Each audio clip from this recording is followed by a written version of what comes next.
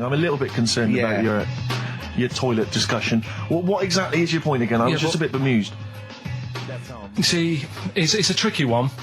All I'm saying is, right, there was at the pub quiz, I go to the toilet, not thinking about anything. I try to go, right, there's a little gay fella next to me. I love this little gay fella.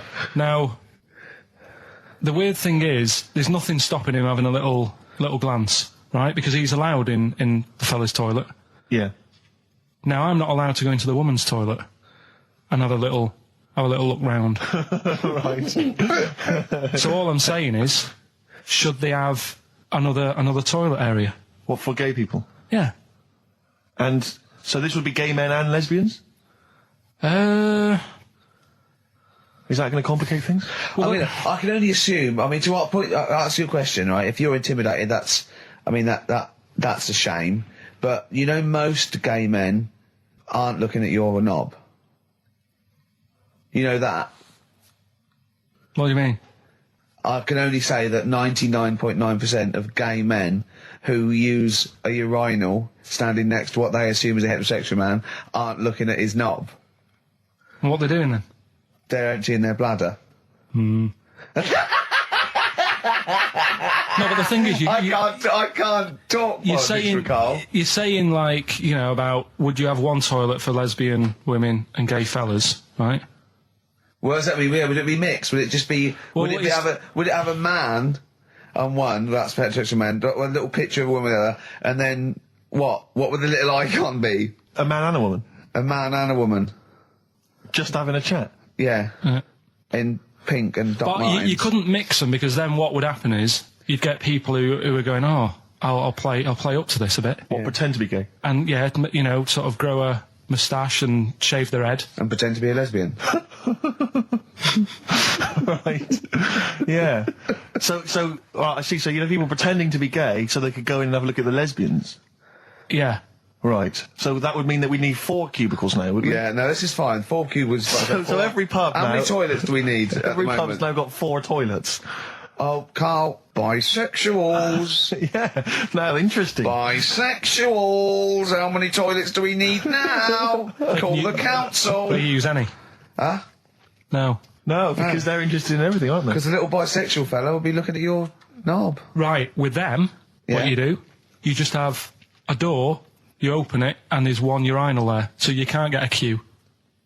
They have to sort of wait. I just thought that, well, why can't there just be a thing between the urinals so no one can look at anyone else's knob? Wait a minute. Just to go back to Ricky's point, what stops, even if we've got the toilet for gay men, what stops the gay men who want to have a look at your willy going in the regular toilet and pretending that they're straight? Most men don't going to police this? wear gay across their No, head. exactly. They don't have a tattoo. There's no branding yet in the British house where they have to declare. So we're going to have to expand this. What so we've do all you- got to carry identity Do you know cards. you can see a gay, can you? Coming a mile off. No? No, I'll just hold it in next time. No. Can you tell gay men? Do you know a gay man? I'd say probably if you did if you lined some people up and said point them out, I reckon I'd get. But hold on, we're not talking about people dressed in leather with the arse cut out and an handlebar moustache. Yeah. We're talking about, the everyday, No, non-seen... of course. Well, yeah, but I mean, suppose I put you in a room and there was 10 naked men, right? Yeah. And there's 5 gay men and 5 hetero. Could you walk along that line looking at those gay... Am I naked? No, you don't have to be naked. Why would you have to be naked? To catch them out. How would you catch them out? Don't go into it. Don't go into it. Play a record. I was telling you about the woman over the road where I live. The one that walked around naked? There's a woman who walks about the flat naked, This right? is when Carl was watching a woman naked. Then she looked at... saw him looking. So what he did, this is the genius he did to get out of this, he pulled his pants down so he was naked too. His girlfriend comes in and goes, Carl, what are you doing? He went... I can't tell you now, but don't look out of the window.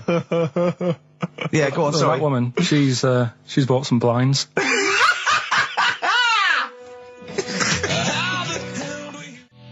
Nickelback, someday on XFM 104.9. How old's the bloke from Nickelback? He don't looks know. about 40.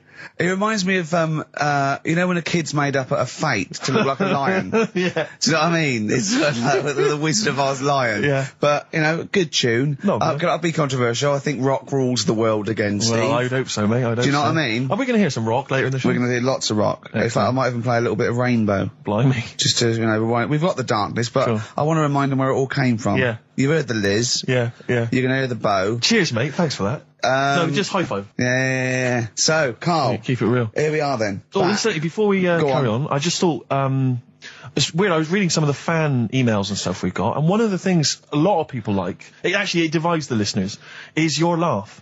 It's interesting. Some people love it, they find it infectious, they find it adorable. I mean, close up in a small space, like a kitchen Terrifying. or something, it's annoying. Like, Horrific. Carl was annoyed because I squeaked in his ear earlier, didn't I? Sure. Why did I laugh?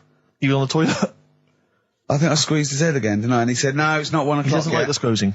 The squozing head. But He's it's the just- squozing one. The funny thing is, right, we were out a few weeks ago with a mate of mine, right, and he went to squeeze me head, right, give it a squoze. Sure. And I was like, don't do that. You know I don't like it, right? And Ricky said to me, mate, yeah, he doesn't like having his head squoze. As if it's like Marmite. As if some people love it Yeah, yeah. and some people hate it. Sure.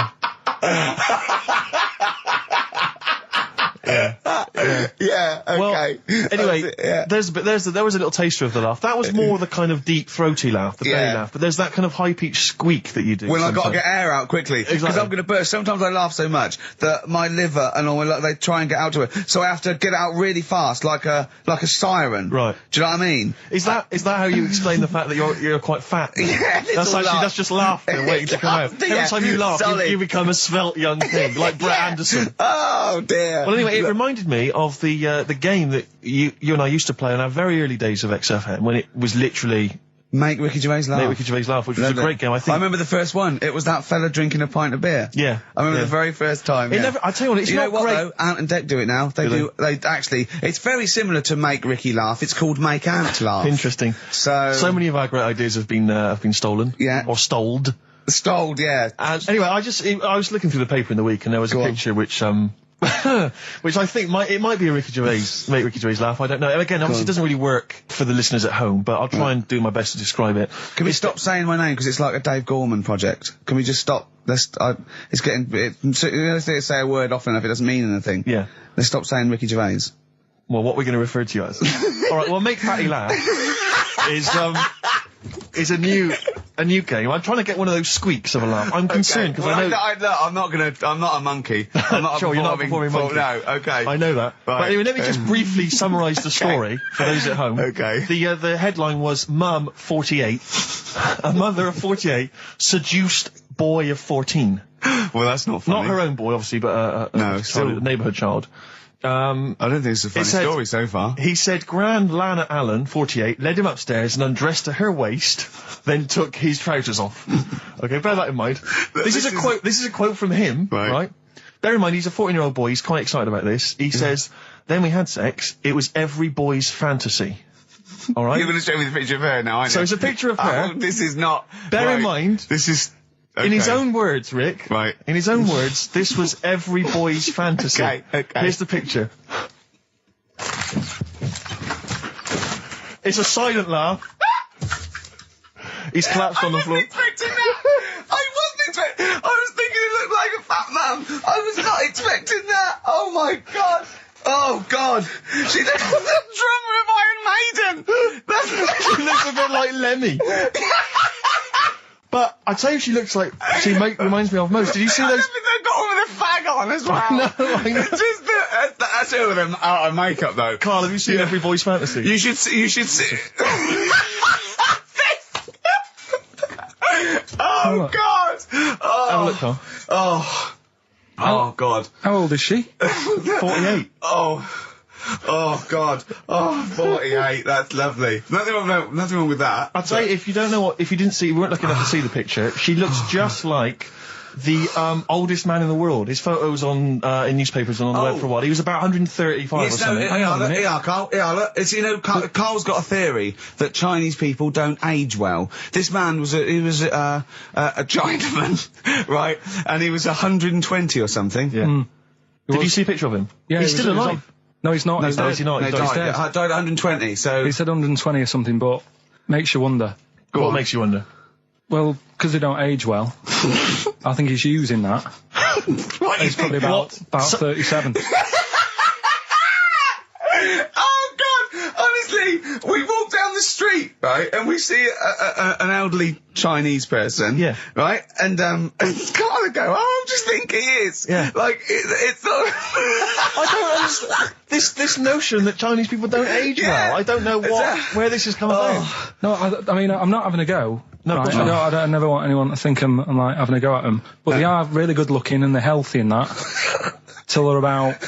I've never seen one, right? Can you scared now. can you tell me if you've seen a Chinese person No. who's about 30?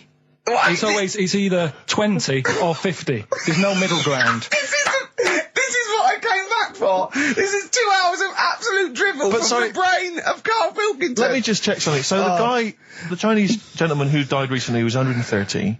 Your theory is sure. Your theory is that he's maybe in his late 30s, early 40s. Yeah.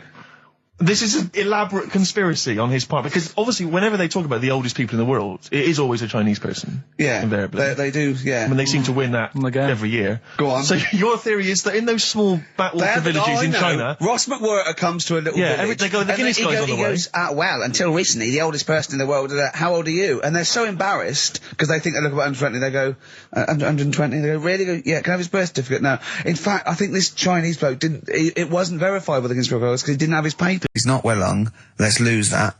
Let's get rid of that. Let's make it into a girl. Okay. I'm with you so far. Go on then. So, anyway, gets away with it a little bit in the early years. Right. Starts going to school, gets away with it a little bit. Sure. Right. But then, do you know when you get to that age and your head goes all funny? Like when you're a teenager and you sort of, I don't know, your skull goes... Mine never did. What are you talking about? No. What That's do you sort mean of your head goes all teenage funny? years when you look a bit odd. Do you know what I mean? You go from being quite a good-looking person, and then your body starts growing. At a different rate, so you never know till 21 whether you're going to be a looker or not, or whether it's just... Yeah. I know, Right. go on. Yeah, I'm still waiting. So, Your head grew outwards at exactly the same rate, didn't it? That's why it's Your spherical. head grew faster than your hair. He's got a lovely head of hair, but Exactly. just below the skull. Yeah. He's got a little afro in there, Yeah. but it just couldn't get through the follicles. It couldn't catch up the skull. Expanding. Oh, bless him. Oh, come on, Baldy. but the thing is, right, so you see these pictures of the lad stroke woman Yeah. who's trying to be a woman at the age of 14, 15. Yeah. She's got one of them big heads. Right. Like okay. a lad. Doesn't, she starts having a hard time. She doesn't want to play with the mates, with the dolls and all that. She's more into go-karting and that sort of thing. Gets to an older age. Yeah. Decides to go back. Is now sort of with a woman and having a life of a fella. But did did the doctor keep it for him in case he needed it? No, he's had one put on though. Has he? Where'd he get that from? Don't know, maybe that bondage shop. What do they do when they do that? Do they put on what do they do? Maybe someone could call in and tell us. If you're a woman and you have a... Do you want to speak to someone who's got that information? Yeah, I do want to know. What do they If you've got that information, I don't want to talk to Do them. they construct one? Do they construct it? From plasticine. Or do they whack on a dead one? What? What? Whack on a dead one? Yeah. What? What? That's not, it's not, what do you mean? No. When a woman has a knob put on Yeah. to have a sex change, where do they get it from? Is it constructed? Do they find, like, I don't know... From a donor. A donut? From a donor. Oh, well, yeah. A donor? A donor, yeah. Yeah, but presumably it's like... Maybe there's someone who wants after to they're become- dead, I mean. No, I thought maybe Very there's- few people... It's not like giving someone a kidney and then sort of like celebrating maybe with if you're a them. guy and you want to become a woman, you've That's got one to true. spare. That's true. Yeah. Well, a swap. Yeah, just do a little swap, probably on the internet or something. Or Noel Edmonds. What do you mean? On Swap Shop. He's not a man. No, but he could go, we got a fella here who, got a lovely, nearly new, unused penis. Wants, Yeah, Keith Chegwin out in Wants- kind of Bognor Regis. wants a couple of tits and a fanny for that, so, call in. It reminds me of the, do you remember the John Wayne Bobbitt story? Which Yeah. it's always seemed odd to me. I never really kind of got all the information. Do you remember that one, Carl, where the woman cut off her husband's penis because When he was adulterous or sleeping. something? I think he was sleeping, and she drove off I think he threw it woke in the up woods. quite She quickly. yeah. That's so much better than the alarm than the clock, alarm isn't it? call, yeah. And she threw it out. She threw it out of the car window. into the woods, Yeah. and he went and found it. Yeah. But imagine if he'd got to the hospital and they'd sewn it back on, and he'd gone, "That's bigger than I remember." I'm not sure this is mine. How many of you got us where we dump all the knobs? We dump all the That's knobs where- out there. Yeah. That was an extraordinary story. And then, bizarrely, he became a porn star. Yeah. Yeah. Very strange life that man's had. Well, it is a bit of a shock to the system, isn't it? Oh, cutting your knob off. I know. Do you remember that French bloke, the performance artist of about 1910? Do you remember him? No. He, as a performance art, he cut his, in a theatre, he cut his knob off to a crowd of people. Now, What? That's only a one-night trick, though, isn't it? Exactly. But what if there had been a bang outside? They went and encore. He went, what? Yeah, or they looked outside because a car backfired. He went, did you see that? I go, what? I go, oh, just cut my... Did you? Yeah. Think of that. Sacre bleu. I know. French are funny, aren't they? Cutting your knob off for your art. Weird, isn't it? Longview. Further on XFM 104.9. As we're having so much fun with penises, Yeah. I thought perhaps I should just mention... That's a slogan. we should just mention this story, briefly. It's in the paper today. A Russian is selling what he claims is Hitler's mummified penis for £12,000. Yeah. Ivan Zadurprov says his ex-Red Army soldier dad hacked it off as a souvenir after storming the tyrant's Berlin bunker after his suicide in 1945. Yeah. Not. You Why convinced? did he wait till now? Yeah. He's found out that. That might get a bit of £12,000. £12,000. Which doesn't seem a great deal. Doesn't seem a great deal of money, really. Well, it's useless, isn't it? True. You're not going to be able to use it. It's not going to be able to. It's not going to be a donor. Imagine that if you walked round. Yeah. You'll never... making love to a girl. You'll never believe who this is. Yeah. You never believe who's doing you, love. Exactly. This is going to freak you out. This is, just relax. Exactly. Okay, sit down now. Was that I got a all right? little surprise for It was you. brilliant. It was brilliant. Yeah, so you enjoyed it. Yeah. Right. Are Did you you know a fan of the Third Reich? Exactly. Well, no, awful racist. Okay, let's go a different tack. Yeah. You did like the sex. I love the sex. Okay then. Yeah, it's not going to be Hitler's knob, is it?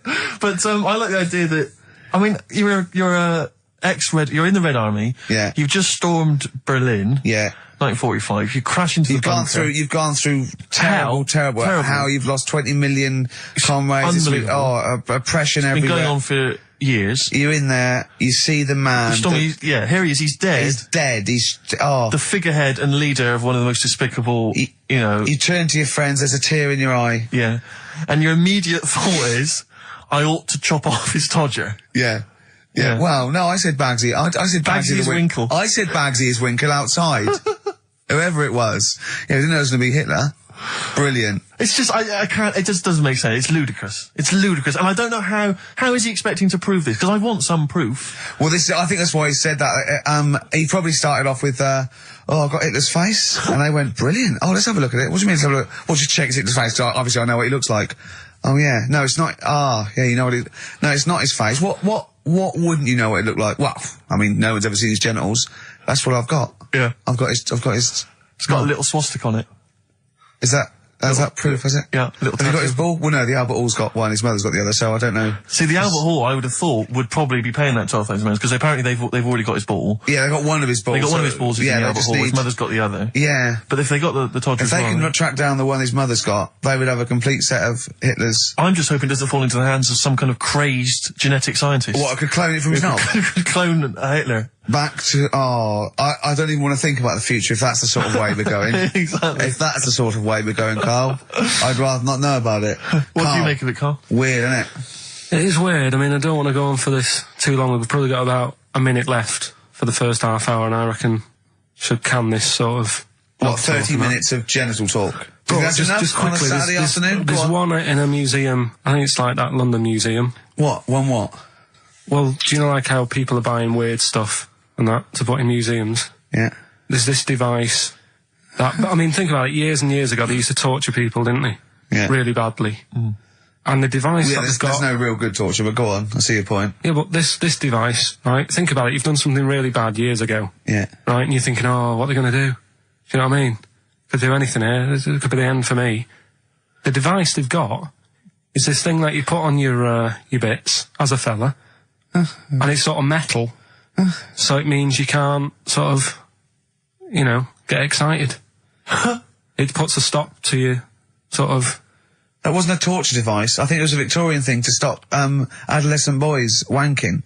They used to have things like wrist things as well with, like, spikes on them. It's not a torture device. Isn't that? Well, not really. Imagine that being captured by No, right, you're never going to get hard on again. All right. Not really a torture device, is it? And there wasn't that many nice-looking women wandering about anyway about them, was there? You didn't get excited about stuff. What are you talking about? Well, they filthy, they stunk and everything back then. Right, we've covered that. Can I just ask Karl how he got on over Christmas? Because the last time I spoke to him, you hadn't bought a present for your girlfriend. I have to say, I was on tenterhooks all Christmas. Well, you changed it. After that show, I felt bad, even though I shouldn't have done, because... Because you hadn't bought your girlfriend a Christmas present? Yeah, but I said to you, I booked a table at a hotel in Covent Garden, had Christmas dinner there, which was nice, right? It's good food and everything. Didn't feel like enough to me. Well, then I went out and treated some stuff, and then... No. A couple of days before Christmas, he went, I took Suzanne to that hotel we're going to go to for Christmas dinner. We had tea and cakes. And I went, oh, you treated her? He went, no, she paid for it, but I was just showing her what it was going to be like. That was her extra treat. She paid for it. I love that. Brilliant. Yeah. Well, it was it was like 150 quid for a meal for two, which is pretty dear. So I'm not going to buy her cakes as well. All right, love, have anything you want. You pay for your own pudding, I'm not mental. Yeah. So you treated her to some other stuff? Some bits and bobs. What, so she chose them and you paid for them? What, the presents? Yeah. No, you chose them and she paid for them, but, you know, it's the thought that counts. I got them on the way home that Saturday. Well done. And what did you buy? Well, just some bits. It might be personal, Steve. Well, I don't care. Just some bits. Yeah, but bits and pieces. Leave out the personal bits. What bits? Just little things. And then yesterday, right? A monkey wrench and a new washer for the shower. Yeah. Some recordable CDs that you need for your job. Oh, dear. Now, when you gave those presents to her, did her face light up? Right. I don't want to tell you what they were, right? But she wasn't that impressed. You're going to tell us what they were now, tell us what they are. You even know what they are, she told you, on Christmas Day. Hold on, wait a minute. But it doesn't matter what they are. It does matter what they are. It doesn't. It does, Karl, it's you, mate. Of course it doesn't matter. Oh, God! Have you just remembered? Yeah! Right, but there's no need. I've got to tell him, Karl. I really want your permission, because I don't want to be I know it's not, but we know it's not that embarrassing. It's really quite sweet. Yeah, but in a way, right, the way I look at it is, right, Christmas, even when I was a little kid, right, is not... Please let me tell him, Karl. Well, let me just tell you first, though. Let me tell you why I didn't go all out on the old present front. All right. Justify yourself. Right. First of all, I've covered it up since then anyway, right, with that present, because I bought her some shoes yesterday, and she did say, I'll give you the money for them, but when I get home, I said, it's all right. I said, you can have them, right? So not only did I buy her some food on Christmas Day, I got her shoes. She's probably had a total... And they feel like a horse. Yeah. It's sort of like, yeah, there you go, there's your shoes, there's your food, right, bed down, see you later. Yeah, but what I'm saying is she's done... fed and clothed. Yeah, did you comb her hair? She's done well this year, right? So... The thing She's done well this year. It's like you're a single parent living on a council estate with a smack problem, and you still managed to buy them some Lego. When I was a kid, right, it wasn't about what you got. I remember one year when I was about 8, right? Oh, it's going to make me cry, isn't it, this? No, it's not. I'm just saying the way it is, right? I woke up at about 4 in the morning. And I was like, oh, what I forgot? And I couldn't sleep. I was that on edge. It's the excitement of Christmas, isn't it? It's like, oh, what's wrapped up? I need to know. Sure. Yeah. And it's the fact that people are saying, no, you won't know until tomorrow. Yes. Sure. That annoys you and winds you up. Okay. So I got up at 4 in the morning, opened my presents, and then went, right, I know now, went back to bed, had a great sleep. Yes. Right? So it's nothing to do with the excitement of what you get. It's the excitement of not knowing what you've got. And then what happened when you got up to go down with the presents? What you're saying to me is that you could wrap up a brick because the thrill of Christmas is in hoping and being excited about what it is, not the actual gift itself. Yeah. Is that what you did? Did you get a brick? No, let me tell you now what he got. He got her a present, right? And she said, she came, I said, yeah, he got me. It was an industrial-sized packet of condoms. it was a joke gift. No, it wasn't a joke. It wasn't even a joke. I went home that Saturday after here, past Boots, thought, might have something in here. They were on, like, some value. Right, you passed the Were makeup. they used? Right, but Passed the anyway. makeup. You passed all the other. Past the makeup, feminine stuff. past the lovely vanity cases. Yeah. The foot spas. Exactly. Yeah, The yeah. bathroom Oh, products. hold on. How much are these, love, for 100? Yeah. $4.99. Yeah. Do I get them reduced if I buy in bulk? So how many did you buy? What was it? I don't know, probably about 100. Right, okay. And is she allowed to use those with anyone? Did you wrap them? Can she just go out and have a wild Well, time you with don't need to them? wrap. They're already wrapped, aren't they? Oh. And then what did she say when she opened them? I'm No, just- wait. Carl, what did she say? Right, play a record and we'll come back to this. Oh, you're worse than my father, that's genius. Made famous, of course, by Jimi Hendrix. Yeah. That's All Along the Watchtower, as originally done by Mr. Bob Dylan. On XFM 104.9. So, Carl, just take us through the moment where you gave this gift. Firstly, So you went into Boots, right? You thought, alright, 100 condoms. Brilliant. Okay. Did you wrap it I don't up? know if it was 100, probably 80. Right, okay. Yeah. Right? You don't want to go mad, do you? Wrap them up. I'm just resting easy knowing that he's not trying to breed. Right? No. Yeah. So I got her them. I got her Grease on DVD because she's Okay. always watching that. Yeah. Right? Yeah. So just think of when her mum said, what did Carl get you? Some condoms and grease. I was just, I'm glad he said on DVD. And, she was surprised anyway, right? Because Yeah, I bet she was. no, when she got she was thinking like jewellery. no, So right? that showed her. That surprised you, hasn't it? All right. So hang on, wait a You minute. thought it was a holiday, didn't you? Yeah, look at your face. You don't know me at all. So hang on. So did you give these on Christmas Day? Right, what happened is she got in from work that Saturday, right? And I said, look under the tree. Knackered. Oh, at least it's Christmas. Yeah. At least I'm going to get a little bit. Yeah, go on. I said, look, you got some stuff under the tree, right? So that Did you give her a surprised sugar her, lump? Right, she was really chuffed with that. But she said she was a bit puzzled because I didn't know we had any wrapping paper, right? So I ended up using wallpaper. You didn't take it off the wall, though. You had some. No, it was some left over, right? So she said, why have you used wallpaper? I said, well, I didn't have any paper and you were getting in a bit and I wanted you to have a surprise. So she said, can I have a feel of them? I said, The no. presents. You thought, right, I've got the right thing. Yeah. Right. And then Christmas Day, I said, no, don't get carried away. It's nothing really good. You know, we said we weren't going to buy each other much. So there you go, open them. Yeah, go on. And Can I just ask, had you received your present from her yet? yeah. So what had you received? What did he have? Had some shoes, Nice. right?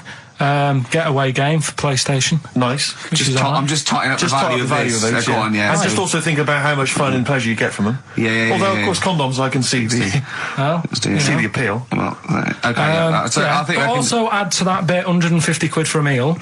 If you're going to start Minus. totting up, 150 quid for a meal. I bought some shoes, 72 quid. Yeah, that was after the event, though. Doesn't matter. All right, so you received these, dare I say it, thoughtful and nice gifts. You handed over the box of condoms. They were wrapped up. She Well, unwrapped them. yeah. Go on, take us through it. Walk us through it. Well, it's not something you play with on Christmas morning. Oh God. Oh. Right. But when she opened What them, did she her say? What did face she say? Well, I wrapped them twice as well, so she thought it was something really good. Extra Like, oh. protection. do? Right. And So she thought it was something really good. and then So the then, disappointment would be doubled. Yeah, go on, yeah. then she just opened it and went, oh yeah, so what's on the telly? And that was God, that. That was ungrateful. that. What an ungrateful woman that is. Well, she got stuff. Fancy not wanting I told her. a box of economy condoms from Boots. I said to her about the thing about, you know, it's all about the surprise and that, innit? Yeah. You explained that to her? Yeah. What, after she'd unwrapped it? Yeah. Thoughtful. And she was all right about it. Yeah. She understood. Rick, you know I suggested to him that he buy his girlfriend a gift. I'm worried I've done more damage to the relationship by suggesting that than if he had just forgotten. Next time you've got to go shopping for her yourself, Steve. I think I might do. You've better go shopping for her yourself. I'm glad it's all over though. It's mental. Yeah. It annoys me. The whole thing annoys me, and she knows that as well. Yeah. She should know. What? She still insists on having Christmas once a year. Well, Wow. I'm you know. no, but well, anyway, what did you get? I can't think what you bring to the relationship, Carl. I don't know what it is she's getting from you in this relationship. It's like she's doing all the work. 80 times. Oh God, Carl! I love it. You're brilliant. I know what she's getting. He's the.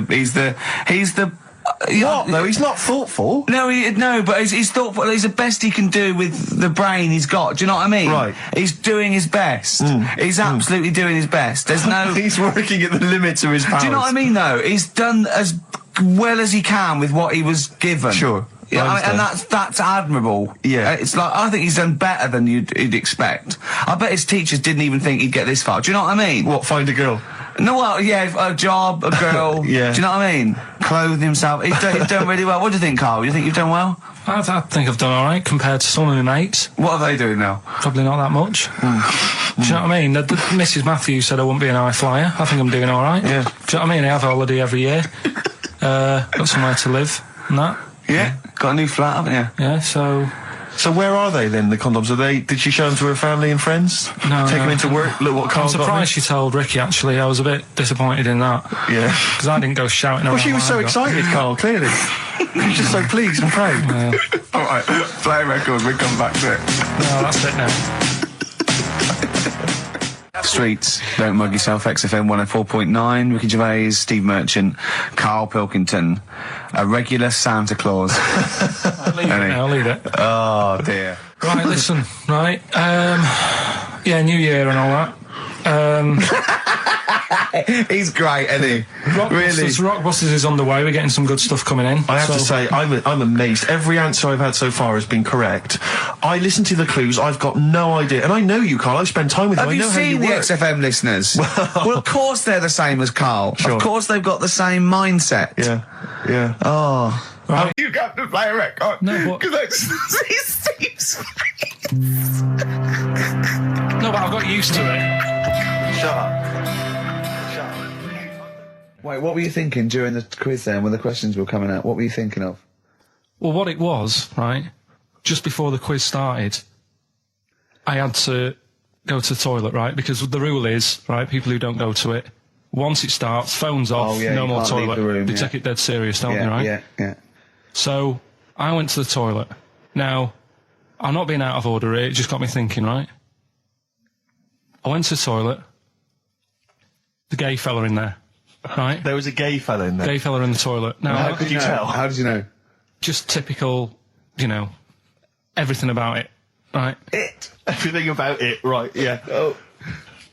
What, Just large imagine- handlebar moustache, leather cap. Butt plugs, amyl nitrate. Could I just say that these views do not reflect the views of the management of XFM or me and Steve. Go Or on, most Carl. of the people in this country. On you Go on, Carl. What's your problem? Yeah, but this is what I'm worried about, really. But this is why I only got Danny Minogue right. Right? Because this was floating around my mind. Went She's to a the big toilet. gay icon, Now, isn't she? going to the toilet, they have like men's cubicle and they have women's cubicle. Yeah. Now, without sounding out of order, is it wrong for me to think gay men should have their own little cubicle? Go in. They should have their own... Well, not cubicle, you mean an actual toilet, I suppose. When I was at the urinal, Yeah. normally, there's a fella there and then you go, all right. And there's no pressure. But I couldn't go. I was thinking, should I wait? If I go into the toilet, it'll look obvious. Yeah. I had loads of pressure and But this was what were going you on. worried about? I'm so sorry. What were I'm you so concerned sorry, about? viewers? I'm so Well, sorry. it's like, right, listen, when I was a kid, right, and it's all right for you to go into women's toilets when you're a kid, it's like, oh, it's a bit cute, Yeah. right, as long as you're not, like, over 15 or something, right? Right. But when I was a kid, I went into a toilet, and women, when they use their little cubicles, they don't shut the door. Some of them just sit down on the toilet, Yeah. right, and you see everything. And, no, seriously, that's probably one of the first times I saw, like, a woman. Yeah. That, right, and my Auntie Nora when she was staying over. What happened with your Auntie Nora? She was, she's into wearing caftans. Into wearing what? You know, caftans. Oh, yeah. What caftans? Big, bellowy sort of dresses. Right. And, yeah, I used to sit on the floor at home in front of the telly. Sure. She was on the chair behind. Yeah. She did a bit of a sort of a Sharon Stone scene. Oh, God. Yeah. Did you see it? There was no underwear. No. What age were you? What was it like? What age were It you? was like a ripped tennis ball. What? Right, we're off air. Either that or put us in for the Stoners. This is the Best Of Show on XFM 104.9. I'm Ricky Gervais, with me Stephen Merchant. Yes. I hope you're enjoying the Best Of. Oasis, Live Forever on XFM 104.9. Right, we're in the swing of things. It's mine and Steve's favourite bit of the whole show. This is what we do this show for now. Educating Ricky. Yeah. Go for it, Carl. Who said that learning can't be fun? Yeah. Yeah. Okay, I'll go for the one. What's the one about the butcher going down the butcher shop? You've got to get your kit on, we're off down the butcher's. Yeah. You going for that one? Yeah. Well, do you know the saying, don't let the cat out of the bag? Yeah. Do you know what it means? Yeah, well, don't give away a secret. Right. Well, do you know how it came about? No. Well, ages ago. Before, like... Ages ago. 17th century? Yeah, before, like... Yeah, 17's good. Yeah. Before, like, you know, proper butchers and Dewhursts and supermarkets and that, you used to get these blokes who sold meat. Right. Butchers, they were called then, I think. Yeah, but the difference was they didn't stay in the same place, they moved about. Right, so they'd turn up on a street corner, right, and he'd have like loads of carrier bags of like Carrier bags?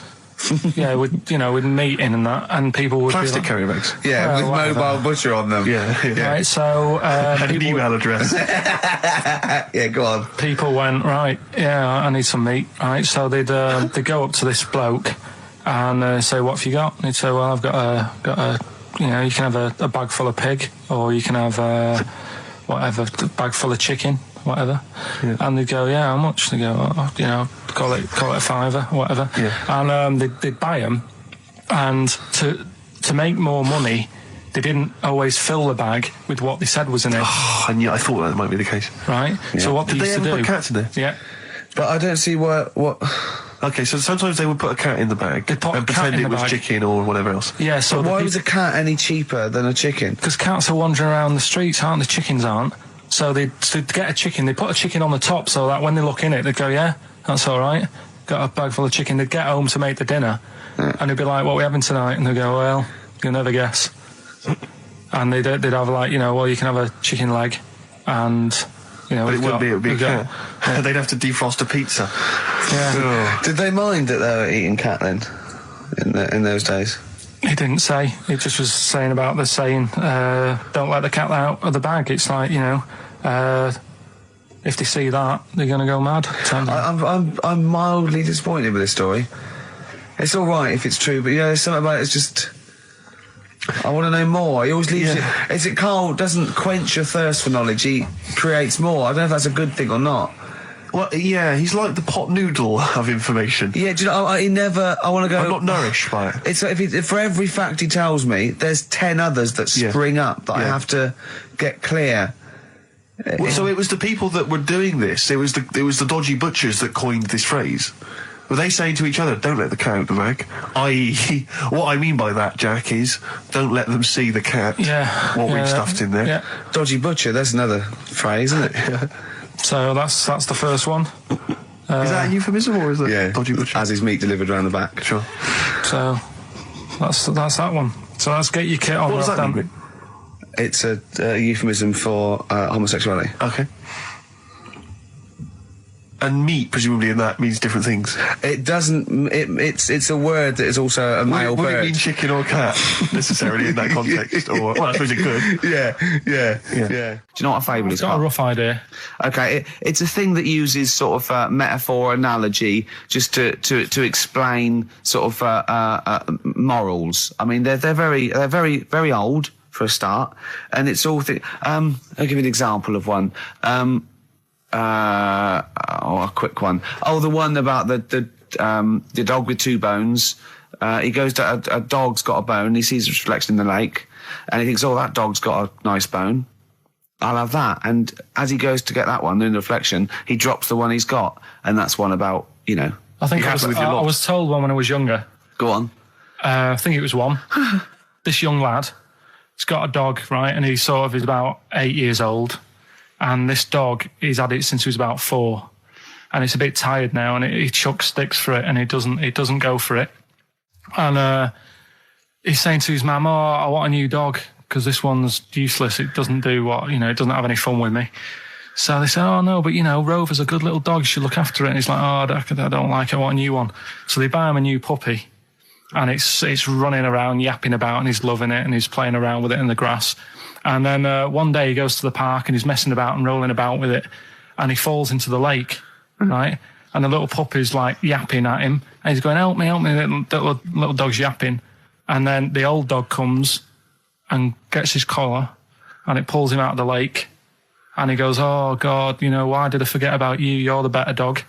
And he loved that one again rather than the puppy. I got a feeling that was Lassie. Well, yeah, that was an episode of Lassie. What's the moral? What's the moral there, Carl? What's that telling? What's that explaining through analogy? Sort of, don't forget the old. Look after old people. I remember there was one I heard once about a young boy who got trapped in a lake inside a cage. But he loved his trainers so much. He wasn't going to get them wet. But even though he had to get out there, and even though he thought that was the important thing because it's material value, he actually drowned, and the trainers were no good to him then. I woke up this morning, feeling fine. It's not a blues song, and I turned my phone on, and it was from Karl, and it went, "Forget it, I've made my mind up." And I thought, wow, what is that? And I forget phoned him. it, I've made my mind. I went, "Karl, what is it?" He went, "Oh no, it's about the text I sent you last night." I went, "Well, what was it? I just got this text." He went, I was just wondering, I was thinking last night. He said, "Supposing you had to have your hands removed." Sure. Right? And the doctor said, "Well, you can either have them stay like that with stumps, or I can sew feet there. What would you have?" And I was bleary-eyed, and I went, "The stumps." He went, "Yeah." I went, "All right." He went, "Yeah."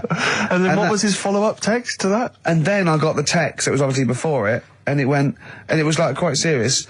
What would you do if surgery not doing your hands? Would you have stumps or the feet? Right now, the way when I said he's made his mind up, and I went the stumps, he went, "Yeah." I think secretly he decided on the feet, but was too embarrassed to tell me. There's a little bit of what would you do? Because But why did you think of this? Why did you think of this? Girlfriend's away, right? Yeah, no, that's not why you start thinking bizarre I'll tell you now, devices. right? I'll let you into my little mind, right? Last night, I had some beans on toast, right? She was away. It's good already. She was away, she had some beans on toast, she went wild. Yeah. Right? Now, I was stood up. I live on on a high street, right? So I'm washing up, I'm looking out the window. First thing that had my attention is I can look into other people's flats, right? Yeah. And it was weird how all these different lives were going on. I was watching them, and everybody had the telly on and was watching Volcano, right? Which was on last night. Right. And I thought, oh, that's weird, right? I can see them all watching it. And it was like a little Chinese lad who was dancing around in some underpants. Yeah. And then there's a little old woman who lives downstairs who was reading a book, and she's always reading a book every night. And it's like, I have a better life than her. And then there's like some sort of bouncer who's always getting ready to go out late at night with all the black on. He looks like a bouncer. So I was watching all this life going on. I thought, did you witness a murder while you were doing this? Yeah. It was like that sort of Sliver film where that bloke had loads of tellies watching people's lives.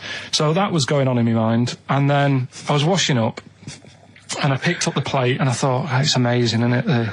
The human body, the way you can just sort of, I want to pick that up, and you do. Yeah. And the way your hands work, right? Yeah. You've got 5 little digits, but it's just the right amount to do to do what you've got to do, right? So I'm cleaning the plate. Sorry, Carl. Stop. It's just the right amount. Might be one of the most genius things I've ever heard said. I would love David Attenborough to phone you up and say, Carl, how do I word this about the evolution of the mammalian front limb? Just go, we'll just say it's the right amount. But it is. It is. One Of course extra it would is. get in the way. Yeah. And one less would just make it that little bit more tricky when picking up a bit of a slippery dish. Sure, or buying gloves. Yeah. A slippery dish. And then the other thing is, the one that I was reading, the world record with the fellow who's pulling a train with his teeth. Does that make any difference that he's done it with his teeth? What do you mean? Well, what difference does it make? Well, isn't it? It's quite hard to pull a train with your teeth, I imagine. Well, it's pretty hard to pull a train. All I'm saying is it because he couldn't beat the fella who's pulling it with his hands? Well, so this is my point. I think there was one bloke with a record for the running backwards 100 metres was sort of like 11.5 seconds. And I was thinking, turn around, you'd probably have a really good go at that. Do you know what I mean? Yeah. It's sort of like doing a marathon with a milk bottle on your head. Take the milk bottle off and see how fast you can go, you twat. But you can just tweak it, like the fella who has done the pegs on the face, right? Yeah. His name's Gary Stretch Turner, right? Right. So you're sort of cheating already if he's got a stretchy head, right? But You are, right, you are one of the most stupid humans I've ever met. well, get me in the book. Yeah. Right? Well, listen. So Gary Stretch Turner, right? His record is 153 pegs. Yeah. He did it again, and he only got 150 on. So he hasn't broke his own record. Right. But what I'm saying is, if he tweaked it a bit more, would that make a new record? What? Well, if he said, I've got 150 pegs on, but at the same time as eating a burger. I see what you mean, yeah. He'd be the world record breaker for pegs and eating burgers at the same time. Yeah, just change it a bit. If you know you're not going to make it, just do something else. I'm assuming the rules are set at the beginning, Carl. That's it. That's where they say, right, you're just going to do the pegs thing. You're not going to introduce burgers halfway through, are you? Definitely not. And then they have a go. I was on one leg, not interested. How many pegs? 150. Can I just ask very briefly, I was quite interested by the family had to move because they lived on Butthole Road. Yeah, I quite like that Now, one. I don't know if I've told you before, Rick, where I used to live. I'm not going to tell you the name of the street that I used to live on, because not on air, because my parents still live there and I don't want, you know. But I'm going to write it for you now. This is the genuine name of the street I used to live on. Just imagine when you're at school. Yeah. And like in class, for instance, in French, you've got to say you've got to answer where you live. Yeah. J'habite, wherever. Yeah. That's the name. This is actually the name of the street we lived on. No, it's I not. swear to God. That is... Absolute right. I could phone my father now and he could confirm that for you. I swear because he doesn't want to God. And I'd say that... But listen, do you know what worries me? It's the apostrophe S. I know. Because that's blatant. Yes. Amazing, isn't it? That is incredible. Imagine how embarrassing So if I look that up in the Bristol... You'll find that in the Bristol A to Z. I swear to God. That is really... Why have you never told me that before? I can't believe I haven't. That's I'm incredible. still embarrassed now. Do you know, whenever I have to phone up, if I have to give that address, I always spell it instantly. Really? Like, somehow that'll hide it, that'll disguise the name. But I can't get over that. Anyway, if you perhaps live in Tits Avenue, yeah, you know, or... Wanklin Drive. Wanklin Drive, just get in touch. Let us know, we're not really interested. You've been voting in all week, sending your emails, so here's the clips that you wanted. Carl, you're making noises while I'm talking. Yeah, but you do this all the time trying to wind me up. And I'm not saying Manchester's the best place in the world, but what I'm saying is there's bits of it that I really miss. Yeah. Like last Sunday, right? When I'd met up with Ricky, we had spaghetti bolognese, which was all right. And then I said to him, I need some soil. Damn, I wish you'd invited me. It sounds amazing. So I need some soil. What do you think? You need some what? Soil? Soil, yeah. I need to repot a plant, right? Yeah. So you need to repot a plant? Yeah. Fair enough. So I'm like, where you can't see these shops in London. Do you know what I mean? There's nothing around. I took him straight to one in my street. Yeah, but near your street, and that's probably the only one in London. Well, you say that, Carl. No, it does annoy me. Round my way, it's like, you know... You can't move for soil shops. You can't. There's earth. You can just pick up handfuls walking down the street. Yeah, incredible. People just lean over into someone's front garden. No, you can take the plants as well. No, but what I'm saying is, Manchester, there's loads of decent hardware shops. Yeah. Here, you know, if you want a panini and a latte or whatever, you can't move from. But for soil, I had to go virtually how many miles away from me to carry that soil home and stuff. Yeah. It's not good. I mean, London's all right, but if cities were sort of marked, It's neglecting the peat market, really. Well, isn't there's barely any mulch available in central London. I'm sick and tired of not getting a good, decent compost of a Sunday. Indeed. So, It sickens me. I'm thinking of moving to the north, where there is loads of soil and gravel. Indeed. And animal shite. whatever. Yeah. So you were going to say, if you were marking cities out of 10, what would you give London? Well, if you were marking them on, like, you know, on what they have. Right. As opposed to what? Well, as opposed to How you spell it. Say, like, I think the greatest city in the world is Rome. Right, Okay. it's pretty amazing. Yeah. Have you been? What? Yeah. Why do you think that though? Just because, like, you turn a corner and there's something there that's really old. Right. Like, you're going down a normal street. Go and stay in a Derby and Joan club. Yeah. No, but it's like you're going down the road and then you turn a corner and like the Colosseum's in the middle of a busy road. It's like, what's that doing there? Yeah. And just when you think there's no more, you turn another corner. It's almost as if that was there first. Yeah. Well, Yeah. But do you know what I mean? London, Yeah. what have we got? You know, Trafalgar Square is world known. And you go there, what's there? Yeah. Do you know what I mean? So there's a lot of space there. Get one big B&Q. In Trafalgar Square. To cater for the whole of people who live sort of central Londonish. Yeah. And then I'd be happy, but what I'm saying Well, with is... Nelson just popping up through the middle, because you can still see it, couldn't you? Yeah. Yeah. It's a great idea. B&Q, so B&Q could be like the whole sort of flat thing and make it sort of grey so it looked like rock, and then Nelson popping Make it up. classy is what you're saying. Yeah. Stone clad it. Yeah. So it looks like you've made an effort. Exactly. And then you can pop in, and then you can go out and go, oh, look, Nelson's column. Oh, look at that. Isn't Nelson? Oh, look at that. The victory. Defeat. That's fantastic. One of the greatest living. Yeah. I need some nails. Yeah. Perfect. Killing two birds with one stone, you say? But why isn't there more than them shops? Because when I went into yours, every time I've been in there twice now. The first time was to get a shower head, right? Right. And I went in there, couldn't resist buying something else. I ended up getting some super glue as well. Blimey. Hey, Right. big spender. And then last Sunday we went in there, got 2 bags of soil, not one, I bought 2, Yeah. and I bought some scissors to cut plants with. Secateurs. Well, Scissors. you never know when you want, you might need more soil, I suppose. Well, I've got You've 2. stopped out now. Where'd you keep it under your bed? Sorry, this isn't going out, is it, this conversation? It's not going out on air. I got a feeling it might be. Your time off at school. Why did you have time off? Because it was windy? Were you windy, or was it windy outside? No, it was like when Your auntie wasn't out the window, was she? when the winds were bad in the 70s, and my mum said, oh... Whoa. What? I remember space operas and flares. I don't remember the winds being bad in the 70s. Well, my mum just said, you might get blown into the road, so don't do that. She had so much faith in you, didn't she? As a human being. Is that why she got fired from the pie shop? I'm not coming in today, I might get blown into the road. Oh, God. The funny thing it was, right, Steve, they had this thing going at school, because a lot of people used to wag it back then. You still what? Wag it, sort of not go in, Right. right? And they sort of tried to make it interesting for you by giving you a An education. certificate if you did a full week. Reward for the rest of your life with achievement. That sort of carrot. And also, like, let you go home at 3 o'clock on a Friday, Right. If you'd done a full week and that. Yeah. So it was lovely weather all week. Then it just sort of changed on a Friday, and I got up and it was all windy. It's My always mum windy said, for Friday on 7th, isn't it? don't, if you don't want, don't go in, because, you might get blown into the road and that. So I said, all right, then I'll stay off.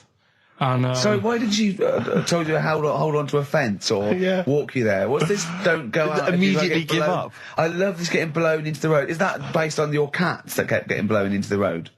Well, so I got to school on the Monday, right?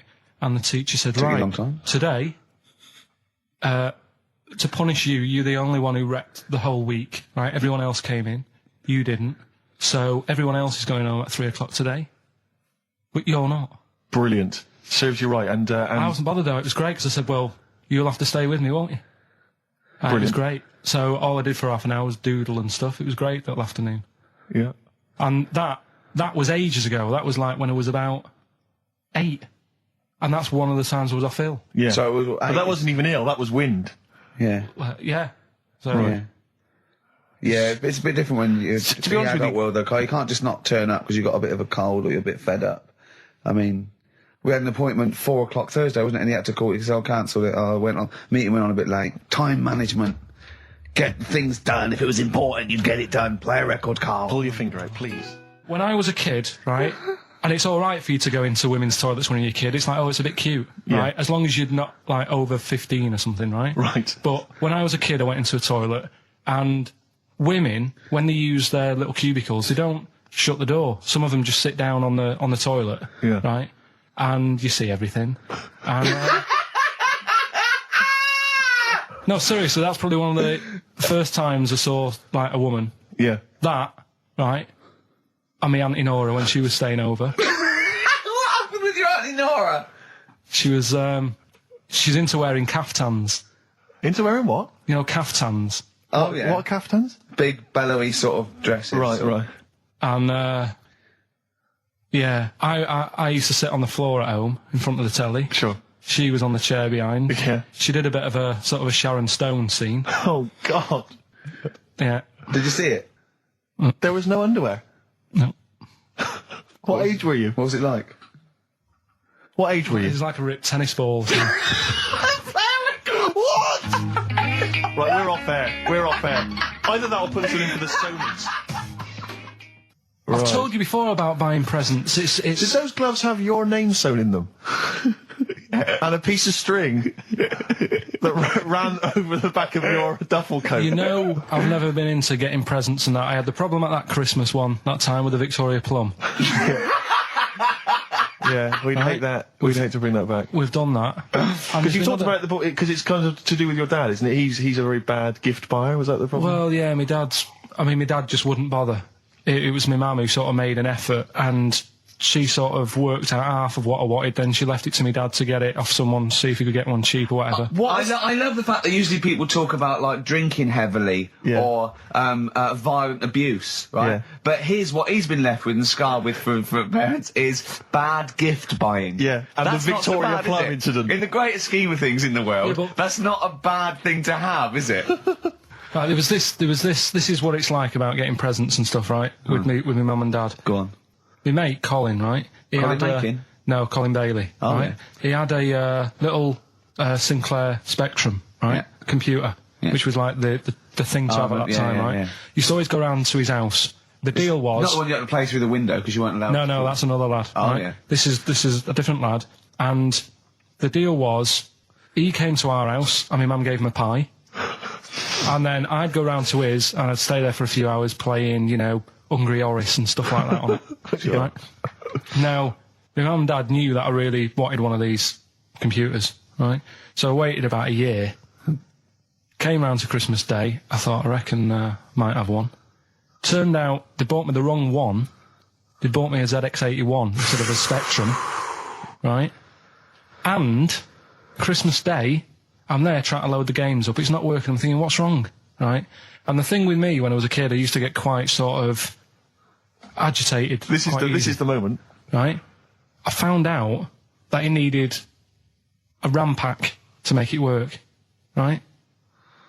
Looking in the thing and it's saying, and make sure you put your RAM pack in the back. And I was like, oh, where's the RAM pack? And my dad's going, I don't know, I've got you the main bit. That's it. So I was that wound up, I just was sick, right? Just sick. I didn't feel sick or anything, I just was like, oh God. Went to the sink, just sick. Because I was that on edge about it. I said, come on, we've got to get one. And my dad's like, Tandy's shut, we're not gonna get anything today. Ruined again, Christmas Day. That was after the year when my train set got blown up by our kid. The following year, no RAM pack. And now you ask me why don't I get good presents? He's scarred. He just I'm gonna die. Honestly, I'm gonna die. It's just clean sick. Yeah. There's no RAM pack. What? Did you get to the bottom of it? Why wasn't there a RAM pack? You have to buy them separate. Oh, It's one of them okay. cons. What do you mean I can't play Frogger? Oh no. So, wasn't there another incident when you threw up? Spontaneously threw up? Through sheer anxiety? I do get it. It's not so much now because I've relaxed a bit, but as a kid I used to be quite on edge all the time with certain things. Do you think that's what happened to your The cat wind. that kept being sick? That it didn't get the food it wanted? And it just threw up? Do you remember that? Yeah. God, so they shaved it. Yeah, but again, you see, the cat thing, I mean, it's mad. I was thinking about it the other day, right? I used to think I had quite a normal upbringing, You didn't. right? And someone was talking Your about the mother cat. once told you not to go to school because it was windy, Carl. It was Yeah. not a normal The upbringing. cat was being sick, so she shaved it, so it was easier to clean. Right, well, my mum and dad went on holiday, right? And I stayed at the Rosses down the road. Oh, yeah. Only a kid, must have been about 5 or something, right? And I was always running around in the house. I had a lot of energy as a kid. What the Rosses did, they had this cat that was dead violent, the most violent sort of angry cat I have ever witnessed. A tiger. It was honestly, Steve, if it was bigger, it would have been, because it was just always having a go at you. Yeah. If you went to pat it on the head, it went to bite you and stuff. And what they used to do with it, to stop me running around, I'd sort of be running around, and then I'd get a bit tired, and they'd say, have a lie down on the settee. So I'd lie down on the settee and I'd nod off. And what they used to do, I'd wake up and I'd put the cat on my belly. Right? So I'd be scared to move because it's like it's going to get me. But it would keep you there. It kept me there, and it used to sort of slaver on me, and they'd sort of, go out or whatever, and I'd be lying there. That's not normal, is it? Carl, sorry, were you created by the Brothers Grimm for one of their fairy tales? What kind of a life is that? A cat paperweight to keep Carl in place. He keeps blowing around. It's windy. We'll have to weigh him down. Be careful. Your mum probably told him that it's a windy day. You got to get something heavy on him, otherwise he just gets blown into the road. God Bless him. Did I ever tell you about my Uncle Alf? no. He wasn't a proper uncle, right? But it was just he an aunt? one of my dad's mates and Yeah. that. And he was getting on a bit. He must have been about 60, which is pretty old when you're younger and that. And he was the same. He used to always wear a suit and that, but it was never in good nick. It was always like a rough suit, but it doesn't matter. He's still making half the effort and that. Yeah. And he used to sleep in a dinghy. Right, my Uncle Alf. What? In his house? Yeah. Why? Well, in a flat, he's in like a little bed sit. Because he only had a little bed sit, and he was into boats and stuff. So he had this Two dinghy. birds with one stone. Had this little dinghy, had a little flat, thought, well, it's tight space and that. He had a dinghy as a bed, and he had 2 tellies, right? He had 2 tellies, one that the sound worked on, the other one only the vision worked.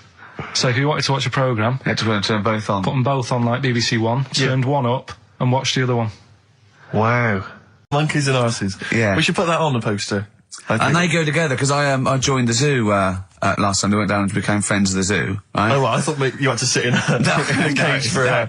And that thing happened. I went straight for the chimps. Of course. Right? And there's sort of like 3 sort of big sort of adult ones there. And there's people with their kids, and I could see the people just putting their kids away as one of them went up and started putting his face up the other one's arse. Sure. And it was sort of like, I just can't be bothered to explain this to my children. It's like, exactly. so I hordes of people just moving away. Oh, come on then. There's the lions. You're going to have a look at the lions. Yeah. What are they doing? They're just sniffing each other's asses. Yeah. Yes. I remember when I used to go to the zoo, I always felt there were certain animals that weren't getting a look in, really, that no one was particularly interested in. The tapir. Exactly. We were going straight to the snakes we were interested in. Yeah. Birds. I don't remember being particularly interested in birds. Big cats, although it's a bit depressing. Great apes. Reptile, you're right. Reptiles, yeah. Birds. Unless it's a big one that you think Oh, could a rip a vulture. dog apart. Yeah, a vulture You go, or an eagle, brilliant. Yeah, brilliant. exactly, yeah. Owls are brilliant. Yeah, owl's great, but I've always wanted a little owl on my desk. I'd like be doing work and there'd be a little owl there, and I go, could you give me that pencil? And it just sort of goes over and gets me a pencil, goes, cheers, and it just watches me and it thinks I'm brilliant. Do you know what I mean? not really, no. No? No, I've never had an urge to have any kind of animal sat on my desk. No, Carl? You'd like a little owl, wouldn't you, that helped you? No, I had a little magpie, didn't I? We've talked about that. Oh, he came down and started pecking your grifter, didn't he? Yeah. What was his name? Maggie. Sure. Brilliant. Inspired. And you took it to school and it didn't come back once, did it? Didn't come back, didn't see it again. Oh, dear. Did it ever peck your head? Because you used to have hair, didn't you? Yeah. No, it did. It started getting a bit violent. Really? Yeah. But was it becoming sort of age when it's probably sexual frustration sort, because I think magpies go for shiny objects, don't they? And you were probably sort of probably losing it a little bit then in the front, and so when the sun was out, There's a bit of a sheen on the front. they saw a glare and thought, I'll have that. Yeah. What is that? That's brilliant. Yeah. Or as it was sort of pecking away, it mistook it for a tree. Yeah, because of the noise. Because of the noise. Yeah, the hollow sound. I squeezed his head yesterday. We should just point out, if you're a new listener to XFM, you might not realise that one of Ricky's many sexual peccadillos, I'm assuming it's a sexual thing, I can't justify it any other way, is to just squeeze Carl's head. Yeah. Front-wise, sidewise. I don't know what it is. I don't know if it's sexual or, you know, like when you've got a little kitten, you want to squeeze his little face. Do you know what I mean? Do you know what I mean by that, Carl? Yeah, I said that. So before squeeze a little head. Yeah, exactly. And I feel that with you, because it's sort of like, he gives so much. Look at Carl's face. He gives so much. It is like he can understand what we're saying. Yeah. And that's what the connection is, I think, between me and Carl and other animals. It's like he can understand what we're saying. But I squeezed it yesterday, and Carl went, I definitely heard something crack. Yeah. Because I'm trying to see how hard I can squeeze it. Yeah, I think that was you just thinking, Carl. To be fair. I think the cogs just started to... No, I mean, I think there is a danger, because I think there is a danger that you could squeeze it too much. Yeah, I know. He did a good deed today, the other day, didn't you? Was it? Yeah. What were you up to? You were just, you were talking about, like, you know, being hassled in the street and stuff. And, I get hassled a lot by the homeless. Don't we all? You should go home to sleep. Yeah. I'm here, mate. But no, I do treat them a lot. You know? You treat them. I love that. You had a good day? Yeah. You've been good? Yeah. There you go. It's 50p. Suzanne does the Save the Children thing. You were talking about, you know, charities hassling you all the time. She does that. And I sort of say, well, you do that. I'll look after You'll take care of the homeless. I'll take care of the odd tramp around where I live. And how do you treat them? Loads of different ways. 50p I might give them. Yeah. Or I might, you know, they'll sort of say, oh, have you got any money? I'll say, what for? And they'll go, I'm really thirsty. So I'll go, well, hang on a minute. And I nip and get them a little Diet Coke. Sure, Diet Coke. Yeah, they want to watch their weight. Yeah, yeah. They're going full fat. Oh, what an insult. Yeah, exactly. To a man like me. Yeah. You know, I'd rather treat them than... Because a lot of people spend money on, you know, problems abroad and stuff. Right. Oh, I just God. think, you know... Yeah, famine I'm relief. just saying. Oh, God. Like what? What do you mean? Like famine relief? Well, you do get sick of it, don't you? You know what I mean? It's that... You get sick of No, it. I'm just saying. Wait. Go on. I'm just... I know. Just let whatever you do now, Steve, don't interrupt, because I'm scared, but I just think it's worth it. There's so many issues. There's freedom of speech. Yeah. There's we're not responsible. Yeah. There's he'll get away with it because he's a buffoon. Yes. And it is entertaining. Exactly. So go So on. what's Carl. All I'm saying is you're saying, you know, who do I give me money to? Is it, you know, little, you know, sick kids or whatever, or is it old people or whatever? HMV. That's where he gives his money to. Chiefly, they get a lot of it, yeah. Yeah. And for me, I just get sick of, you know, problems abroad. It's like, what do you do? What do you do with famine and that? What are you meant to do? How can you solve it? It's gone on for years. Yeah. And it just keeps going. We keep giving them money. They keep spending it. And you're not getting any return for your cash. Well, it's just how many times, you know, they've got to learn. What do you mean they've got to learn? What, you're going to teach them a lesson? What do you mean they've got to learn? What do you mean? Well, what are they doing with it? Yeah, they must have, like, better interest accounts or something where, you know, look after, put the money in the right things. Sorry, do you think that Bob Geldof sort of writes him a cheque? He goes over and he's in the helicopter and there's millions of them, and they go, it's Geldof from Boomtown Rats. Brilliant. They go, If there's one man that can help us. yeah, I hope he doesn't sing. He's not going to sing. He's got some money for us. And he comes down and he goes, do you want a cheque or do you take Switch? They go, we don't take Switch. He goes, there's a cheque. They get He's things doing like... it again, though, isn't he, as well? I Is mean, he? alright, you know, he used to work here, Bob. He's a lovely fella and that. But, Yeah, he's a lovely man. but how many times can you save the world? You know, Yeah. he's over there again helping out, and it's like, well, you know, what do you do? Are you saying don't bother because it keeps happening? Not for well, I'm not saying that. You know what I mean? I'm not daft. But that's what you're thinking. And Carl, you are daft. Yeah, exactly. I don't know what the answer is. Do you know what I mean? So you're just saying wash your hands of the whole affair, leave them to it. Yeah. Sure. Are you really just saying it's nature, it's tough luck, just don't interfere? Like a wildlife programme. Is that what you're saying? Don't interfere. Are you basically just saying it's not my concern? This has got a bit heavy. Can we do Cheeky Freak of the Week? That's fair record.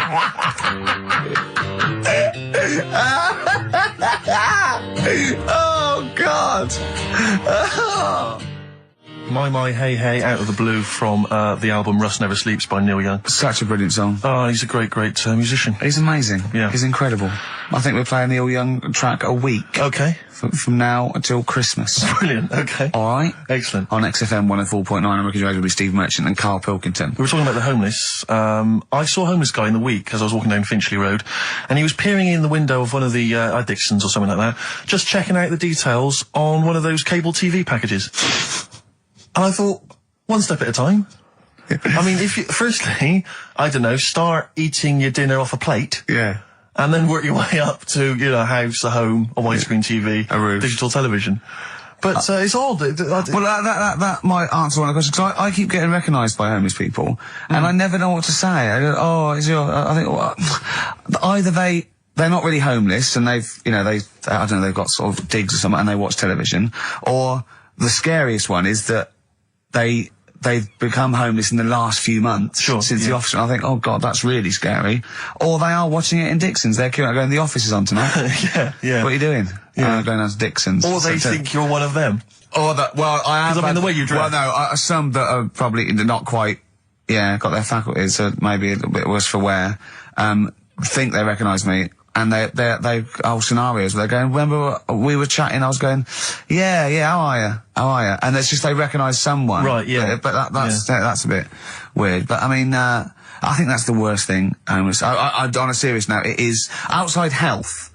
We're talking about charity, and I don't know, I sort of, got these standards where I've been sort of like caught in the street. But the ones that I'd choose, I'd always think, charity is what touches you. You can't change the world, but you can change your bit. So cancer, obviously, because I'm so I give to cancer. And I think outside health, the next one must be being homeless, because there's nothing you can do. It's got everything. You're scared, bewildered, you're cold. It's just everything. Even if you're healthy and homeless, eventually you're not going to be. Well, I do feel bad because, I've always felt that I want to give to the health charities, like cancer, for instance, because there's that fear that I might get it. Well, yeah, it's not just that. It's just like, if you're not healthy, that's the first thing, isn't it? If your life's being threatened, there's nothing else you can really worry about. Yeah. But, I don't know if that makes it wrong, though, that it's like I'm investing in a possible future. Yeah. Well, not really, because it's the same for everyone, isn't it? But, Yeah. I saw a homeless guy as well, looking through the bins, but he wasn't pulling out food and scraps, he was pulling out newspapers. Just having a read. Yeah. I always found that odd. I see that a lot, homeless guys. I don't know if they're just checking out the TV listings. From when he finally gets his When's the office cable. on? Yeah, the office, they've moved it. They've moved it to Choice and, UK Gold. I don't blame him, because, there is some cracking stuff on cable TV. There's some great stuff. But I was flipping through the other day, and on digital TV, you can see what other shows are on while you're watching something. I was flipping through, and there was one, and it was called, now, when are you ever in the mood to watch a TV show called I Survived a £200 Tumour? When was that on? Because it seems to me that if you've got a £200 tumour, you probably want to watch something else that'll take your mind off it, Big Brother or whatever. I'm not £200. Well, I can't imagine what this is. A £200 tumour? It must have been an error. £200 tumour? It must have been a £200 tuna. It was probably someone fell in the water. And it came I survived a £200 tuna. Yeah, and it was just a spelling mistake. Sure. A £200 tumour? Isn't that like kind of having That's Mr. another T person. That is another person. Yeah. Maybe, oh my God, maybe it was all his life they told him it was a Siamese twin. But someone had just painted a little face on it when he was at school. Just drawn a little face on it. Exactly, and they go, it's not your twin brother. I goes, isn't it? Goes, no, it's a tumour. We better take it off. It's £200. £200. That can't be right. You sure it wasn't £20 tumour? I'm assuming that's what it probably would have been. But it was certainly £200 on the digital thing. Maybe that's a mistake. That's great, isn't it? They're trying to make it more interesting. Yeah. It's someone at Carl got there. £20 tumour. Let's make it 200. At least they're watch. Exactly. That's what I'd be like, though. I wouldn't want to go to the doctors. You know what I'm like? £200 tumour. I know. It's just that thing. I mean, you know what I'm like. I don't like. It depends where it is as well. Taking your clothes off and all that. There's the pressure in it. You don't like anything being touched, do you? I remember when he said he doesn't check his balls. He doesn't like the feel. That's live with me. He doesn't like the feel. I think, do you mean that you don't like what it feels like in your balls when you're fiddling with them? Because I imagined it that you meant you don't like the feel, in your fingertips. You don't like the feel of your balls. It's the thing of, you start thinking about what you're actually touching, and there's something in there, and you might break them and all that. I don't like it. Oh, they are delicate. I am scared with the little knobbly bits, yeah. What knobbly bits? But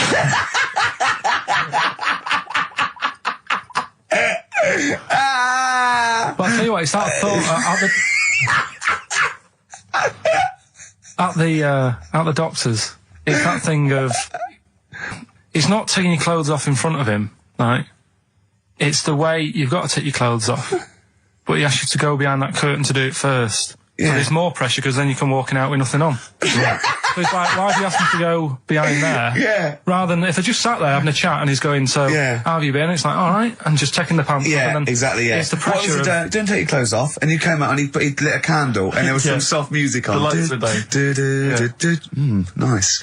Yeah. Or he said, if it'll make you feel more relaxed, I'll take my clothes off. Yeah, exactly. Yeah. But I'll do it in the form of a striptease. Now, Carl, I'm going to ask you the question, knowing the answer. What do you think of maybe a gay doctor just checking his testicles out? He's a professional. He just happens to be gay. That would never happen, would it? What are you talking about? Why not? Oh, speaking of... Go on. Doctors? No. Gay people and that. Do you know when we discussed gay-only toilets? Yeah. Mm-hmm. It's only... it looks like it's coming into action. No, it doesn't. Right. No way. It was mentioned again. Where? On... Your head. No, I think... Do you think that people in positions of power are listening to this show getting ideas from you? Tony Blair. Makes you wonder, doesn't it? No, it really does. And the funny thing is, why are they getting upset? Why are gay people getting upset that they might have to have their own toilets? Carl, you don't know what you're talking about anymore. You're having a sly look. You don't know what you're talking about. Okay, can we have Cheeky Freak after this? If you want. Placebo. This picture on XFM 104.9. Steve, you're thinking of taking over as producer, aren't you? Well, I just think it's a shambles. I've asked for Cheeky Freak of the Week, and it appears that Carl's not ready. He's not prepared. No, I can sort of remember it. It's just, I like to have all the information. Contempt for the listener. You've just had a whole bunch of adverts and placebo in order to get it ready. We're having a chat and that. Right, do you want to sort yourself out in future? Yeah, someone this is what we were chatting about. Someone emailed in about they watched the £200 tumour thing, and when it was removed, it was carried away in a wheelbarrow, right? Carl said, what, even when she had it removed, she still carried it round in a wheelbarrow? And he went, I thought it's sort of like she'd become attached to it. You definitely are my favourite thing in the world. It's great. Look at the way he's looking back. But I think they're all the same. The people, I mean, I have had more emails about people saying I watched the £200 tumour and I shaved me arse than anything else. When we ask questions about science, Shakespeare, we talk, nothing. Science concept. We talk about political issues. One person emailed in. They said I tuned into the £200 tumour documentary. It looked disgusting. I couldn't watch for long. What were you expecting? Yeah, that it might sing and dance, do a little show for you. Anyway, these are really your listeners, Carl. Now, I think do you know what I mean? You find your niche, you attract your.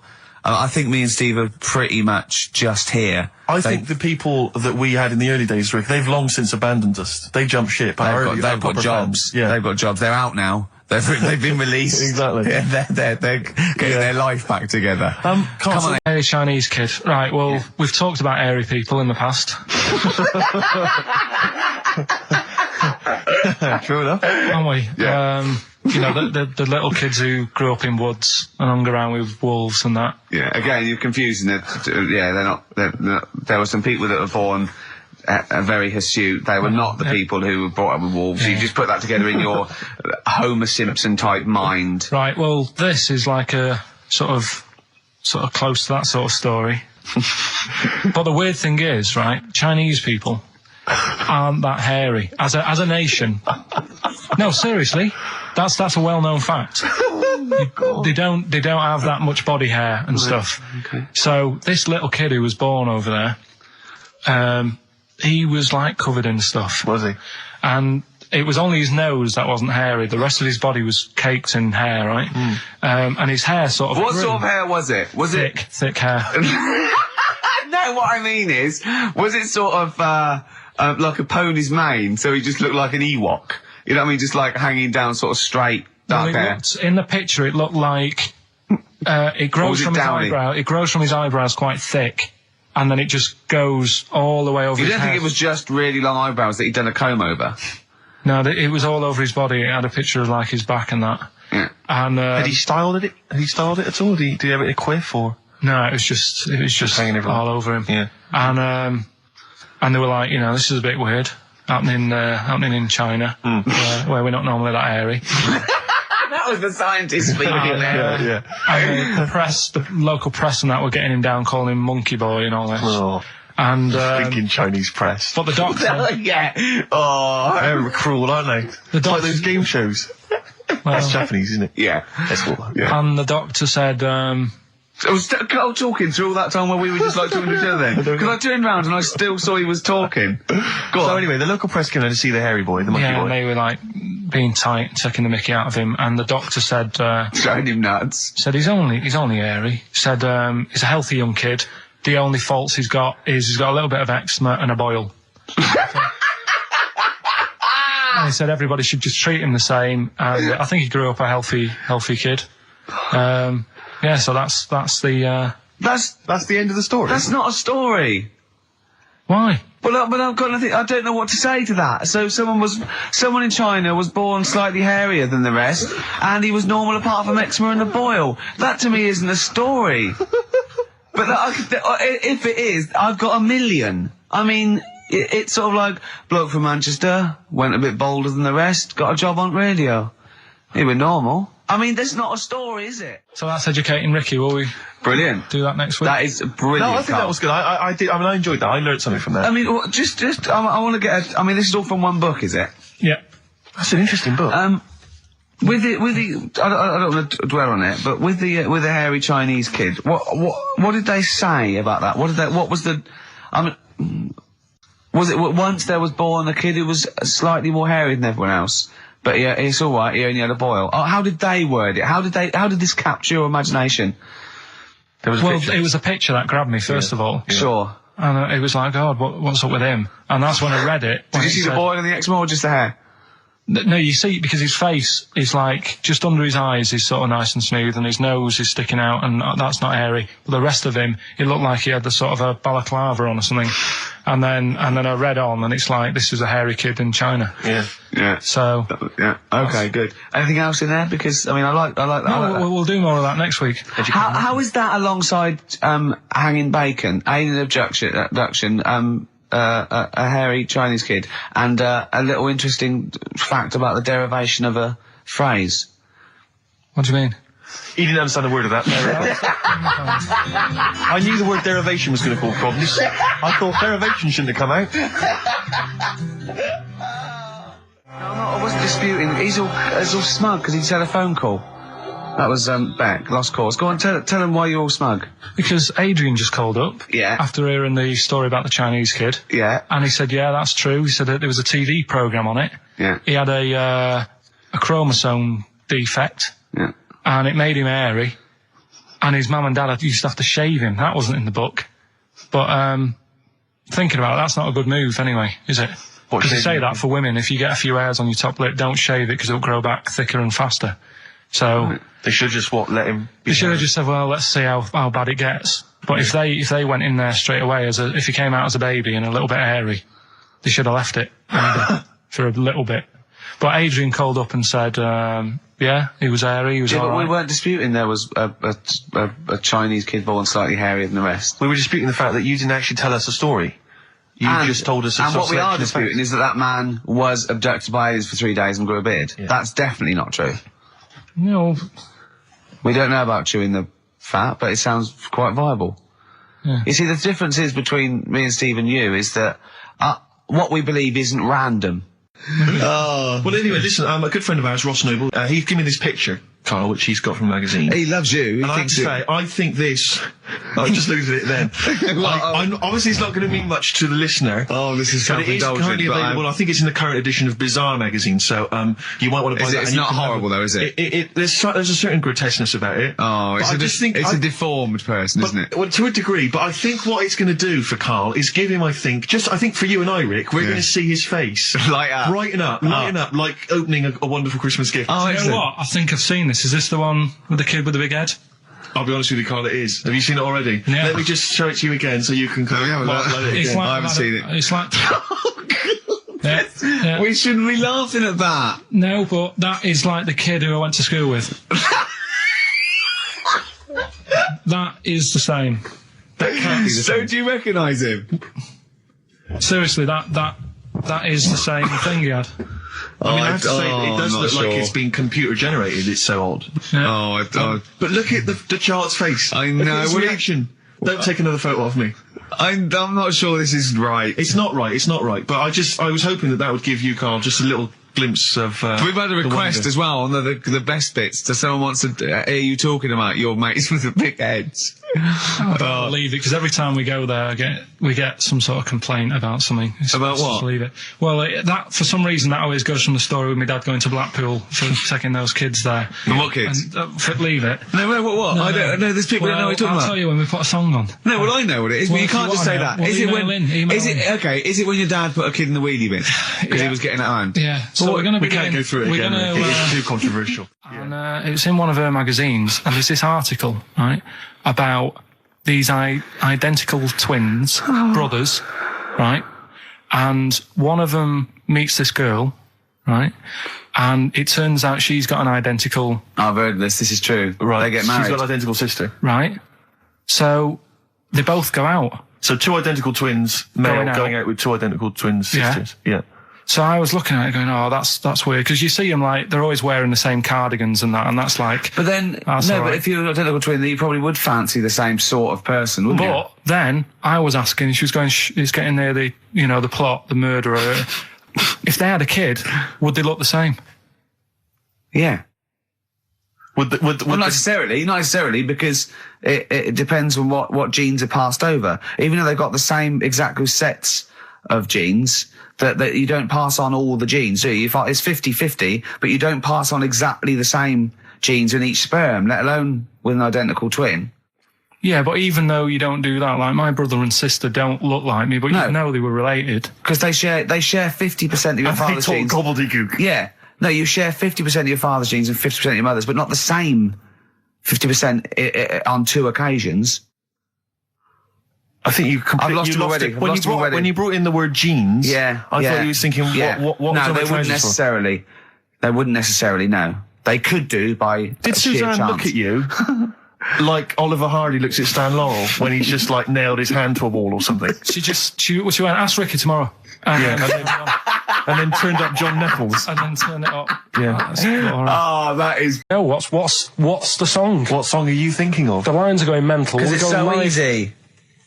Let's play a record, Carl. We'll come back and we'll find out if anyone's got that right. That's a great one, Carl, really. Right. Did you just come up with that literally in the last 10 minutes? Genius. This is genius, definitely. I mean, if those calls aren't from major TV companies, I don't know. Dynamite stuff. A lot of them are, what's his name's lawyer? Simon Mayer. Simon Mayer. That's my favourite thing I've done for years. Yeah, not bad. That's great. Back to form there. So, okay, line. The lines are going mental just because it's easy. Go on then. So I first one to get it. The first one to get it, but... Well, it's not that, though, Rick. I mean, Carl has just decided to revise the actual rules of the competition. Yeah. So that, we've decided, is very easy. So that's now a qualifier. And so then they have to answer one live. Exactly. So whoever gets that one right can play for big money. Is it a quick one as well? Because some people will lose the will to live. Yeah. Just cut to the chase. And because they've got to qualify now, we're throwing an Office DVD that aren't ready yet. You'll sign that, won't you? Yeah. Yeah. No. That increases value by 42 pence. Right, go on. We'll just go live, yeah? Hello, XFM. Yeah, hi, how's it going? Not too bad. Not too bad. Listen, a very, very quick recap, Carl, if you will, please, for the people listening. Very quick. Right. A man ends up in a loft. Man's, after moving into this house and he's in the loft. And he's tidying up. His missus is downstairs doing the kitchen because that needed doing. He's up there. He's cleaning up, emptying the boxes. He finds a little. He rubs a lamp. A fella comes out wearing 501s. What's the song? What's the song, mate? Are you talking to me? Yeah. Sorry. Yeah. Well, look. I'm sitting in this bar, right? I'm not ringing up relating to anything that's going on right now. I'm after one of these armbands to go and meet Bowie on Monday. Can you help me out?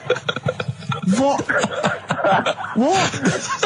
Piss off. You can't say that to our public. Yes, I can. What I can't bear is people begging, Rick, on the radio. You know, I can't bear it. Is that the Australian bloke who's got the Bruce Springsteen tickets? Hello, XFM.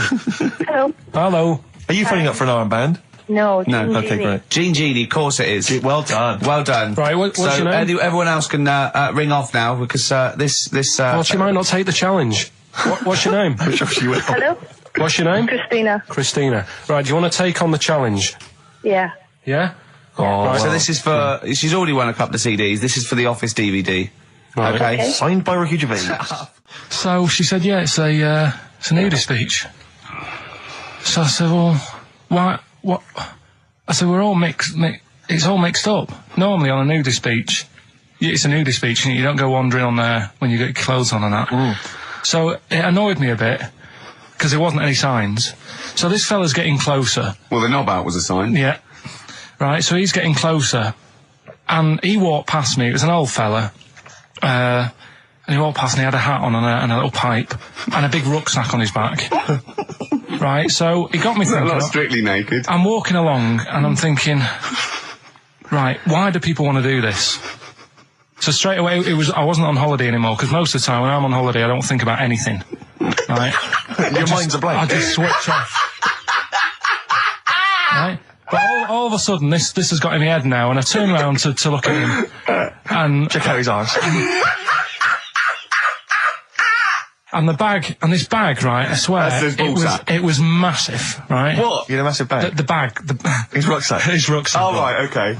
'Cause when he said there was an old couple coming towards me, I said, what was lower, the bloke's bollocks or the woman's tits? And he said, well, that was another point. She might as well have worn knickers. Because I was so naked. That's what he said to me. So you saw the bag. So it annoyed me, yeah, because the whole idea in it, this is what I think, I mean, I might be wrong, right? Might be wrong. Chances are You never quite have been. strong. You never have been before. Being nudist, right? What's it all about? Because my auntie Nora, she same thing, pumped her with loads of drugs. She used to have a cabinet next to the bed is like boots. She's got loads of stuff, right? For all sorts of stuff. And, I mean, she's not that old, but she's on loads of stuff, right? She's And a bit coked up, is she? she called up my mum once. And, Yeah, you told us this. Go on, tell it again. and she said, oh, how are you doing and that? She's all right. Bit worried though. My mum said, why, what's up? She said, I've been breaking wind. So she goes, well, you know. She says, no, but this one is going on and on and on. And she was like, she was like, what do you say? What's like passing wind, farting for 5 minutes. one thing, not like, you know, trumping and then nothing. Yeah. Continuous. Continuous drone of a fart. I'm eating. Hey? I'm eating. So am I. Carl, you have to carry on. Right, yeah. We're all eating. Those crisps, food crisps. So last week, yeah, you were playing your feature, that song, I Shouldn't Switch Off Because I'm Enjoying the Story. Yeah. And we played Living for the City, only you played the single mix, which doesn't have the entire second act, if you will. Yeah. So, Carl, you've not heard it before. I've never heard it before. You're excited to hear the second act, because as far as you're aware, there was a young guy, he's living with his family, they're fairly impoverished in Mississippi, but, you know, they're happy, they're getting on all right. But you're not even aware that he's moving to the big city. No, it just fades out. Well, that's the city in question. I mean, I've liked this song for, must be, 3 or 4 years, and I've always listened to the single version. I had no idea that I didn't know the full story. So, yeah. It's not, I mean, and I know your attention to detail, you like to know the full story, like, where everything was. Well, the whole idea of the feature is to say, you've got to listen to the song. Where was the lead plate thing? Where was the lead plate thing? That was like a few years back. Where was it? Where was in it? Britain and Scotland. Yeah. It was a problem all over the world. They had to deal with it. You're making it up now. Is it something you saw in Lord of the Rings? Yeah. Right. So anyway. Yeah. So the Lion and the Witch, yeah? Go on. Go on. So far then, what did we learn in this story from We Stevie learned so Wonder? far from Stevie that there's a young lad, he's, as I say, he's got a family, he's fairly happy, except they're very poor, and they struggle to get by, but they're happy, they're doing it anyway. He's moving to the big city. Carl, this is the bit you didn't realise. Just play the track. Okay, here we go. So this is halfway through. This is now, halfway yeah? through the tune now. You've not heard this before, have you? Let's Okay. Sorry, I accidentally played an episode of Kojak. By mistake. We were going to play a song. Carl, what did you make of that then? Yeah, what's happening there then? Eh? He was living with his family, he was fairly impoverished. Went He's on a moved bus, to that the new... bus he was on, was it? Right, so what's your take on it, Carl? After hearing that, what I've worked out by it, the first part that we heard last week, everything's all right, but it's not that great living in Mississippi, right? So he goes, I'm going to go to New York. There's plenty of work there. Yeah. They'll sort of accept me as, you know, and everything. So he goes there, and the weird thing is, he's hardly, like, been in New York for a second. He gets on a bus, all of a sudden some copper's arresting him. He's like, what's going on? And then he's got 10 years. I mean, what you can't hear, because the levels are quite bad. I mean, I work with sound. I can't really hear what's going on. You're criticising Stevie I'm sort Wonder, of guessing that he didn't pay his bus fare or something. And 10 years. He got 10 years for that. I really don't know what was going on. And the last one... I've got that one. That's terrible. That's terrible. Okay, quickly. Oh, God. And the last one is that bloke who does... Come on! It's making me laugh. Come on, Carl. Be professional. Right, the last one. Right. I can't do it, it's making me laugh. Oh, come on, I'll come and read them then. No, hang on, Come on, Carl. Right, here we go. They don't do this on Blockbusters on TV, do they? No, come on. That bloke who does sport on telly. He's got a little kid, right? Initials DC. What? Right. Is that, I'm was that the completely clue? confused by that. Was that the clue? Yeah, that bloke who... Oh. So what do you want to talk about today? Do you want to look at the list? Yeah, well, it's got describe looks. That's our list we've put. So this is a very amusing sort of link about describing your look. I don't know. What's this? I don't remember this. No, I just was thinking, like, you know, everyone's got an idea in their head, right? Of what Well, Careful, Carl. Don't open yourself up to criticism. Go on, yeah. Everyone's got like, yeah. Do you know what I mean? Everyone's got an idea of what they look like and stuff. If someone wanted to know what I look like, or what Ricky looked like, or what you look like, Steve, if that... Yeah. What would you use to describe yourself? Do you know what I mean? Words. Not really. I don't understand. What do you mean? Well, like... Someone who doesn't know us, we've got to describe, and what's the game to hopefully get some sort of interpersonal language going, so you know they've got the same image as you, to a certain extent. I'm just thinking, if I was to meet Steve in a restaurant, Yeah. right, Nothing untoward going on. We're just hanging out. We're no, a just couple- having a chat, just having a sure. normal night out. Yeah. Who's paying? Because, I mean, is it expensive? Go this Dutch, restaurant? go Dutch. I mean, Right, so I say to you, I'll see you at 8, right, in this restaurant. I'll turn up at the door. It's a bit of a posh place, right? So he's Steve Merchant in, Yeah. and the waiter sort of goes, I don't know. What does he look like, right? And Where's he from? just a little French fella. Oh, yeah. oh yeah. And what does he look like? So the thing I'd pick up on first, tall lad. Tall, yeah. And then he goes, oh, well, you know, we got lots of tall people in, right? And I go, oh, big eyes? Big eyes. Yeah. And then he'd go, yeah, he's over there. I'll be honest with you. I mean, you can have dinner and you can buy me dinner. I'm not sure you're going to get anywhere with me. If you're slagging me off. No, I'm not slagging you off, though. That's what I'm saying. Yeah. I'm just using what comes to mind when And I think of you. can I just Tall and big eyes. Can I assume that they know, like, could I say, like, easiest for me would I'd say looks like Reg Varney from On the Buses. Would they understand that? Can I use sort of like kick Yeah, references? he's 30 odd, this waiter, so he'll... Yeah, So I go, right. oh yes, it's Reg Varney is sitting over there. Yeah. So he that's went right. German towards the end. See, I describe you more, Rick, I think, as... I would imagine, I'd say, have you ever seen that Johnny Vegas on the telly? Yeah. Imagine he was inflatable and he just let out a little bit of air. All right, well at least that's That's what nice. Ricky would look As like. opposed to like, you know, pumping harder. Yeah, yeah. Okay, well describe, Carl I'd describe as, you know those little red monkeys that you see on wildlife programs? They're in the trees and they scream when they see a leopard or something. I think so. Shave that. Just Right. shave one of those little red monkeys and put some sort of, you know, old sort of Manchester gear on it, maybe. Yeah, you know what I mean? Yeah. An anorak and some baggy jeans. I'd like to see how the waiter would react to that. Yeah. He's got a picture of a monkey, then he's got a picture he's shaved. It's like he's got no hair, and go- then dressed like some kind of Manx There scally. you go, he's over there.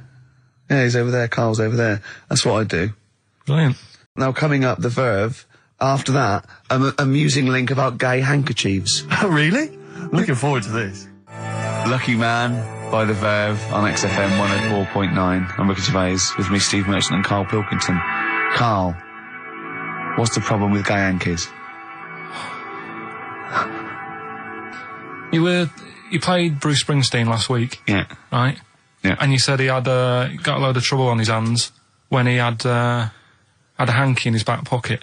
Did I say that on air or? Well, we were just saying that famously on the cover of the Born to Run, Born in the USA album, it's just him, isn't it, with his backside basically with a red handkerchief. I wasn't looking. Well, I just. I did it for research purposes for this amazing link. Yeah, he had a red handkerchief, I think, in his right hand pocket, and apparently that signifies homosexuality. Apparently, I don't know. Oh, I thought it was which way you take. I don't know. These are those myths, aren't they? Right, yeah, well, exactly. I don't even know if this is... No, well, I read up about it. Okay. Right. Just research. And, it's all sort of, they've got all different coloured hankies. Are they? Right? Yeah. Right. And, it depends what pocket you put it in as well. So you've got, like, the different colours, different pockets. Yeah. And, sorry, how many variations are there? Different pockets is what? Well, you've got, like, your back pocket, your right back pocket. But what do they mean? What do you mean? Well, what do they signify? You can't just tell us they signify something. What do they signify? Well, some stuff that we don't really want to talk about, to be honest. What? Sort of, stuff that gays are into. Wait. What do you mean? Barbra Streisand records? Yeah, yeah. Eurovision. No, like, a couple of the things that were there that I know we can mention. He said something about... I love what he thinks he can't mention. I love it. Decency. What is this? 1956? No, but I mean, it isn't just, having it away. Having it away? I love him! Having it away! You get up to some weird stuff. I love the fact he didn't want to offend, but he's offended a lot more people by saying they get up to some weird stuff. Right. In your opinion? Yeah. What do you mean? No, but don't if there is something that I don't know about that it's like you can't say on the radio. Yeah, I'd rather not. But what do you mean weird stuff? Well, one of them, right? If you've got a red hanky, right? Yeah. In your right pocket. Like Bruce? Yeah. That's exactly what Bruce had, yeah. Right, well apparently then, Bruce is an armpit freak. An armpit freak? Yeah. No. Really? No. But Carl. that's very specific. Carl. Seriously. Well, what? Right, okay. What else is there then? Sorry, is there some kind of homosexual body that sat down and came up with this at some point? Well, you said this is getting crazy. You've got, like, a blue handkerchief in your top breast pocket. I don't know what that means. You need to sit down. There's some kind of summit, figure out what it means. Yeah. It's just that you're not free from it either. So if you were to go in like a gay bar, which, you might do if you're straight anyway, because they're, good places, I think. Mm-hmm. Right? You can't actually go in there if you've got a cold, because every coloured hanky represents something. Right.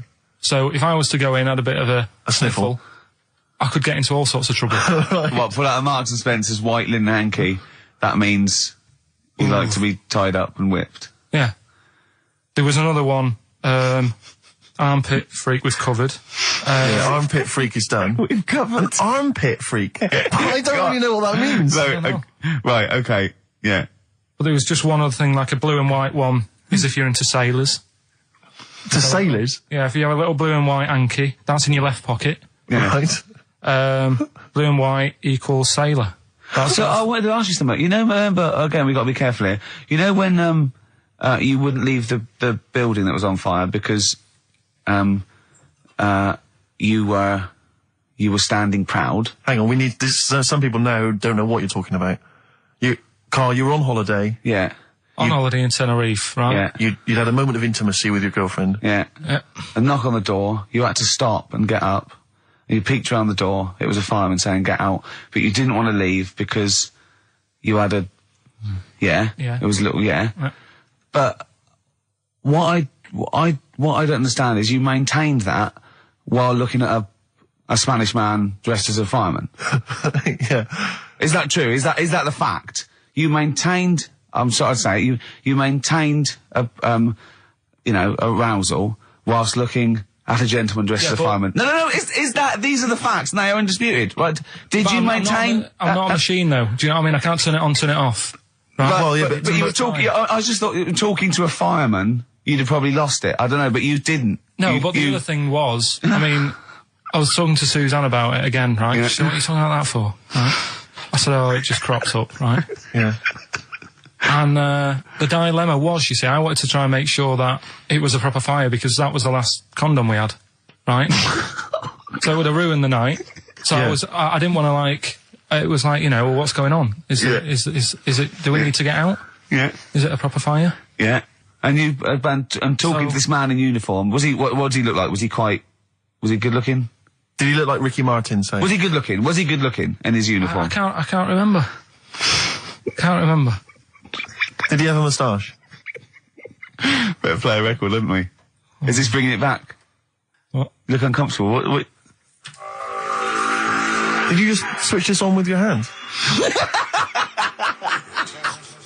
What was Ronan? Ronan. I just was telling you the other day about, that song that he does. Loving every day as if it's your last one. Right. Yeah. I'm just thinking he's saying that as if like, I'll have a good day. But I reckon if you knew it was your last day, I don't think you'd be in the mood to do anything. Yeah. But what? That's true. But I think the point is that it's living a day like it's your last. So, God, imagine if it was every day like the last. Right, let's go mental. And the good thing is, we've got tomorrow. So he's got the best of both worlds. That's what Ronan's saying. He's saying cram it in, because it might be the last. I think it's more like, it's the not knowing, isn't it? Live every day. I'd actually be happy if I never knew when I was going to die, and I was definitely going to die in my sleep. What a brilliant life you'd have.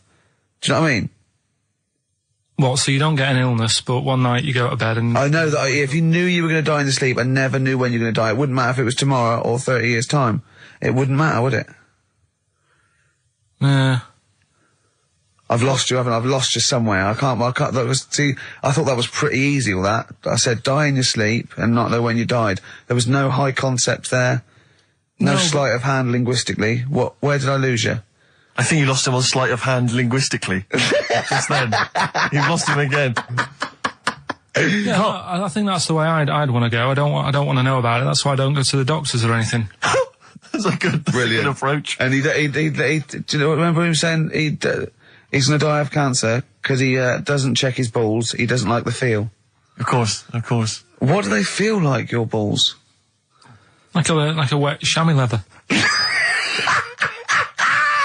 With two marbles, two kumquats in a wet chamois leather. No, but I just... Why are they wet? Sweaty? No, they're not. I'm just saying smooth. Are they smooth? Yeah, because a chamois leather's smoother when it's... Do you shave them? No, I don't. In case a fireman pops round, you want to look your best. It looks like your head. A fireman pops round, there you are, and he goes, oh, nice, smooth. So you never go to the doctors? What, even... I don't like it. But if you found some buboes under your arm or something, I'd wait for a bit, and I'd say to Suzanne, what do you think of that? Just see if it develops into plague. Well, yeah, because don't you? Old bandages round your head. Yeah. And a bell. Yeah. Suzanne, when you're out, can you get me a bell? Exactly. Brilliant. There was this kid at our school we took the piss out of for basically the rest of his time there, because when he was about 11, someone said, how would you want to die? Right? We do that thing, drown in fire or that. He said, I want to die of old age in my mother's arms. How old is he? Like 11. Loser. In my mother's arms? No. What, getting off with her? What does that mean? Die of old age. You know, so how old she? Brilliant. I want to die of old age with my nan and my mum. Yeah, all in the same bed. Oh dear. So if it was the last day, if you had one day to live, okay, what would you do with your day? Now let's assume that you're not in a state of ill health. There's not much you can do. It's just the end of the world. And what do you mean there's not much you can do? I mean, that's what we're asking you. It's the last day of your life. It depends, doesn't it? If we're all in the same boat, if someone says, oh, unlucky, without bitterness, like, oh, we accidentally exposed you to some radiation poison, you got a day, or if it was like, there's a meteor coming this way, we're all in the same boat, I think it would be different. It depends whether it's you and the rest of the world. No? I'd do the same thing. I'd steal a car and go joyriding. But like, go mental. I'd be smashing stuff, I'd be knocking people over for a laugh. I'd be going crazy. It'd be like Grand Theft Auto. Right. It would be extraordinary. Brilliant. Driving through parks. That's why I did the getaway. Yeah. I tried to play it seriously. Within about 10 minutes, I was just going around areas I knew, trying to knock people over. Yeah, I don't think I'd want to do that much. Seriously. You can watch telly, because you might not know how the thing ends. Sure. Yeah, be a waste of time. You could watch 24, couldn't you? If you had a day. Yeah. On DVD. Do that then, do that. Do that, yeah? What? But I mean, let's be honest. Let's say you can take all the money out of your bank account. You can fly anywhere in the world. You can do whatever you want. Well, not a long flight. You could... Well, no, but you've got your girlfriend. Australia, you wouldn't make it, would you? No. Why wouldn't you go to the monkey sanctuary down in Cornwall and just go around cuddling as many monkeys as you can? I'm going to tell you something now. Go on. Go in there next week. Are you? Yeah. Taking my mum and dad away, because like Suzanne's mum and dad. What, you're donating them? Most people put them in a home. What are you going to say? How your monkey sanctuary is cheaper? Taking them down, taking them down to Cornwall. Hold on, I thought you said you'd never go away with parents again. No, but that was Suzanne's mum and dad. Oh, is this to get even or something? So we'll do that, and then we'll can it, then. That was your outing. Your phone and both sets of parents over. It goes, right, you won't be seeing us ever again on holiday. We've taken you away, Be careful that the monkey people don't buy you off your parents. Yeah. And don't make sure they don't leave any of the monkeys' food in the telephone box, because Dad'll have that away. Yeah. No. I was talking to him about that the other day. About the nicking in phone boxes. And he should we just explain that to They live in a small village in Wales, and it's like one sort of utility store, and when it's shut, they leave your shopping in the telephone box across the road. And Carl's dad found out about this and goes and helps himself. Yeah, to other people shopping. That's terrible. Yeah, go on. And I was talking to him about that, saying, have you picked up any surprises in the phone box? And he said, no. We were talking about other stuff he used to do. One of them used to be going in this supermarket, right, in Manchester. Yeah. Needs a new pair of shoes. Yeah. Go in, take a new pair off the shelf, pop them on, leave his old ones there. Really? And walk out again. Yeah, brilliant. And then you go in after and buy his old ones back like an idiot. Yeah.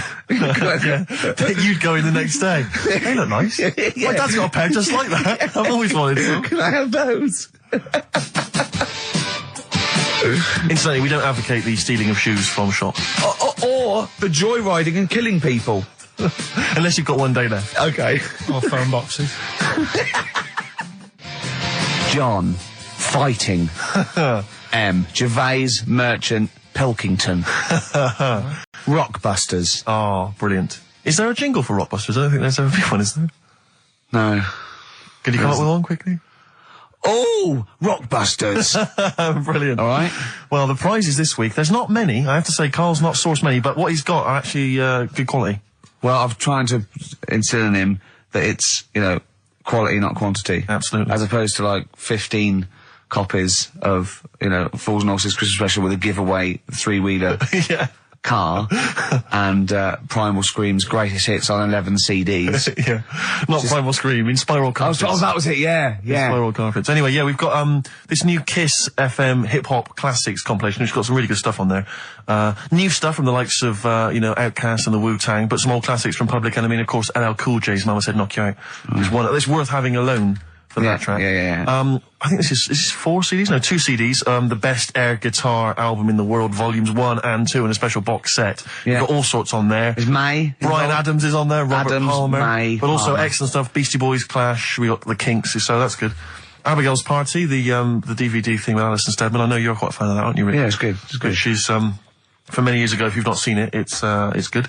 This, Later with Jules Holland DVD, it's got, live performances from PJ Harvey, the Cardigans, Rollins. But he is playing Boogie Woogie over their tracks. I would hope so. Okay, good. And also, is this the new albums from The Thrills?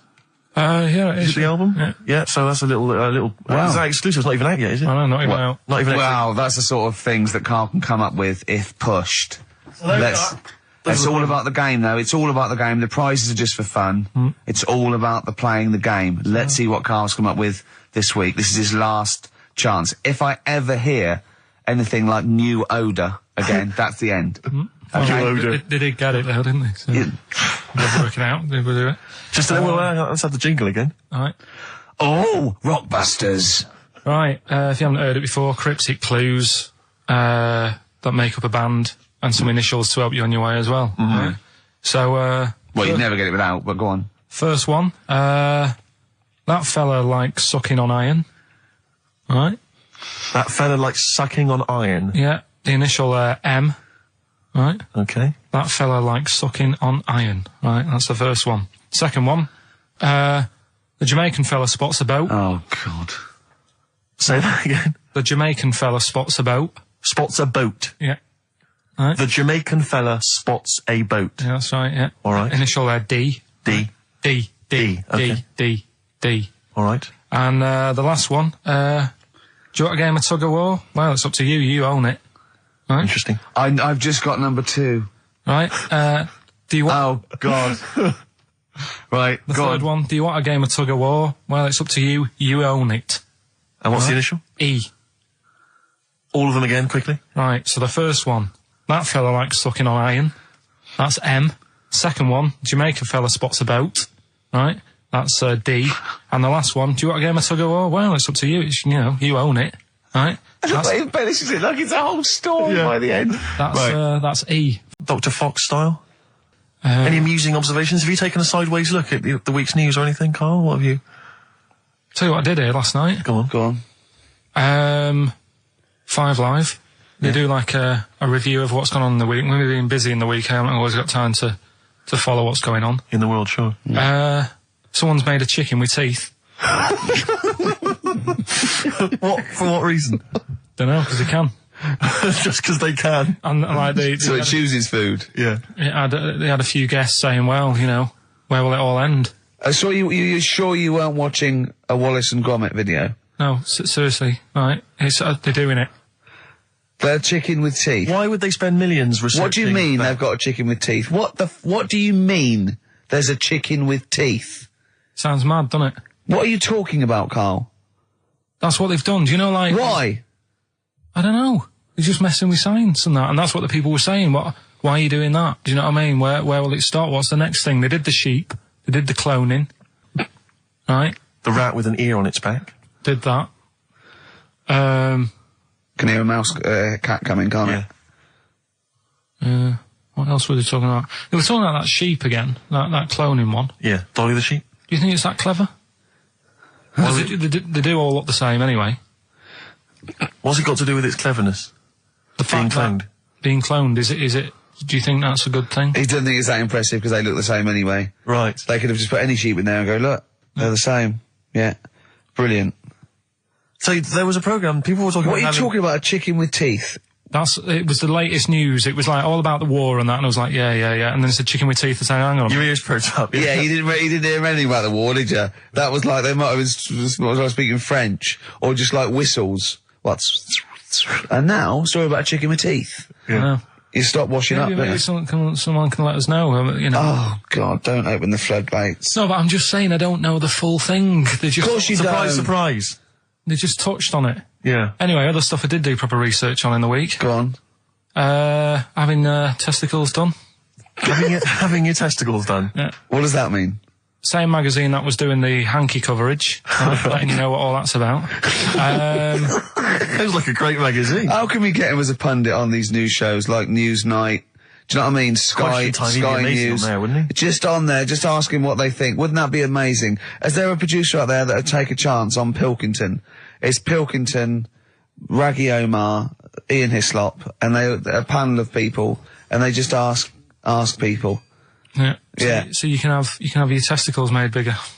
Why would you want to do that? Well, that's what I was asking.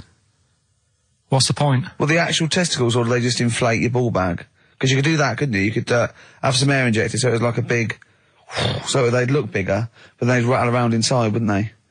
Make a little noise, wouldn't it, when you're at... Like manacas. Like some kind of instrument. Yeah. That was sort of like one of those African instruments, just like a big sheep's bladder with Yeah, all... there's Pedro on the maracas. Yeah. You just, yeah. Yeah, just stripped to the waist. Yeah. Just, yeah, with us hanging out. Why- and then why- when you're sort of like, the neighbours would think, what's he doing? He's been playing those manacas all night. And really, you were, Yeah. you know.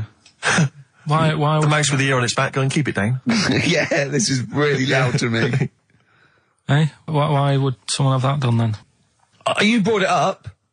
Yeah, Well, presumably so that they could draw a little funny face on them. Yeah. Obviously. And you could let them down after the holiday, like you do a Lilo. Exactly. Just let 'em- yeah. On holiday, you're floating round, you know, like Yeah. you're just in the sea with your big instrumental manacas, right? Just floating. You're having a whale of a time, like people playing it as they go past. Exactly. All right, Carl. All right, Become yeah. a bit of a sort of local celebrity. Yeah, there's Carl with his floating manacas, like a big jellyfish, right? Yeah. And then the end of the holiday, or Saturday, If you've got a little pair of tight speedos, you'll be like Jordan walking around. and then you just like, Just let them down when you come Let back. the knackers down for the plane. Yeah. Because apparently they do get bigger, don't they, as you get older? When you're an old fella. No, I think they get lower. I think that's it, that testicles and breasts get lower. Is that purely gravity? I think so, yeah. Probably stretching a bit, innit? So is it Wear and tear. Is the old fellas who are walking about saying, "Oh, sick of these"? No, they don't tread on them. Well, that's You know, why old people have always got to have a little sit down. You know, Yeah, for 100 yeah. meters. Yeah. Put them in the socks. Exactly, yeah. Or they can have I suppose you can have like a little ball lift. You can have a facelift, can't you? Have a little nip and tuck. Or probably a facelift would help, wouldn't it? Because if you pull your face up... That's going to bring the skin up. Bring up a little bit, yeah. Don't go too far. You'll have a little knob as a tie. But you can, you can tighten stuff up. Speak for yourself. Steve with his kipper tie. That's a lovely tie you've got there, Steve. And you look so young. Yeah. What's that little sack underneath it? That little brooch. Well, wait. Playing with your little manakas all night, Carl. So, a chicken with teeth, and you can have your balls done.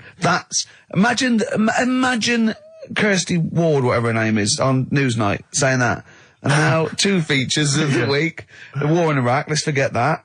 Who wants their knackers done? And look at this chicken. Careful, it bites. We'll do, Cheeky Freak of the Week. Do you want to... Oh, definitely. Should we do Cheeky Freak of the Week? Cheeky Freak of the Week? I can't wait. I'll always do these. I'd start off with these. Alright, well, let's have the jingle for Cheeky Freak of the Week. Oh, no. Do you remember it? No. I remember it. Oh, Cheeky Freak of the Week. Brilliant. Something like that? I want some more though, because that was slightly half-high. Oh, Cheeky Freak of the Week. Excellent. Right. We're going back again. Yeah, 17th century? Well, it was 1829, right? Oh, I'm impressed. Now, the problem is with Cheeky Freak of the Week. Not so much the week, is it, if you're going back to 1829? Well... Not even of the century. You haven't even done Cheeky Freak of the century. There's... What's the problem with Cheeky Freak of the Week? Just because... Other than the sort of moral implications. Yeah. Well, last week, it was a fella with 2 heads. Yeah. We've done Siamese twins. It's Siamese twins again. Oh, it's No, it was Siamese again. twins. It wasn't a fellow with 2 heads last week. It was Siamese twins. Conjoined twins, sorry. They're 2 different people. This is what I'm telling you. But this is the problem. They're going to crop up quite a lot just because they've got double a chance. All right? Oh, please don't write in and complain. He knows not what he does. You understand, don't you? Carl will actually feature one day in this section. Yeah. So, right, go on, Well, Carl. we're going back to 1829. Yeah. All the way back there to 1829. It's a retro conjoined twin link. A couple of guys set up a business. They were called Chang and Ang. Oh, they're the first. That's why they were called Siamese twins, because they wasn't that what it was based on? Those 2, Chang and Ang. Was it? The original, yeah. That's why they're called Siamese twins, because I think they were Siamese. So these are the first ones. Well, not the first ones, but they're the ones that got to fame, I think, and why people started calling them. People started calling them conjoined twins, Siamese twins. I think I'm right there. Anyway. Good. Well, the sort of set up business, sort of going around the US Well, both of them. and Europe, yeah. Yeah. And what they used to do, people were amazed by it anyway. But Yeah. people wanted to know how they get through life doing certain things that you think about. When you think about Siamese twins, you think about, how do you get through a day like that? Yeah. And the thing that cropped up the most with people was how they take a bath.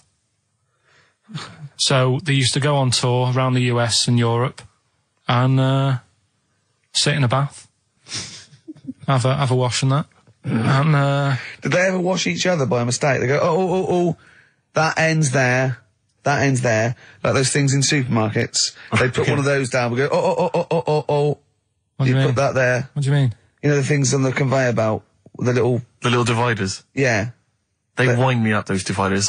Sorry, I was a complete tangent, but for some reason, it's my own psychosis, but I get so annoyed if I'm in a supermarket, I've got my shopping, I'm just about to get served, and you can always see there are certain people who stand behind you getting edgy, itchy, worried that I'm not going to put the divider down to separate my shopping from theirs. It's like they're terrified that I'm somehow going to deliberately pay for their shopping. Sneak in their onion. Yeah. Oh, I didn't get an onion, I'll have that. And it's just, but what annoys me is it's not so much that, obviously it's a practical thing, it's the fact that they get a little bit edgy. You can actually see, certainly kind of dare I say it, certain breed of woman and a certain breed of fella will just get a little bit itchy, a little bit edgy, and they just look at you, you can just see them sweating, especially if they can't reach. I just lean over and do it myself. Well, I know, but the thing is that it's like they almost feel that they ought to wait for me to do it, as though somehow it's my obligation. And it just for some reason, I know it's ludicrous, but it really annoys me, and I actually deliberately don't put the divider down just to see them sweat. I like the way that they're actually quite well made. There's some that are brass with like a felt bottom. Yeah. Like you really care. Like a twig would do, wouldn't it? You know what I mean? But I just leave a slight gap. And then when it gets to when the woman's putting it through the till or the guy, I just say, that's my stuff. Do you ever look at other people shopping and go, oh, I should have got that? Often. Oh, yeah. That's annoying. I'll tell you what it is, it's the same thing, and again, it's my psychosis. When people, if you're on a bus or a train, and we're pulling into the stop, but there's a good, kind of 35 seconds before we're actually going to come to a halt, they leap up, and they're straight by the door. Yeah.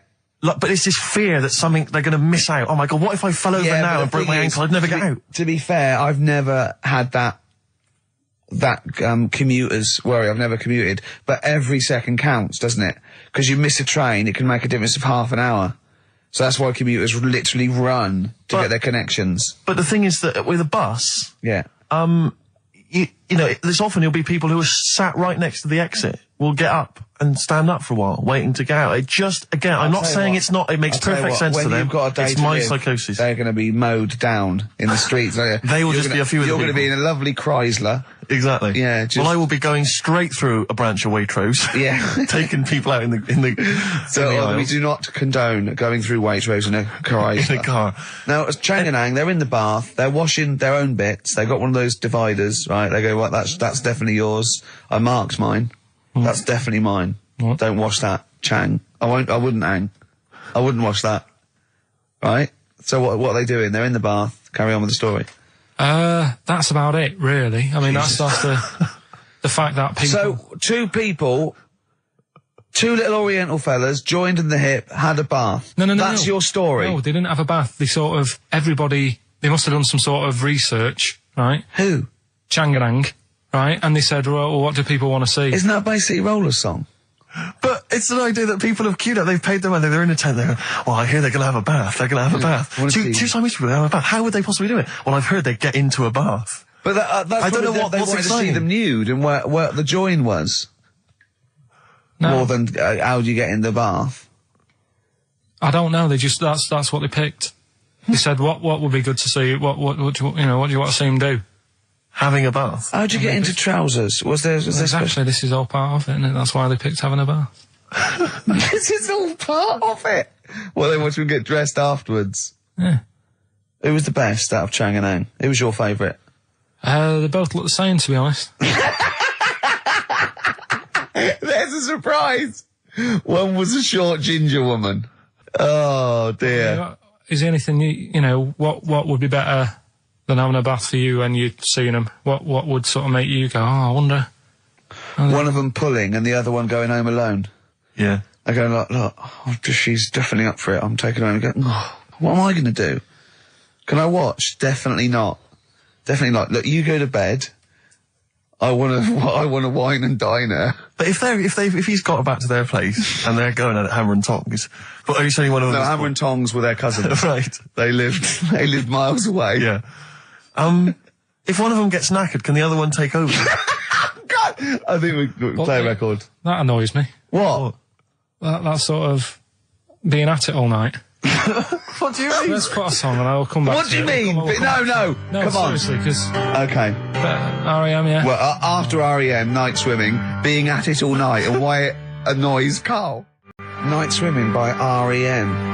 Well, before we played that track, you remember Carl was on the, teetering, on the cusp of telling us why he's annoyed at going all night. I assume you mean... Relations. Yeah. What do you mean? What annoys you about that? What? Sexual relations all night. The concept? Or people keep you up? Is it your next door neighbours or something? No, just that thing of people who say, was that it all night last night? Who says that to you?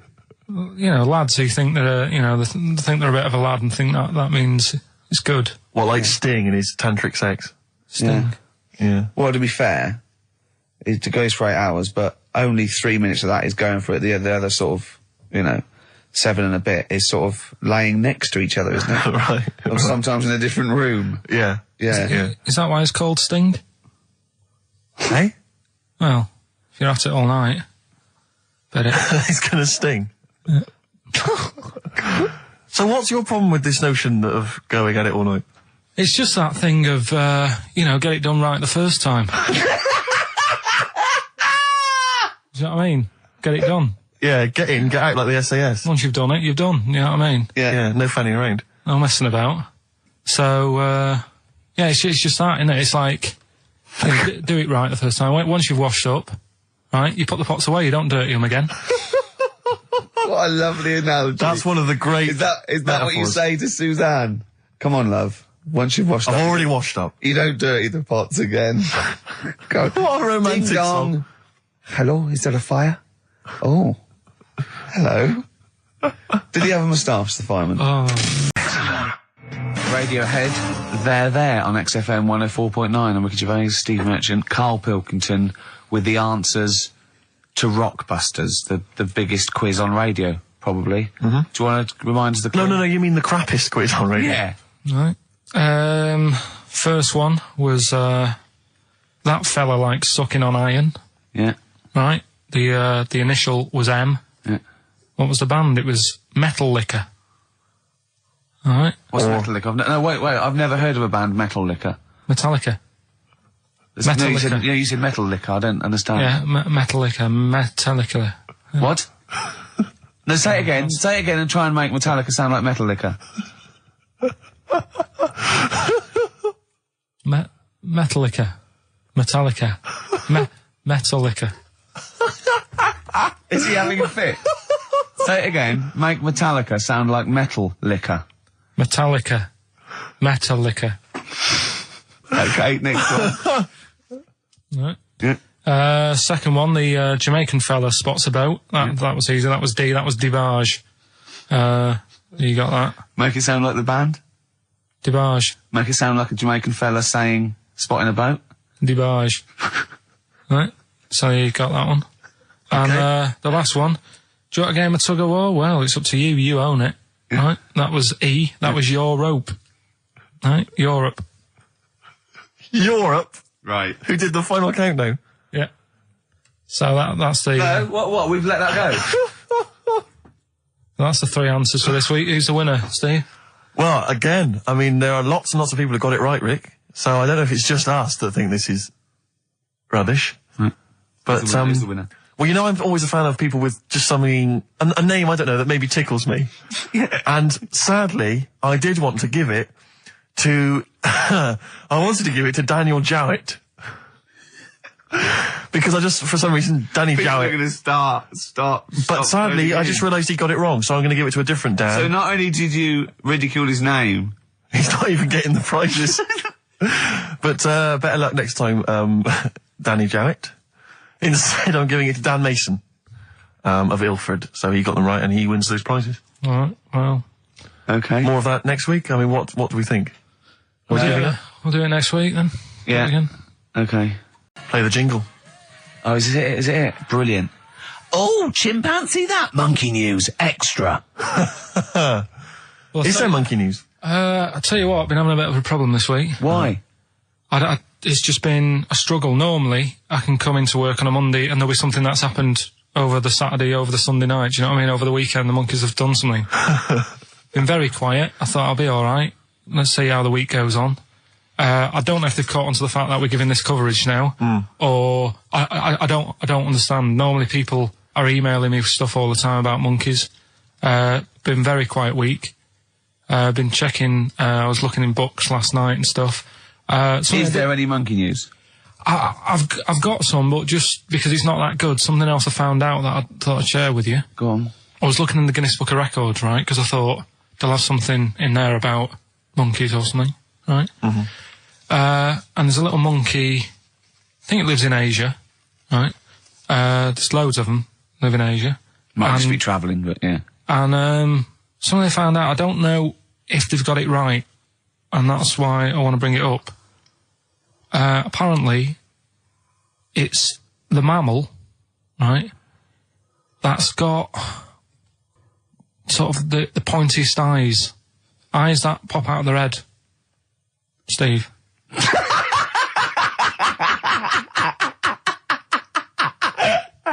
Now, the thing is, right, I thought that's interesting. Yeah. Apparently it's the biggest with the sort of goggle eye type thing. Right, yeah, go on. Apparently they come out of their head 1.6 centimetres. 1.6 centimetres? What, you mean they protrude? Yeah. They protrude from the head at 1.6. Okay. What? How long? Have you got a ruler, Rick? 1.6. He's having a go. I'd say I'd be a little bit annoyed if the monkeys beat me.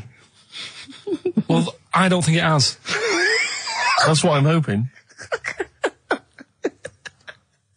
Is there anything we can... I mean, what's 1.6? Oh, can you... It's about... Drop your trousers.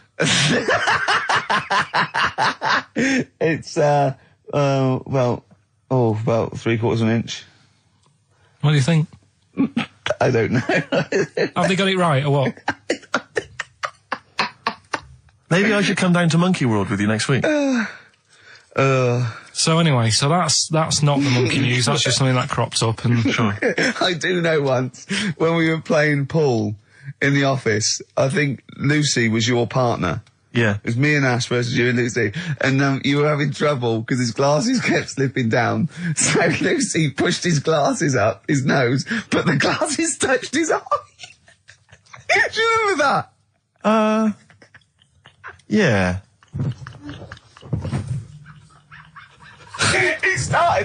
He started it. Well, you're the one who joined in. No, I know, and I feel bad now. Yeah. He makes me nervous when he goes, yeah. It's like, play a record. No, I'm just trying to think about which part of your fat, middle-aged physique I can pick on. The tits would be a good Yeah, start. yeah. Oh, the belly. Sure. Oh, what do you think of that? Oh, that's... What is that? Play a record. Is that monkey news for this week? Have we not got any other monkey news? Well, it's just, it hasn't been that good. I mean, the one that I found out here, because we've covered so much in the monkey world, right? The fact that we've done a monkey that was a sort of half man, we've done a monkey that got a decent job in a train station. Can you think of any of the other? Well, that's just some of the great monkey news from the past. That's what I mean. So that's what you got to compete with. So even though this is quite amazing, Just tell us. another monkey's got married. Oh, not another monkey getting married. What do you mean? It's got another one. You know, it was knocking about with some woman monkey for a bit. A woman monkey. They decided to, you know, get married. Yeah. They did.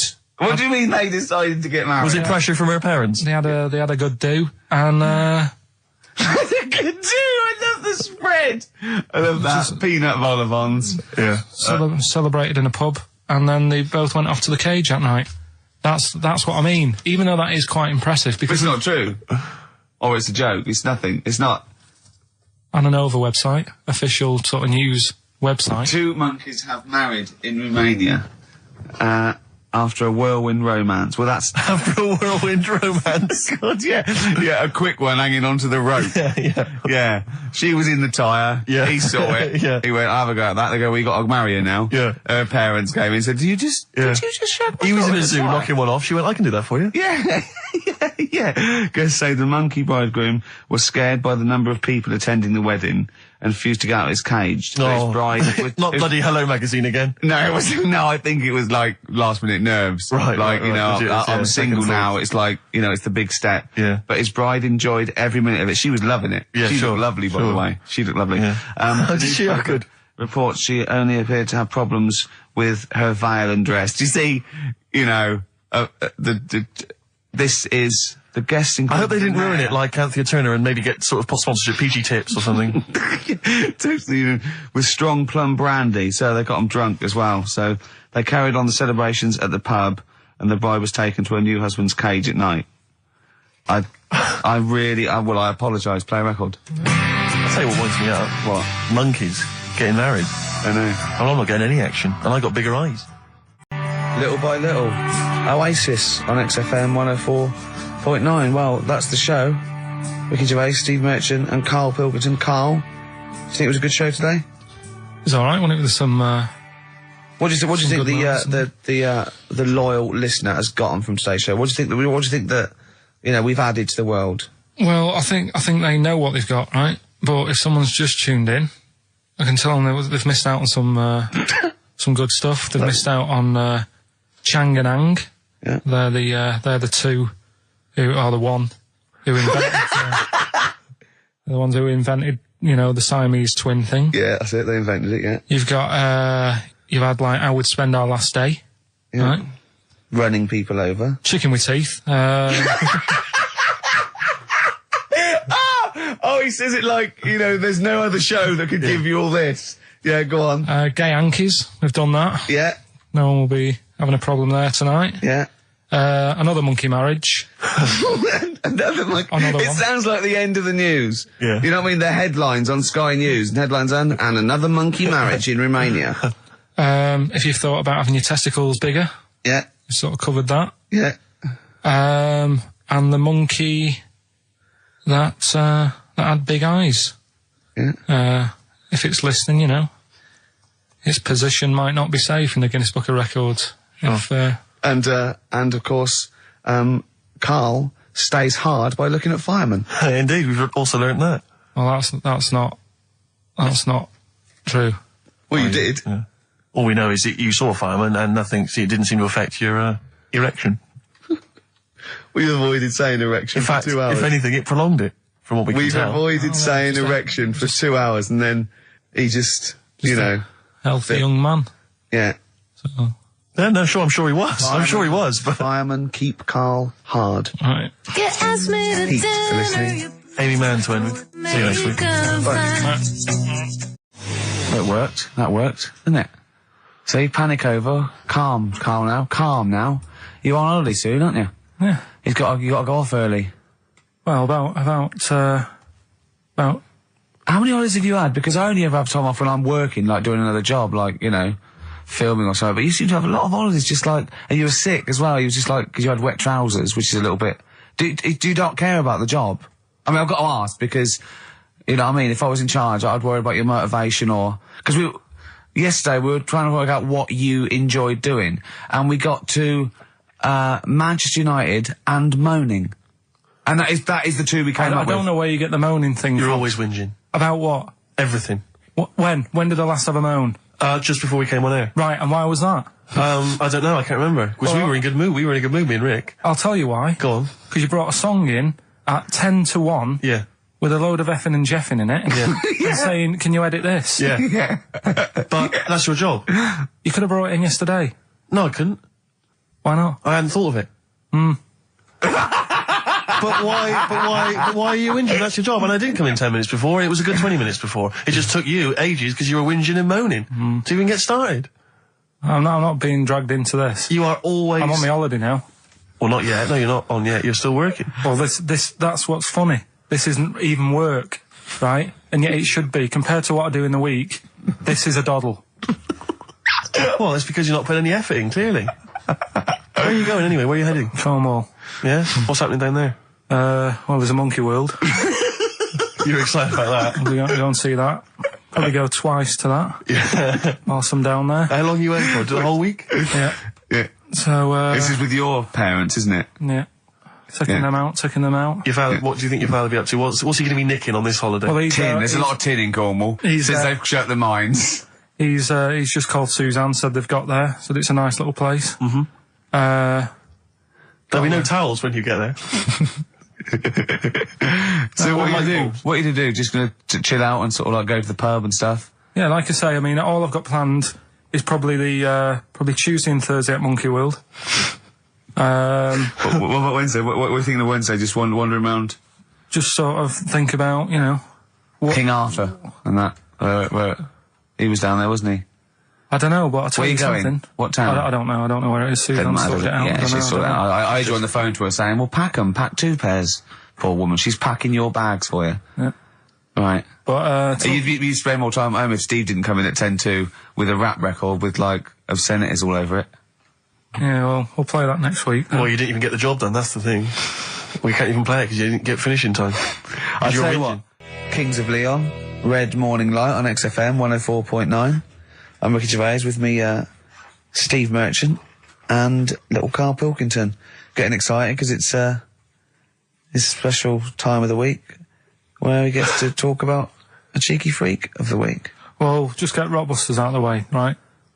Because I've got to put these prizes in the post bag now. You know, I wasn't getting back into London. Well, I was up till- for it. I was till up for it. 7:30, Yeah. but Yeah. but we all need to be there. It's not Yeah. just me and you being there. Yeah, so, yeah. No, you're right. I mean, you're absolutely right that I wasn't there yet because I wasn't willing to just be governed by your particular schedule. You want to jet back in from another of your holidays It wasn't a at holiday. 8 o'clock. It wasn't a holiday. That Well, was, so what? You What were do out you of mean? town. What do you mean it wasn't a holiday? What was it? it was a treat, wasn't it, for my mum and dad? So it wasn't a holiday. I What, took so them you away. didn't enjoy the 5 days off? You'd rather have been here moaning 8 hours a day, 7 hours a day. You see, we said last week that you're always whinging. Here you are whinging now. I'm not And you're moaning. saying it's not even a holiday. You're saying it's not even a holiday. What was it then? Would like a nurse who take sick children to Florida, would they say having a great holiday? Sorry, what particular ailment did your parents have for the week that they had to fly in? Karl Pilkington, MD. Yeah. What are you talking about? Well, all right, it was a holiday. Well then, good. Now some honesty, now some truth. So you came back from your holiday. You wanted to start back to work straight away. Steve couldn't be bothered to meet. Is that what you're saying? That's what I'm saying. So we've got nothing prepared for this. Well, you can rely on Rockbusters. Right, that's coming We've got up. nothing. Monkey News. Even though you were away, you were still working. Still doing stuff. Did you go to That's- the Monkey Sanctuary? I'll tell you about that. Tell us mate. about it. Play a record. Sure. All right. Do you want a bit of Smashing Pumpkins? Smashing Pumpkins. Yeah, I thought an yeah, old yeah, classic yeah. from them, Cherub Rock. Yeah. Smashing Pumpkins, Cherub Rock. That, of course, Rick, is available on their greatest hits. Brilliant. If you want. I mean, that's how I rock. So Yeah. I know they. I'm very much the shape of a cherub as well. Well, indeed, indeed. Naked with a couple of and a rosy big arse. and a trumpet. Yeah. Do they have trumpets? I don't know. I've just had an email here. Monkey news Yeah. from a listener. Monkey spotted holidaying in Cornwall. A chimp was spotted holidaying in Cornwall last week after befriending a family of 3. One onlooker said, "It was incredible. He dressed and behaved exactly like a human being. He even settled the hotel bill at the end of their stay. The only telltale sign was his lack of table manners and the incoherent babble when he opened his mouth." There we are. So Well, what do you think of that, Carl? that's the listeners, Carl. That's Joanne. Amusing, articulate, accurate. She remembered Accurate. exactly who's there and everything. Setting in the bill. It's all there. So I mean, even though people think that you're slightly simian, slightly less than human on the evolutionary ladder, they do listen to you. So I mean, I don't know who's more stupid in the end, you or the listeners. Well, you may recall, Rick, at the end of last week when Carl had to shoot off early, we issued a little request for listeners just to bombard Carl's email with just pointless emails that really weren't about anything, just to clog up his email for when he returned. Yeah. Rick, they sent them all to us. Brilliant. I mean, that's the kind of listeners that we've got. We've got reams here on our email of just junk. I mean, it's like a Marx Brothers plot, isn't it? I mean, It's just ludicrous. listen.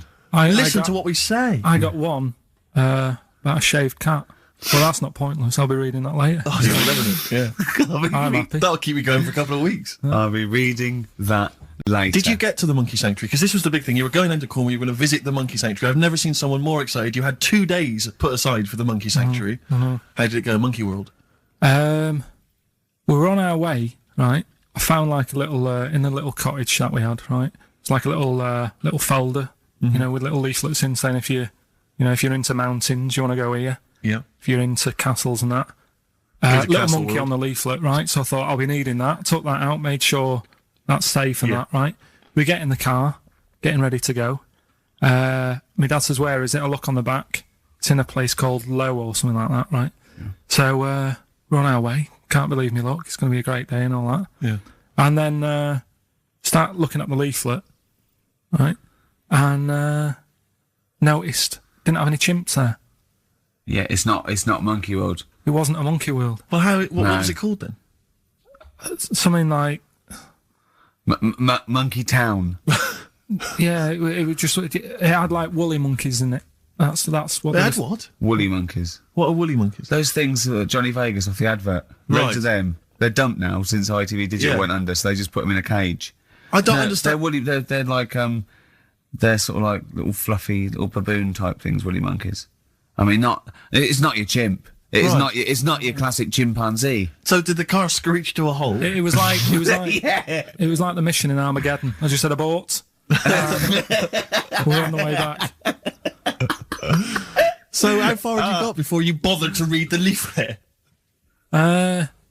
Probably about 5 miles away Right. from where we were. So what did you do with yourself? You must have been distraught. we Well, went they to, broke down and then they heard banjo music. Yeah. No, we went to a sort of an amusement place. Brilliant. I'd love to see you in that. What with putting those coins in, so it has to roll down and they go flat, and then an arm pushes It them. was one of them. Really? But I I'd worked spent out it was years a on that when I was little. Well, there's a new one. I can't be bothered explaining it, but it's a con. We went to this place, right? My mum and dad had been there before, and they said you'll love it. It's brilliant. It's got like a war bit in it. A war bit, right? Yeah, like because they know I'm into tanks and stuff. Yeah.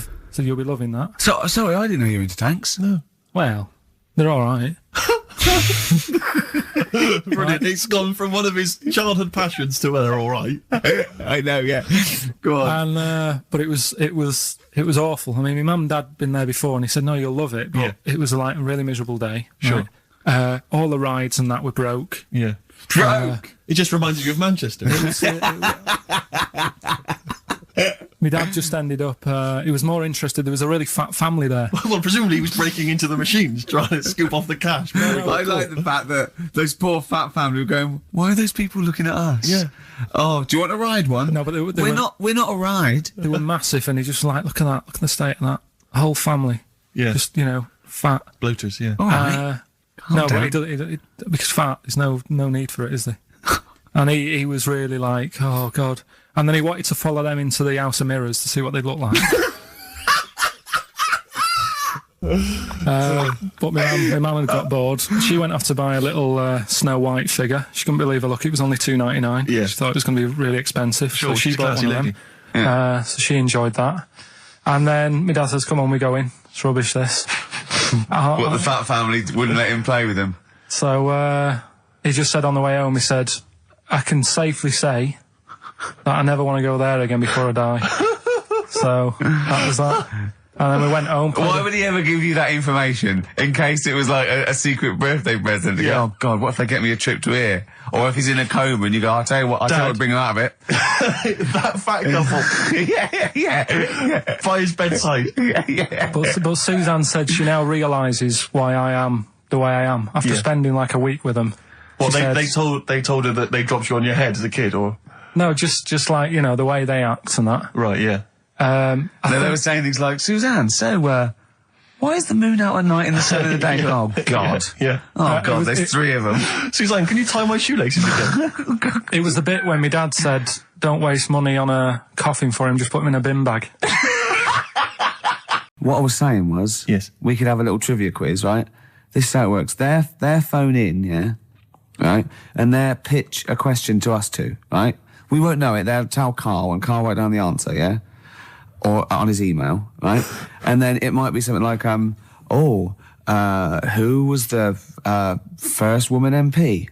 And write down the answer, and they go, okay, Steve Ricky, who was the first woman MP? We'll write it down, and you'll write down something like the Queen. Yeah. And I'll write down Britney Spears. Yeah. And they go, well, Ricky says Britney Spears. And the answer is, did you see? Yes. And then whoever's... So they phone in, or can they email as well? They can email as well, Steve. Right. Okay, so let me just try and clarify this, because I didn't really follow that, and I know what the competition is. Right. People listening, phone in or email in with a question, a trivia question. It could be about anything. I don't right? do game shows. But one which we may be able to get, right? They phone in with that, or they email it in. But only Carl knows the answer. He asks us here in the studio the question. Ricky and I write it down independently. We hand it to Carl. We see who's got the right answer. It's like 15-1, but 2-1. And the great thing is that the best question that we'll vote on at the very end of the show can win these 3 CDs. We've got Feeder, Echo Park, The Essential Bob Dylan. That's a 2 CD set, Rick. Maybe keep the questions highbrow to show our intellect, not things like pop and trivia and... Good idea. And And we've also got this big compilation, Reloaded 3. That's also a 2 CD compilation. We'll start phoning and emailing now. Phoning, like mental. emailing go with berserk. your trivia Absolutely questions go berserk. for Gervais. I'm and best at Merchant. science. Well, don't start Well, don't giving say hints. That's that. not That's fair just because I'll not say fair I'm best because- at films if they want Yeah, me to but I've win. already said don't do trivia and entertainment and that. Well, they should do. don't- They should do no. trivia and entertainment. Music and films is what they should do. No, they shouldn't. Or That's old stupid. TV. That's the cliche of XFM listeners, and I know they're more intelligent than that. They're not. They're not, Rick. They're- They're stupid people. They're stupid people, and they only know about a few things. Garbage, Cherry Lips on XFM 104.9. Well, either they really want those CDs or they want to embarrass us. Because the phone lines are going mad. And They are Carl's going mad. taking- We didn't even give out the phone number or the email, Rick. Shall I just give it out now? Well, obviously don't need to. Well, I ought to anyway, for those that didn't hear it but didn't know it already. Of it. 08700 800 1234. Sorry, that's not 08700 08700 because I started again because I sort of fluffed slightly. Yeah, go on. 08700 800 1234. And when he says he fluffed, like that's not how he got into television. Exactly. ricky.gervais@xfm.co.uk if you want to email the question, and only Carl can see the screen, so there's no cheating. Probably people don't know what fluffing is, do they? No, I don't think so, Rick. Carl, have you had a question? What, already? Are we doing it now? Should we do it now? might as well. I think we should just drip them in throughout the course of the show. Yeah, you could one dripping them in. Go on. Ask us a Right. question. I thought this was a good one. It's from Clive. Go on in. Clive, we've got a listener called Clive. Wow. That's all right. Who was the first James Bond? Oh, it's Right. this film one. I know No, that. but wait a minute, But wait a minute. I know this ambiguity because we've talked about We've it. talked about this ambiguity before. You see, he might be deliberately embarrassing us because the old myth is that someone played it on radio Yeah, that we all know and love. Yeah. Now, he should have specified, did he mean the film James Bond, the first well, film the thing James is, Bond? can I just say, we won't count this one because the definitive one, and I've talked to Glyn about it as well, it's Dr. No was the first one of the team that we know Sean and Connery. love. So Sean Connery's the first screen James Bond. So we agree on that even if we're both wrong. What did he say it is? I bet he said it was Bob Holness who played him on radio in like the 1950s. He didn't say the radio bit, but he said Bob Holness. From Blockbusters. Yeah. And I was drawing a little Blockbuster thing. That's Yeah, really that- spooky. That's weird, isn't it? But the thing about that is I'm worried if it might be a myth. It may be Well, a no, myth. I don't think it is. It's that we can't. 1 count point to that. me then. No. Yes. No. Well, you did. Did definitely you know not. it? Did you know it? Did Yeah, you we talked about it. No rubbish. Yeah, but who? Well, if we talked about it, did I say it to you? No, we agreed that it was Sean Connery because it just like we didn't count Casino Royale because you said it wasn't by the same team. And it Yeah, was but just that wouldn't have been the first James Bond anyway because that came later in the series. No, Rick. No, No. there's no Don't play way. the music. There's no way. That's clearly a point. You didn't know it was Bob Holness. He meant it was Bob Holness. I knew the answer. 1-0. Well, fun-loving criminals, Scooby snacks. Anyway, it doesn't matter because we both agreed once in a pub that the right answer is Sean Yeah, Connery. but wait a minute. And we Wait a minute, both Rick. knew The that. point's not that. The man phoned in with a question, and the answer the man was after was Bob Holness. Oh, okay. And that's the answer I'll tell you I gave. what, the answer I was after was me. But that's I nonsense, wanted- I Rick. wanted He's me the to question master, the man who phoned in. That's ludicrous. You to face the facts. You can't say what number am I thinking of. You've That's- got to, what are you talking about? It's got to be the real answer. No, but I knew the answer he was after. Oh, brilliant. Yes, because that's, even if he's got it wrong, it's such common parlance now that Bob Holness was the first James Bond that I knew the answer. Face the facts. Right, give us another question, Carl. Jeez. Give us another question. God, he's a bad loser, isn't he? I had a good one here, but You've forgotten it? Or I sort of scribbled it down. this is brilliant, isn't it? Hang on a minute. We can edit this out, can't we? It's not live, is this? It's only a piler. It's gonna this is going to look great when it comes out. Go on. Which food? Yeah. Carl, you now making up the question. No, it's just that I sort of took down the important bits. But this is amazing. This is amazing radio. Go on. Which food kind of doesn't make you fat? Jeez. What kind of a question is that? Oh, this is No, it is proper. I love it. Imagine this on the weakest link. What kind of food doesn't sort of make you? I mean, it doesn't make you fat. This is ludicrous. Okay, do you want Basically, no sort of calories in it. me to? Celery. Water. Well, I mean, what do you mean? Do you mean a vegetable? No, do you mean you're right. You're right. Apparently, Yeah, it uses up more use calories to eating bite it than. Yeah, but wait a minute, Rick. One all. No, it's not 1-0 because you're Of course it supposed is. to write it down. You didn't know. But you didn't. What do you mean I didn't know? You're supposed to write it down. That's the whole point. We're writing things You down. said water. You said water. But that's because I thought we weren't taking the question seriously because you didn't know what he's talking about. 1-0. We got to set the rules. This is. Bit too much like Portishead for my liking. Was it? Yeah. I quite enjoyed it. Beat a band. Well, that's because Portishead are from your neck of the woods, isn't it? Was it? Well, No, fair Portishead, I think you'll criticism, find. Rick. I'm embarrassed myself. Right, another question, quick. Is this question a real question with a definitive answer? Or is it like, what is my most comfortable chair? I don't know why people aren't going to maybe like Trivia Pursuit or something, just getting a question off that and then... Because they're a little bit more discerning than that, Steve. Have you heard the questions? They don't know what they're talking about. This is stuff they've overheard in pubs. Go on, ask it, Carl. I look at the Carl takes down and goes, what's that? I know. What am I meant to write? Go on then, ask this one. Right. What sort? No. The Pope. Yeah. What semi-precious... Sorry, Anne, Mrs. Robinson, we're going to have to let you go. Yeah. Go on.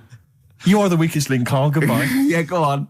The Pope. Yeah, the Pope. Yeah, we've got the Pope. Yeah, that's not strictly a question. He wears a... He wears a Desmond's hat. He wears Gorblimey trousers. Does he live in a council flat? Yeah, he lives in a council flat. He wears a semi-precious stone. What's the stone? The Pope wears a semi-precious stone. What is the stone? You mean, what is it called? Yeah. What is it called? What, has it got like a kind of papal name? I think it's like, is it a 18-carat one? So we got to try and get the carrot Yeah. of the Pope's big He calls diamond. it Dennis. He calls it Dennis the Stone. Do they want the type of gem it is? Like, or is there some kind of jade, papal name for ruby, it? Or do they want it like the Rosetta Stone? Or I don't know.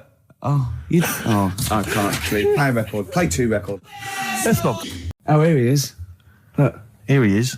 Come in. How have you... Oh, I don't believe that. Oh, that's pathetic. I do not believe that.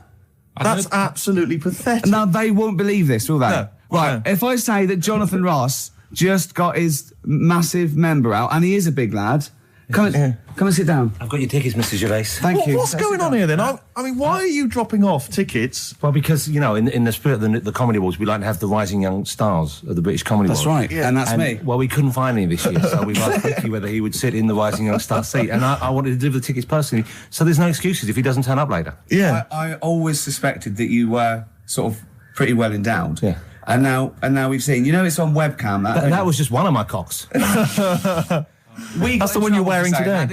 Don't say that. No, we were This is meant to be the happening young station. What's going on? No, you can't say stuff like that. You can't. Just careful what you say. Look after Julian Clary. Take you to the wilderness and he comes back in a person. 10 years in the What happened wilderness. to you? That's Jesus you're thinking of, isn't it? Just because you're on everything at the moment. I walked in here and I came in there and I thought this is the young happening place, and what do I see in here? 3 old men sitting What are there. you talking about? I'm only 28, 27. You're wrecked. You all look wrecked. Well, that's because we're always partying. I was looking for some youngsters. Where's the youngsters? I wanted to see some tight leather pants. I wanted to see some foxy chicks hanging on you every word. What is it? It's a bunch of old blokes and a bloke up there washing up in a sink. But look at him. He even dresses for radio. Look This at is him. ludicrous. It's amazing. You're I love the fact you were on the phone to Gervais last night, weren't you? Asking his advice on clothes. Look at him. He's going for the man down the DSS. I like that look. That's a nice look. Have you got a single pair of trousers that aren't elasticated at the waist? They're maternity jeans, aren't they? They've got a whole frank panel that pushes The forward. thing is, what I do at the end of the week, I can pop these in the pan and I can make a nice soup with all the food that's encrusted in At them. his years as a homeless coming to the fore there. Look at you, But one why- step away from Lawrence Llewellyn Bowen. I'd like to be that bit closer. But why are you dropping off tickets? Are you a little bit... Because I thought you were married and stuff. Why do you suddenly got this obsession with Gervais? Because I'm a bit rough, aren't I? yeah, it's like when you see Dale Winton out with those rough boys. I'd like to get one of my own. When a top celebrity in a lovely looking suit walks down the corridor with his penis out, Yes. Yeah.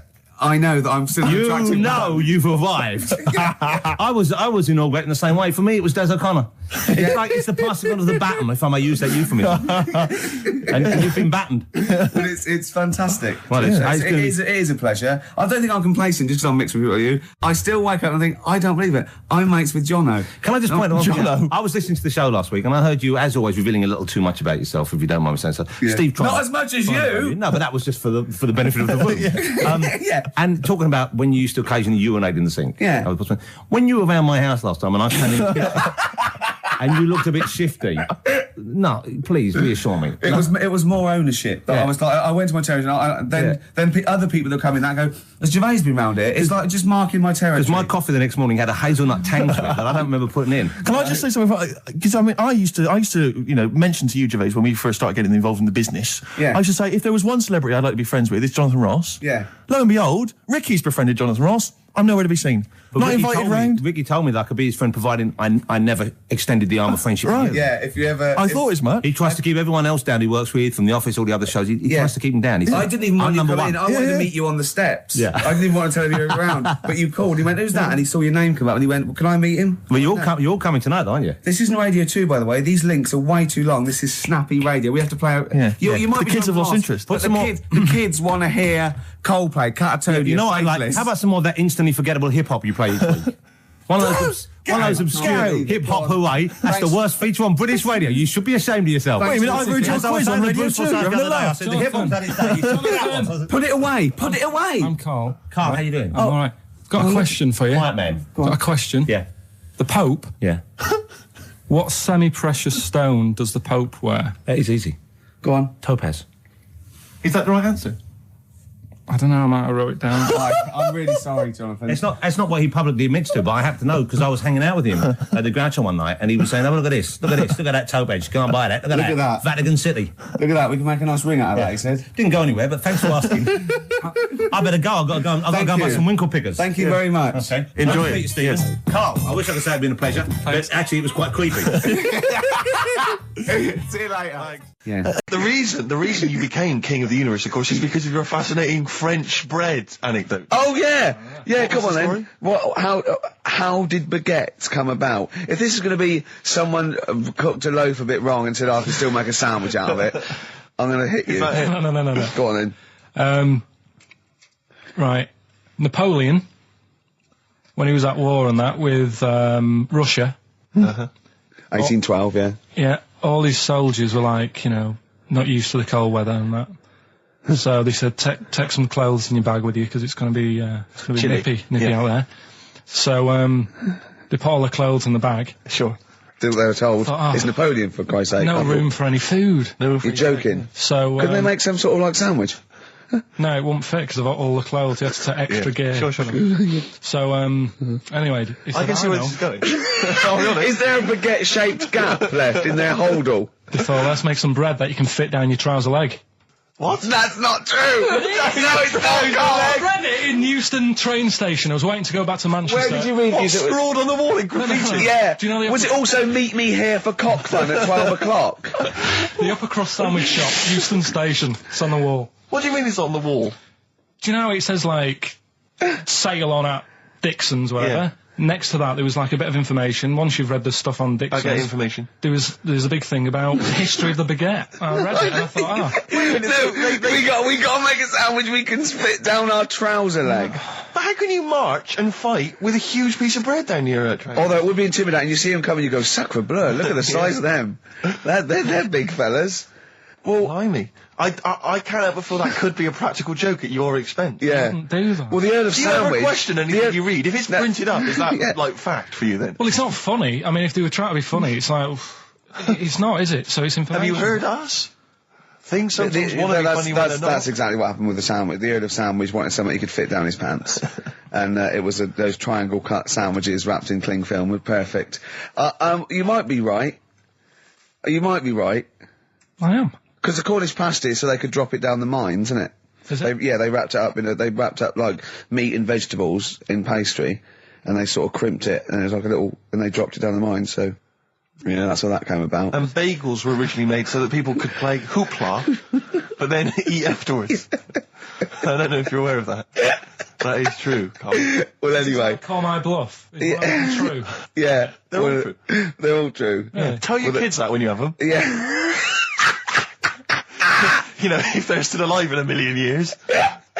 Well, it might be true. Can someone confirm that baguette fact that it was so Napoleon could stick it down Not him. his trousers? Not him, his soldiers. His men.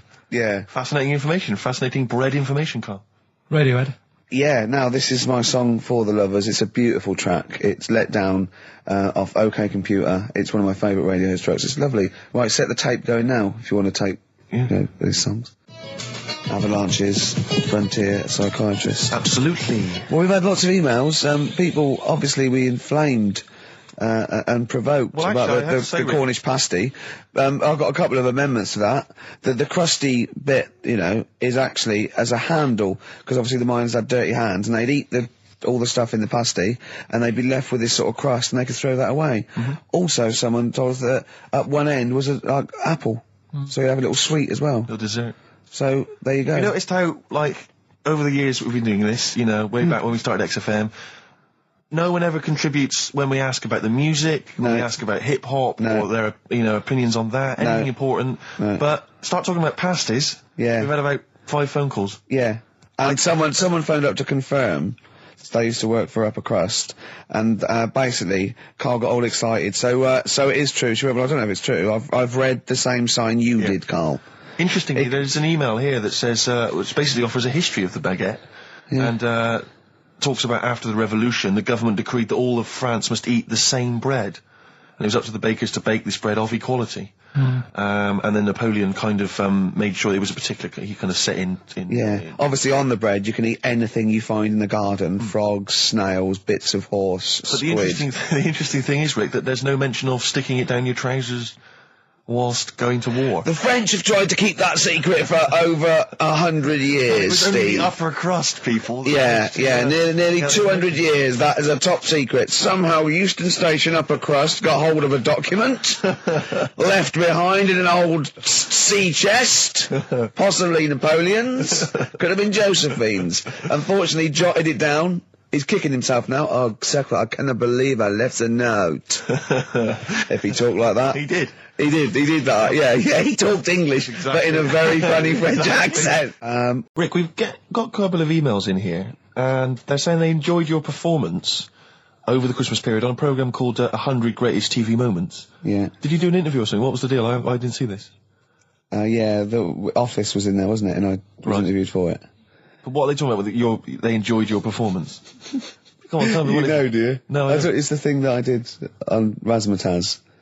Oh, is this where they found a clip or something? Yeah. No, I was in a band, and we had one single out or something, and I did one TV appearance when I was about, oh God, and they showed a bit of it, about 7 seconds, me on Razzmatazz. Oh, God. Razzmatazz, for those that don't remember, was like a kind of, I suppose, what was it, like a kind of CD UK of its time? Yeah, exactly, yeah. And, oh God. And it was of the time, sort of new romantic. And they showed a clip of this? I looked about 10 and about 5 stone with hair and makeup and girly clothes. My sister actually said I look like Posh Spice. Brilliant. There's a funny story about that, right? Because we were rushed and we had to do this thing, and we oh God, and we were meant to take a flight to Newcastle. And where were you travelling from? London? Yeah, but we got there and we didn't have tickets, we were told to be there, but the A&R man overslept. Right, for the company, overslept, and it was terrible, and we were fretting, and eventually it was too late to get the plane, we missed the plane, we had to get a train, and it was really kind of fine. They were back and forth, going, yeah, if they come now, we can still do it, we're going to miss it, and this was like a big promotional thing. And we got there, and they went, oh, God, right? And I had this sort of like jumpsuit I was wearing that I'd cut off, put that on backwards. A jumpsuit? Yeah, Brilliant. I know, Is this what was bad. on the clip? Yeah, I had that on back to front, and there was no time, and I think I even mimed wrong at one point, and it was awful. But the funny story is this, that when we were there, we didn't have our tickets. This was at the airport? We bumped into Bucks Fizz. The guys and girls from Bucks Fizz and their manager, so there's like 5 of them, right? And there's 2 of us, and they had 5 tickets. And Bucks Fizz tried to smuggle us through. And so they went through the things, right? And they went, tickets please. And he just waved 5 tickets that he had, like that, goes, this is us, right? And they went, well, can I have a look at them? And they went, there's only 5 here. And they just looked at us and went, sorry lads, we tried. We were nearly smuggled through. By Bobby. Carol. They couldn't even with their powers, they were the height of their powers. That was like make-believe time. They'd already done making your mind up. I thought if anyone can get us through customs check, it was the Fizz. But even the Fizz what I like could though, not that get us reassures me, I have to say, about kind of airplane travel. You know, in these kind of troubled times, it's nice to know that even someone like Bucks Fizz couldn't get, smuggle someone through. That's good, because even, the top security man went, hold on, there's 5 in the Fizz, there's 5 tickets, those 2 lads are not going through. Exactly. Yeah, that makes you more secure about air travel now. Well, it's lovely if I'm in America, and I see 5-star, trying to get through customs. With 2 other lads. Exactly, I think, wait a minute, what's going on there? Yeah. Wait a minute, security security guy stopped him. It's fine. It's fine, You yeah. know, there's only 5 in 5-star. Oh. It's lovely. It's lovely to know that. Yeah. I love the fact. And did you know the Fizz previous? Was this your course first not. run-in with the Fizz? No, they were doing the Taz, same as us. They were doing the old Raz, same And as us. did you recognise the Fizz and go, oh my God, that's the Fizz, let's try and sneak in with them, or did they recognise you? How did it work? They wouldn't have recognised us. Exactly, that's what I'm thinking. I love the audacity of going up to Bucks Fizz and saying, try and smuggle us in. Can you try and break aviation law for us? Now, yeah. Now it's time to make your mind up. We're going to the land of make-believe. I did that and they laughed. They went, brilliant. Yeah. We'll get you through, lads. Yeah. Just stay tight. I was actually on top of Bobby's shoulders in a long coat. Lovely. Yeah, but Bill... Well, seriously though, I don't understand what their plan was. Like they would have gone, yep, through. It's the Fizz, let them through. Yeah. Yeah. Don't bother checking the It's like, not one thing even we couldn't even get to Newcastle. Do you think Getting a it was plane to wearing your Newcastle. jumpsuit backwards that sort of gave it away? Well, no, but see, I didn't have it on then. I was just in civvies. I just had jeans and a t-shirt then. I didn't even have my hair gelled. I was just Wow. like cash. I then. saw it. I thought it looked all right. Did you? Did you? Well, I mean, for Then in a you. tight jumpsuit. Yeah. cheekbones. Brilliant. Yeah. I had some cheekbones. Yeah. That was the. That was. If the anyone difference. else saw it, or maybe they taped No, it let's- and they've got let's a leave clip, it now. because I'd love to see it. I missed it. Well, I'll get you one. If you have it, put it. I'll tell you what. Why not create a website, and put that clip on there on a constant loop, and then send the address in, and I'll give it out, and people can check it out for themselves. Yeah, Like, brilliant. Is that okay? Yeah. Cool. I'll have to lose weight now. Yeah. Hives there on XFM 104.9. Right, we've got a competition question. Steve's come up with it at the last minute. This is just to check if you are a regular listener of the show. Yeah, we Okay. would like to reward loyalty. Exactly, absolutely. So last week on the show, Ricky described a story that happened to him back in the 80s when he was making his TV appearance on Razzmatazz with his band, and he had to fly up, was it to Newcastle? Yeah. And he tried to get on a plane, and a pop act of the 80s tried to help Ricky sneak aboard an aeroplane, But failed. but they failed to do it, At the height of their powers. and they were at the height of their powers. What was the name of that outfit? Should we put them on the line? Absolutely, let's hear Well, it. it's There's the people there dangerous, already. isn't it? This is to win Incubus tickets. Please do not be mental. Don't be mental or swear or say anything libelous or nasty. Yeah. Just be nice. You won't win if you're not. Go on. Hello? Hi, who's that? Oh, I've got my headphones on, haven't I? Put your headphones on, Rick. I'll just keep her talking. Oh, no. Hey, how's it going? Hello? Okay, hello. Hi Hi. there. What's your name? Lindsay. Lindsay. Where are you calling from? Clapham Junction. And do you know the answer? I do. Okay. Bucks Fizz? It was indeed Bucks Fizz. It was the Fizz. It was indeed the Fizz. Well Do done. you like Incubus? Yeah. Right. Right. Oh, yeah, you see, if I was interrogating you, I'd go, you hesitated. Yeah. There's so many people phoning up who are desperate for these Incubus tickets. Please don't make They us are give them to rightfully, you. no, to be fair, they're rightfully yours. Right, you, I tell you what, I'll have a T-shirt if you give them the tickets. Okay, is that just any old T-shirt, or No. can we send her a T-shirt? Carl's nodding. you think we can send you a T-shirt? Right, we'll get you a T-shirt. How are you going to do that then, Carl? Because you've got to take her name and everything now. You keep talking a minute.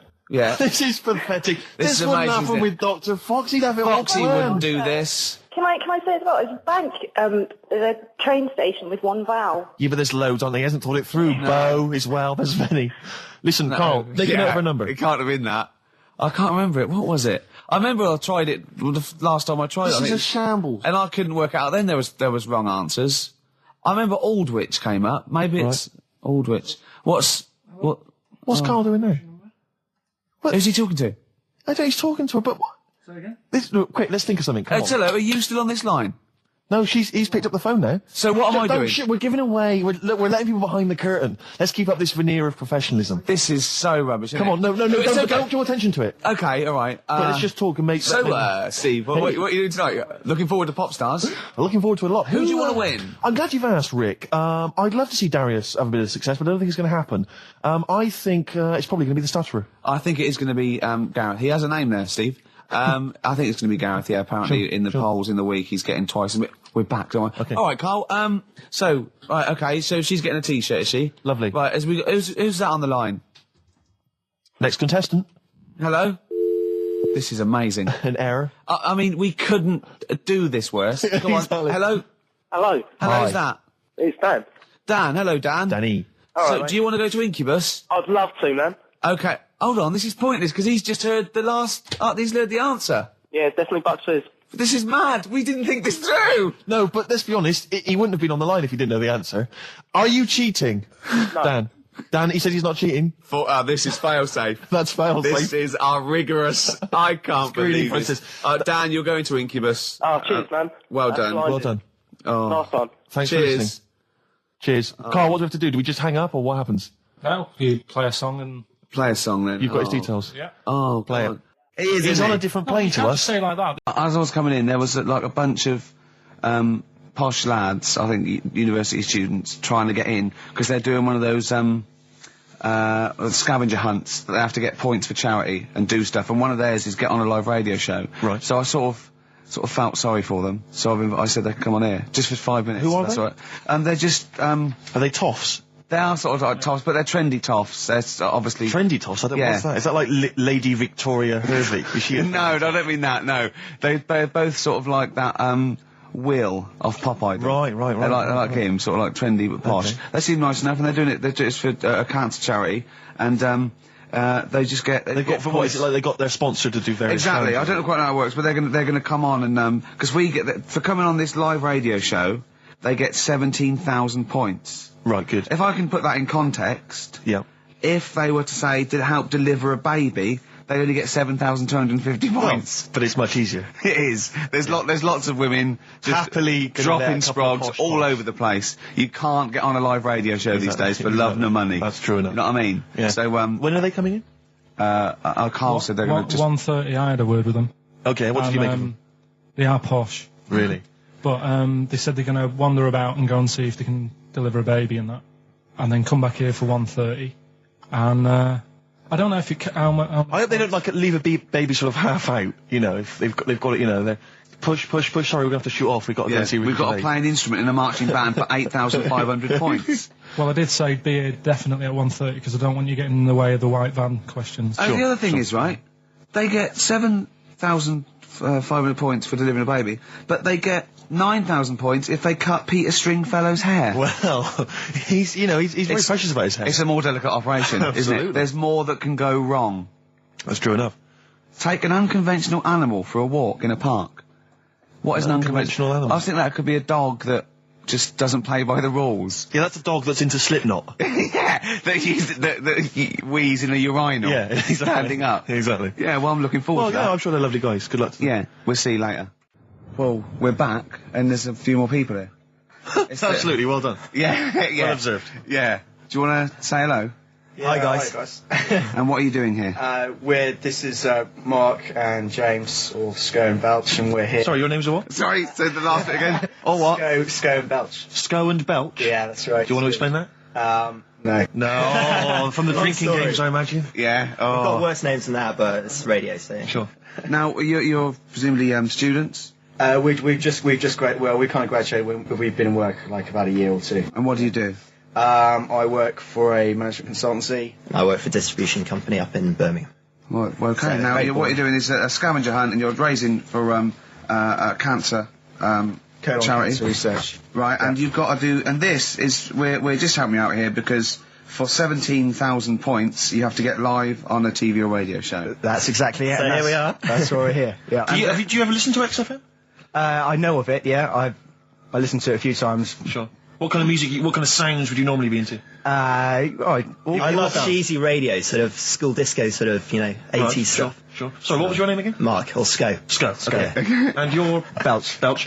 And what sort of sounds would you be grooving to, Belch? Cheesy. UK garage. Well, Craig David. a bit of house just very occasionally, a bit of cheese. It depends what kind of mood I'm in, you know. Now, you don't listen much, but you I mean, kiss a celeb, because Carl... Yeah, we actually want to do that with you, Ricky. Is that all right? No. That's not going to happen with okay. Ricky, but Carl's now got his name mentioned in Heat magazine. Is that right? Well, So that's if you want to brilliant. snog Carl, we'd love to see that. I mean, we don't want to snog Carl, but I mean, we were thinking if there was kind of a female presenter here, we might be able to do something. But What are you saying? A female placenta? well, if you've got one. Have you seen some of the female presenters that work on XFM? Oh, presenter. Is that why they're on radio? I thought you said placenta. That's unlikely. I know, well, now what's the other things you've got to do here? So what are some of the things you've done already? Well, See, somebody's worrying me, like start a fire in Pudding Lane Oh, we've done that already. for 4,700 points. Well, I'll tell you what we have done. We've been on Phantom of the Opera stage already. Have you? Yeah, we just asked the stage door guy. And, That wasn't during the show, I see. No. And that's right. He actually mentioned that. Yeah, we shouldn't speak about that too. Otherwise he'll get sacked. But yeah, he was really kind to let us on. We've jumped in Trafalgar Square Water with doing a sort of Friends impersonation, so that was Right. How many points did you get for that? We got 2,000 points for that. We got 8,000 points for being on the stage at Phantom of the Opera. Yeah. And we get double that. We get like 18,000 points, which is almost the maximum for being here right now. Really? So that's well, absolutely great. I wouldn't worry about the little things. I'd go for the big. Yeah, that's it. We're not interested in the little stuff. We want to go for the big stuff. Yeah. So what were the big ones are, get on stage with S Club 7, that's not going to happen, is it? When have you got till 6 today? Well, S Club 7 are on at the London Arena at about 2 o'clock, so... Good luck. Okay. But I think it's going to be very, very difficult to get on there, but you never know. I think so, yeah. Get in the vaults of a bank. Yeah, you got any ideas? Some of these are bordering on the illegal. That's 20,000 points for that. Like getting a cage at London Zoo. Don't do that. I mean, it's 10,000 points, but don't do it. Unless it's a penguin cage. Well, that's what we were hoping. Just some kind of timid animal we might be alright with. You know? Yeah, sure. If anyone's got any good ideas for sort of funky things to do on air, then Okay, well, if you leave your number and anyone calls in, they can help you then. Well, maybe some of S Club 7 are listening. Well, let's hope so, because I mean, we love them to bits. If they are, it is for charity, and the points get awarded into money for colon cancer research. So it'd be absolutely fantastic if we could. Yeah, so Bradley, John, Tina, if you're listening. Yeah, if you're listening, or any celebrity out there who's a female celebrity, we need to snog them. It doesn't need to be a long snog, wait a minute. but if we can, that'd be great. This is good for 7,000 points. This looks like a good one. Play the organ in a church. That must be easy. Is that a metaphor? Yeah, but you know what church people are like. It says the bigger the better, so it might be. That's got to be euphemism. Yeah, it's got to be, hasn't it? Yeah. Well, thanks very much. Good luck. Good luck, guys. Get an thank you very arrangement much. standing outside Les Mis looking Miz. That's going to happen. That's good. Man, a big gun type thing on the HMS Belfast. That won't well, we've happen. got a big gun. It's just finding the boat, which is the problem. Oh, so. calm down. What was your name? Bo? Poe? No. Poe? Let's go. Go. Thanks very much. Guys, thank you very, very much. Cheers. Cheers. Bye. Now, we just had a call from someone impressed by Karl, and Karl's very pleased because this guy has actually done a PhD on Che Guevara. So in theory, whatever subject he chose, in theory, he's probably one of the experts in the world on this particular field. Now, hello, are you there? Yeah, I'm here. Hello, what's your name? My name's David. David, now where did you do your PhD? Did it at UCL. Did it at UCL, mild college. And what was the actual title of the PhD? It was Che Guevara's influence on class struggle in Europe in the 60s. And what did you think of Karl's performance? I thought he did really, really well. The only thing, I'd never heard those last words before. So Karl actually knows something you don't know. Yeah, possibly. Although you presumably not take that as verified information. You probably wouldn't take everything Karl said as gospel. You'd probably look it up yourself, would you? I probably would have a look, yeah. Did you know about baby's eyes? Sorry? Did you know that baby's eyes don't grow? I didn't know that. You see, that's why you shouldn't take things Karl says as gospel. Because it come out with something, vaguely intelligent, and then say, "Did you know about baby's eyes don't grow?" Any questions that you'd want to test Karl on? Any thoughts? Any things he missed there on the history of Che Guevara? I think he did really well, and I think he should be congratulated. Because Karl has problems with understanding why people are interested in history, and even though he's been reading these books, he keeps saying, "Why does anyone care about history? Why is it important?" What would you say to Karl? I think he should maybe then look at who Che Guevara did influence and why he still influences people today. Yeah. Well, he knows that he influenced Citizen Smith, and he knows that if McDonald's ever wanted to swap Ronald McDonald for Che Guevara, it would cost him an awful lot of money. So he is trying to apply it to the modern world. He is having a go. Well, maybe you should think like why Rage Against the Machine have him on their T-shirts. Good point, Karl. Why do you think of that? Why do you think they have him on the T-shirts, Karl? I don't know, maybe that was the design of the T-shirt. Maybe they wanted another T-shirt. Maybe they wanted Ronald McDonald. But didn't have any in. Sure. And they said, we'll have that one there then. Well, thanks very much. Just before you go, do you think Karl would be an interesting subject for a PhD? Yeah, very much so, yeah. Okay, well, if you're not...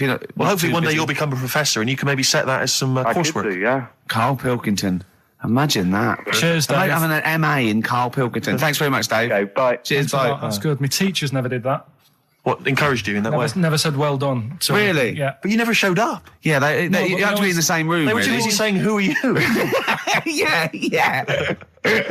No, but Mrs. Matthews, me head teacher. Oh, let's not lay into Matthews again. Not Matty Matthews. Not Grimble Matty Matthews. I'd never be a high flyer. If she could see you now, What did she say? You'll never be a high flyer? She said that to me, mum and dad. Really? On a parents' evening. And that was after I'd played the drums in Little Donkey. She clearly didn't know what she was talking about. By the way, with the education of Karl, last week he did Che Guevara. He did very well. Before that, the week before that, you learned all about Rasputin, didn't you? Mm. And this week you've been studying Hitler, haven't you? Mm. How does that go? How do you reckon that? It's a bit tough.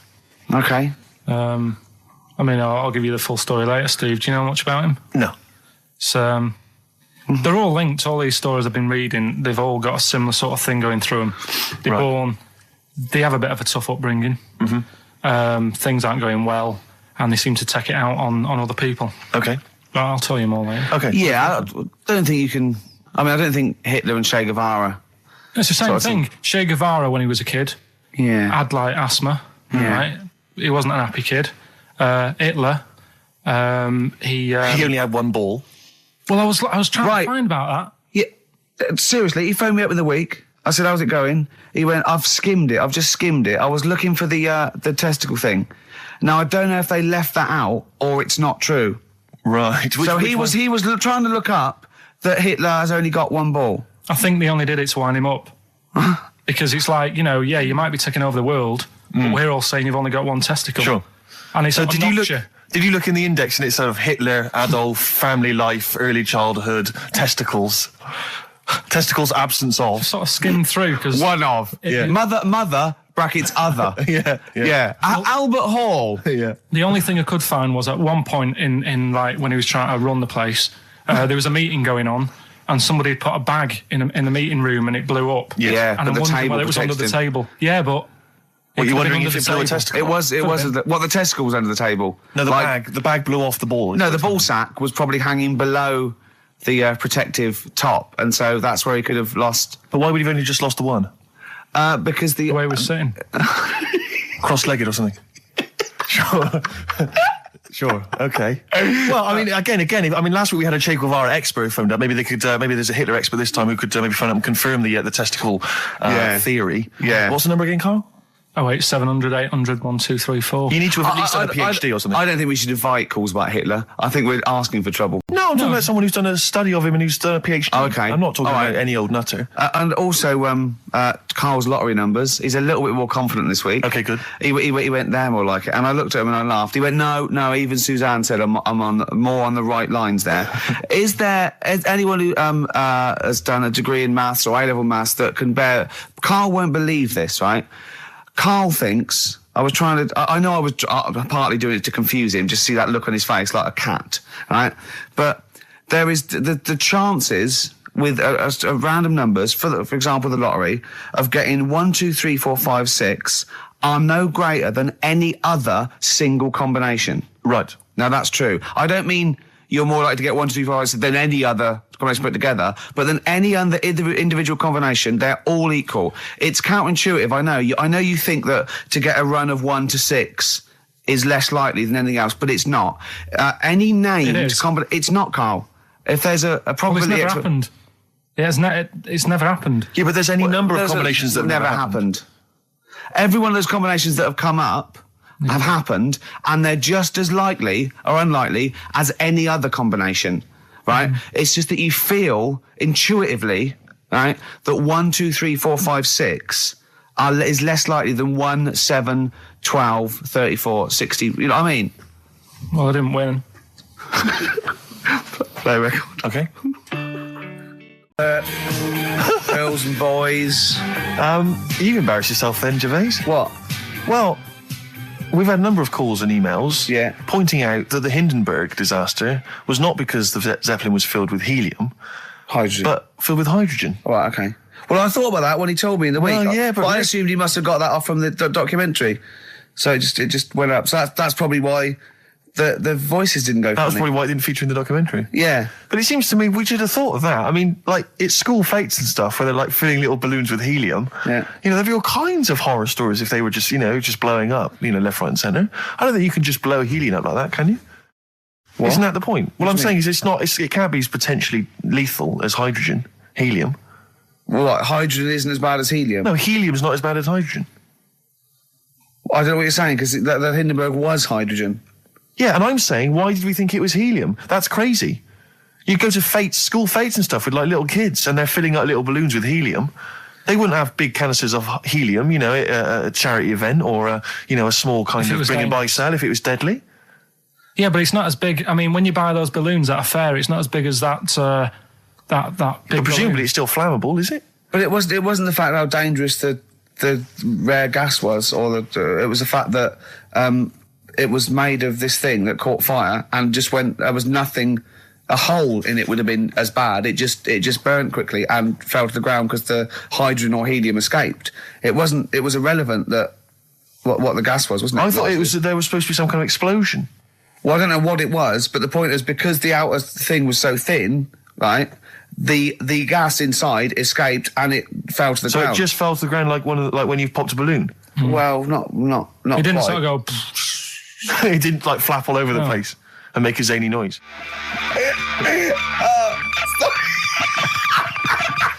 The height. I'll just explain what I'm laughing at, right? We just had a call from someone saying his company would sponsor Karl, right, to be raised by all these balloons if he could have a walk-on part in the office. And we immediately went, we're worried about that sort of thing. You can't really promise that artistic, you know. And I was worried about the legality of it as well. How can you promise someone that for personal gain that's a private, and all that sort of stuff, right? And I went, I don't know. And anyway, put the phone down to him, and Karl went... I love the fact you're more effing worried about that than me being raised 30 feet in the effing air. You started getting scared, did you? Are you worried about it? Well, you're quite excited about the idea of the challenge, aren't you? I like the idea, but I want like... Why do you like the idea, Karl? Oh, what if it went all wrong and we're there going, the humanity of it? I think we need Karl, to get... he's just... And the rope would pull out my trousers.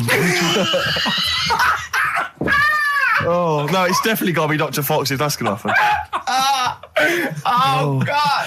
Oh, we've got to do this. So hang on, but let's just think about because wait a minute, we say this, but we'd have to get all kinds of health and safety people involved. No, we wouldn't. Of course we can't just start raising you in the air. No, you're allowed to do it on private land, aren't you? Look what happened to the Hindenburg. No, but I was just saying there was lots of people died. Listen, look, all we do is we get someone, right? But what if he gets loose and he just floats off into the air? And he meets his magpie that he lost. He used to peck his grifter. Balloons. So I'm so excited about this. Listen, we've got to do this. No, but please. Shut up a minute. Let's just stop and think about it. It's 60,000 balloons. No, it's not. It's 6,000. But 6,000 balloons, that's a lot of balloons. No, it's not. No, it's don't not. be silly. For sponsorship, people pay for... no, listen, it's worth it. There must be a company out there that'll pay for this, just so we can film Hang it. on, is there not an easier way of just getting one big balloon? Then the challenge is there's no challenge then. No, it's got to have people coming up and hooking balloons. It'd be like Buckaroo. And the person who puts the balloon that actually raises him 10 feet wins a prize or something. So hang on, so what we've got each person with like 500 balloons. Yeah. That's mad. Can you imagine how many balloons that is? That's ludicrous. 6,000. Yeah. That's an awful lot of balloons. I don't know, there must be someone that could do this. Oh, look, people have walked on the moon, for Christ's sake. We can raise Karl Pilkington with some balloons. Yes, but they had a NASA budget. We've got XFM behind us. Yeah, but balloons, balloons are cheap. You can get about a pack of 25 for about 150. Right, fine. No. True. Yeah, the helium though, Karl. You can't just attach yourself to a pack of balloons. No, but... What, you think we blow them all up? With helium. Right. Oh. Off you go. But then we can do something with the balloons, can't we? Like release them afterwards. Oh, we'll release them back into the wild. Brilliant. As a sign of peace. Fly, my pretties, fly. Listen, be free. I am so excited. I have not been so excited about until I thought that Robin Ince was going to stay in my cupboard for £1,000. Look, we've got to do this. 6,000 balloons. I don't think it's going to happen. That's an awful lot of balloons, and I just I don't see how we can tether them all to Karl. He's a small man. No, but because you have them at different lengths, don't you? Yeah, exactly. Karl knows. Can you think about the logistics of this? Oh, someone must know. There must be a company. There's a bloke willing to do it. I know he doesn't know the technology of it. He's willing to sort of stump up. And so the company just has access to helium like that. No, we can do this. Come on, London. Someone's done Londoners. It was on the internet already, so someone obviously has done it. Yeah. So they didn't say, we can't get all of the balloons. No, they probably worked it out, didn't they? Karl, you're more excited about this than anything else, about your education, about your exam results. You're so excited. And we'll have a little rope. We're like flying a little kite, a little Karl. We're like, let's go fly. Karl, what will you wear? Like a one-piece jumpsuit? Yeah, it'd be lovely. With sponsorship all over it. Oh, it'd be great. You're like Jackie Stewart, and just as you go up your little face, oh my God, I'm not going to sleep until this is done. This is the most exciting thing ever. Only 10 feet. 10 feet, yeah. We'd need some kind of rope to sort of tether you to the ground. Yeah. We don't want you sort of flying off. This is going to be great. And he'd have a little crash helmet and everything, and little dee-dee boppers on the crash helmet, like he's a little flying ant. Definitely. We give him a little, oh my God, can we give you an outfit like little wings and everything? Can we paint your face with like children's paint? I'm not doing all that. Why? Oh, because that would be silly. Oh, please, Carl, do this. Do it. We'll do it for charity. We do it for charity, yeah? Right. Yeah? Oh, this is We'll do gonna it be for children in brilliant. need. Please, just phone in if you can help us. Lift Carl up 30 feet. Let's say 30 I think feet. it has to be a decent... Yeah, it has to be a decent Well, height. is there a world record? Because we want to break that if we're Yeah, I going want to break that. What is the world record for raising a man by balloons? Yeah. Okay, so listen, let's just finalise details here. We've got... I'm so excited. Email address, ricky.gervais@xfm.co.uk. Ricky.gervais@xfm.co.uk. What's the number? What's the number? The number, Carl? 08700 800 1234. Give it again. Carl. Give it again. Lift Carl. 08700 800 1234. Sponsored by Heat Magazine And or something. maybe even if you've just got an idea about how we might be able to organise it, how we might be able to get it done, if you've got contacts, anything, just get in touch, give us some information. Oh, that'd be great. I'm going to play a Beatles track for song for the lovers. Oh, man. It's off the Help album, and it's You've Got to Hide Your Love Away. Oh, just think of his little face as he goes up. Well, XFM, it's nearly the end of the show. I'm Ricky Gervais with me, Steve Merchant. We've enjoyed your company. Carl, we're going to try and get Carl in the air. Anyone that can help us, take him up with helium balloons. Our friend Johnny Mango called again, and apparently the record's 11,000 feet. Carl is getting a little bit nervous. Yeah, the world record is 11,631 feet raised by hot air balloons. How tall's Canary Wharf? It's 11,631 feet. Exactly. I don't know, Carl. Is it how much higher? It's a long way. More. I'm not doing that. Because I'm like 6 foot something. Yeah, think of that. Just look at Steve. All right. Yeah. But you can change your record. You could say, well, the sort of balloons are the one with Mickey Mouse on it or something. Yeah, could I just say something? That man did 11,000 feet, but he wasn't naked. All right? Come on, Carl. Your 30 feet will be the world record for naked ballooning. Yeah? Think about it. All right, it's for charity. Well, thank you for listening, everyone. We are going to raise Carl. And after Carl said, and just to think, my teacher said I'd never be a high flyer. So this is your chance, Carl, to shine, to fly. Steve. It'll be brilliant. This is a bit easier, but I still think it's a good one. So this is, we should explain what this is if you've just tuned in. It's one of those stupid lateral thinking problems. That Carl himself has created. Yeah, that was his homework. Right, this one. It's a fella. He has a normal day doing stuff. Nothing wrong with him. Right? And it's the twist in the tale. It's just like Tales of the Unexpected. Yeah. Just a normal day, nothing wrong with him. Hold on, though, he's got the legs of a fish. Go on. So, that's why he's been hiding his legs. So Go on. He does his the legs of a fish. Sorry, Carl, carry on. He has his working day and that, and then he gets a bit tired. Goes to bed. He puts the light on, leaves it on, goes to bed. Oh, that's crazy. That's mental. I can't think what's happened. Anyway, here's Radiohead. Right, okay. What? The question is, why does he put the light on when he's going to bed? He's had a normal day. He's come home from work. Is that right? He's come home from work, or he's not been working? Yeah, he's just been out. No, he's been working and stuff, I think. You think? You've made it up, Carl. You can decide. So the question is, why has he put the light on when he's asleep? There's a reason that he's put the light on when he's asleep. Has he gone to sleep? No, Carl, don't shrug. You're meant to answer these questions. He put the light on before he went to bed. Yeah, and the question you're asking me is why? What's the scenario? And the light's on and that, but he's gone to sleep. Yeah. He started reading and then he fell asleep. No. Did he intentionally, for some reason, put the light on? Every night. It's mad. Sounds mad.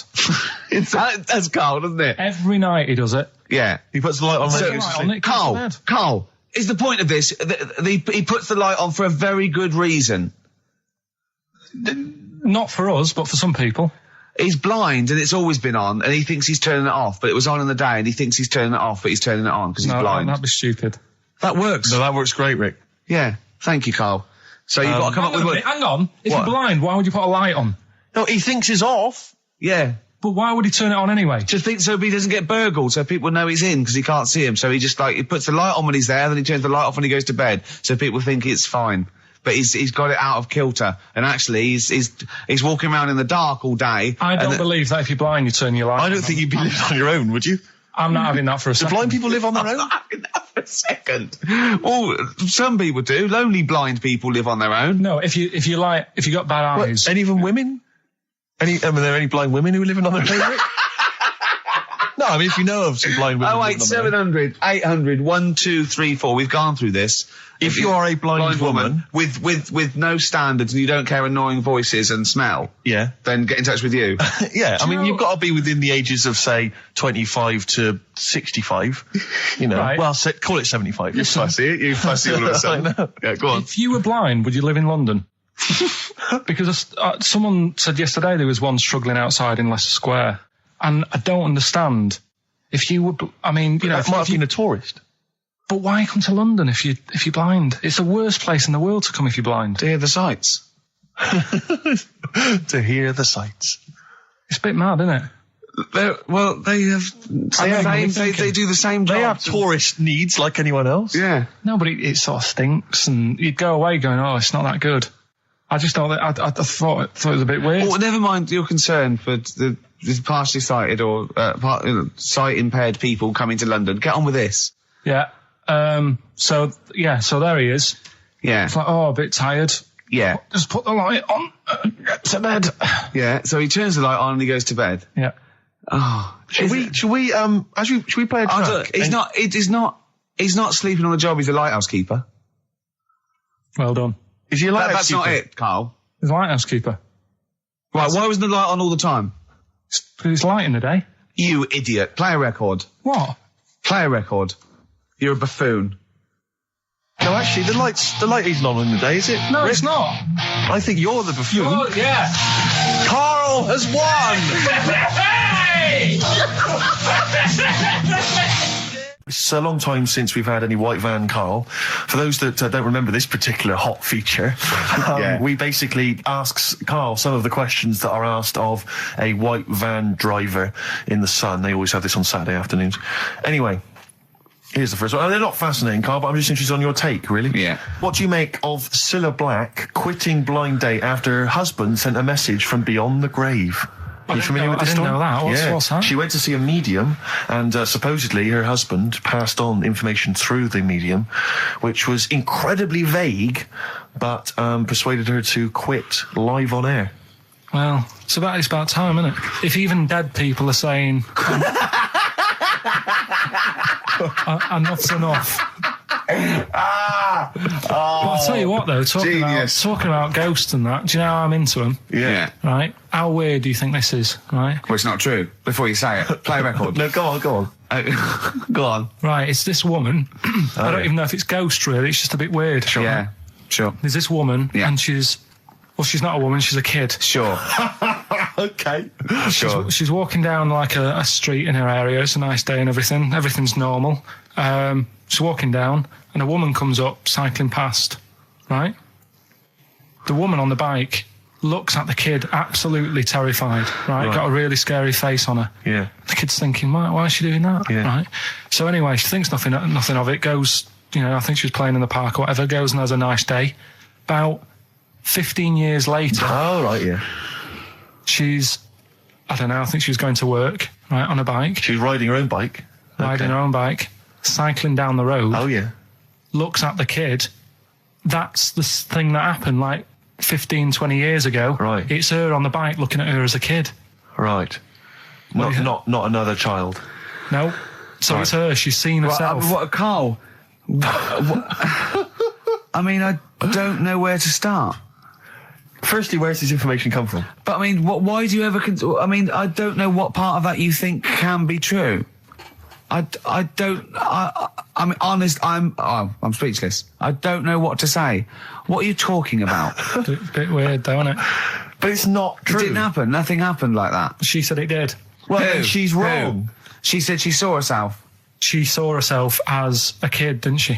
Did she carry on riding and as pub? an adult when she was a kid. Did she stop and talk to herself? Or did she ride on by and think, that's a bit weird, there's me as an 8-year-old. I won't stop, I'll be late for work. Yeah, if I'm late again, the boss said he'd be in trouble. Yeah. Oh. Well, And where is this information? Did it happen to someone you know? No. You overheard it on the bus? No, it was in the 14 Times. Ah, right. Well, that's the answer. Because it's going to be Karl's special night tomorrow.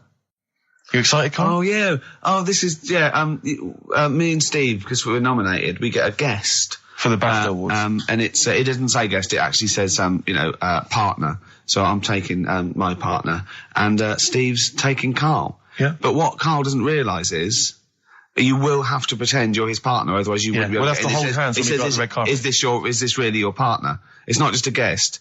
That's how it is. And either we go in like that or we can't get in. You just have to be with him when you go up there. I mean, does he have to?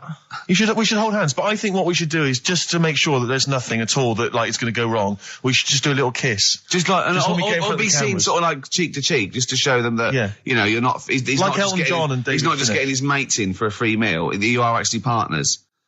No, I'm not up for that. Why not? Well, because we know we're not actually gay. No, but so it's not a problem. You've come out of it looking quite good because you've got a good-looking fella. But I'm meant to look like, I mean, I'm not gay, but if I was, I don't think I'd go for your thing. Oh, he's done you, Steve. It's turned on you again. I cannot believe we were trying to get him. Wait a minute. I have got the cream of London's totty phoning me up, trying to get an invite to the BAFTAs, right? We have very graciously asked you if you would like to come along. Well, that worries me even more. That you've got women calling you up. Karl, I can't choose between them. If I let one of them down, they're gonna destroy them. They'll be ruined. Their lives will be ruined. It's better for me to take you and not, ruin the lives of any of those poor women. When he told them he was taking you, it was like a scene from Graceland. There was just like there was weeping. They were crying. Like it was horrible. Hundreds of them, and really? He just went. And I got upset. He just had to say, "Look, just chill out, bitches," didn't you? I did. I just said, you're all my hoes, but I can't choose between you. So I'm taking Karl.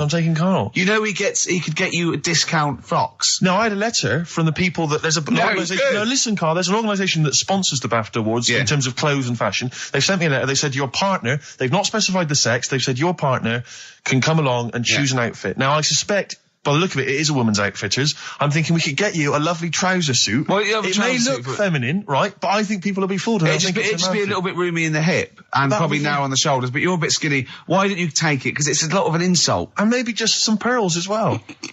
Be lovely. Wouldn't you? I haven't got anything sorted to wear yet. See, you're slagging me off. You're likely to end up going in a tracksuit.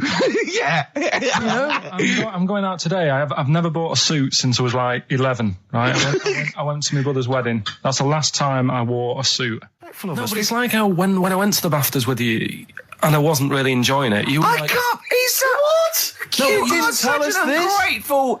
There are so many people. You're like a little charity case. You're like. Oh, I had chicks queuing up around the block. You'd usually have to. Someone like you would have to write to Jim or Fix It or Esther Ranson to get to meet us sort of people. And now it's on your doorstep. I'm amazed that you didn't enjoy it. Why didn't you enjoy it? You got to walk down the red carpet. You went in. There was George Best, one of your footballing heroes, was there. A load of other big names. You sat there in prime position. You came backstage with a load of other big names. Hey, you had a lovely bit of grub. You were filming this thing for the DVD you were making. That's you, a cameraman on our DVD. And yet you think, now you look grumpy because you had a couple of pints and I can't believe So tell us why you didn't enjoy it, because the ceremony, what didn't you enjoy about that? It was interminable, wasn't it? Far too long. Wasn't it awful? 3 boring. hours. I'm sorry. I thought you were going to say something. Really? Sorry. 3 hours. Yeah. I mean, I suppose for you two, at least, you were going to get something. Sure. Yeah. But with me, it's like, I've never graduated or anything, so... Have you not? I'm trying to think of a situation. Basically, I sat there for 3 hours knowing that I'm not going to get anything out of the night. Yeah. Right? Now... when we invited you and you said yes, did you think you were up for an award? No. I thought we were going to be sat round tables, having a nice bit of food, whilst people are going up there winning awards. Yeah. But 3 hours of the same thing over and over again. I mean, if a film's 3 hours in the cinema, you go, well, it's long, but, I wonder how it's going to end. Yeah. But this was just like the same thing over and over again. Some guy going up, thanks a lot, cheers for the bit of brass. And then going down, sitting down, the same thing over and over again. I wouldn't, honestly, right? I'd say it was one of the worst things I've ever had to do. Lincoln, No, I enjoyed the night afterwards when we did have a bit of lamb and a nice bit of veg and that. That was all right, and I went home and I was happy, and I got the little freebie bag that you're talking about that we're giving away, which wasn't much good stuff in it. Oh, all right. Christ. No, What would you have done on that Saturday night? Suzanne What said- would you have done or the Sunday night rather? What would you have done had you been at home? I would have stayed in with Suzanne, right, watching telly, having a nice bit of pate on toast or something, cup of tea, watching 24. But instead, I had to buy an expensive suit so I didn't show you up, right? Jesus, what are we doing? Yeah. How much did you spend on your suit? Well, in total, right, because, you know, the shoes and the suit and the shirt and the tie, it was about 600 quid. That's the most expensive evening ever. And that's what I'm saying to you. And the daft thing is, it's dark in there. I don't know why you've got to wear a nice suit. You can't wear a tracksuit, for goodness sake. It's dark in there. No, just the shirt and that. It doesn't make you a better person wearing a suit. No, doesn't Do make you you know a what I better mean? person, no. We're not claiming it made you a better person. No, but that annoyed me. Yeah. I mean, it was an experience, innit? That's why I went, because you think, if I didn't go, if I would have said to you when you invited me, no, Steve, I don't want to go, then I would have never known, right? Yeah.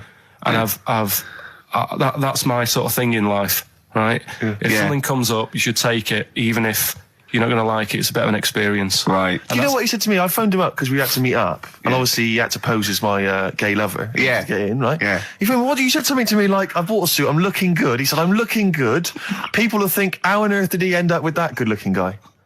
So he got into the role. That was what he said to me. He started getting into it. Such an insight. Play a record. I just must say that we've had an email from Daryl Foss. Lots of people have emailed in and said, well done on the BAFTAs and well done on your Room 101. They really liked that. Thank you. There's one guy, and it's Daryl says, Ricky, has your dad only got one D-Mob suit? Because I don't know if you noticed, but Ricky wears the same suit every single time he appears on TV because he spent a fortune on it getting it tailor-made. I've only got one. It's a good suit, and now I he just wears it all the time. And it's winter as well. It's like a pure wool, so I'm sweating everywhere I go. Anyway, usually it's too much cheese. I won't be buying another. Huh? I won't be buying another one. Ever. That's it. Yeah. Suzanne told me today, right, because I've handed it in today to have the trousers turned up a bit. Why? Because it was a bit of a bodge job for the night. Yeah. Right. It was just some pins sort of holding it up the other night, but you didn't notice, and I didn't tell you because I thought you'd be getting on the stage and saying, "Look at that freak over there with his pants hemmed up." But I took it to the place to get it done. Suzanne tells me that I'm going to start shrinking now and getting to that age where you start going small. I know that must have been a revelation to you and a worry. Like, how small do you get? How small do you get? Oh, Don't what are we know, playing yeah. now? I thought we'd have a bit of Marley music. Marley music. Oh, Okay. go on. If These Old Walls Could Speak by Jimmy Webb. Might play another track off that later if we've got time. What, today? Yeah, well, maybe next week. We've got lots to pack in. We've got things like New Order, Cure. I'm just hoping that all those kind of new metal fans, Rick, can just calm down for a second, you know, Yeah. and just enjoy that for what it was. Yeah. I hope their snobbery is not going to prevent them from enjoying I it. hope they can just leave it alone for 2 hours for our show. Because Exactly. we try and, try and pack lots of Well, whilst stuff you're in. talking about new metal, can I just say Ian Camfield is here tonight. He's What? moving from Fridays. Right. What the hell does he think he's doing? He's just offering up information now.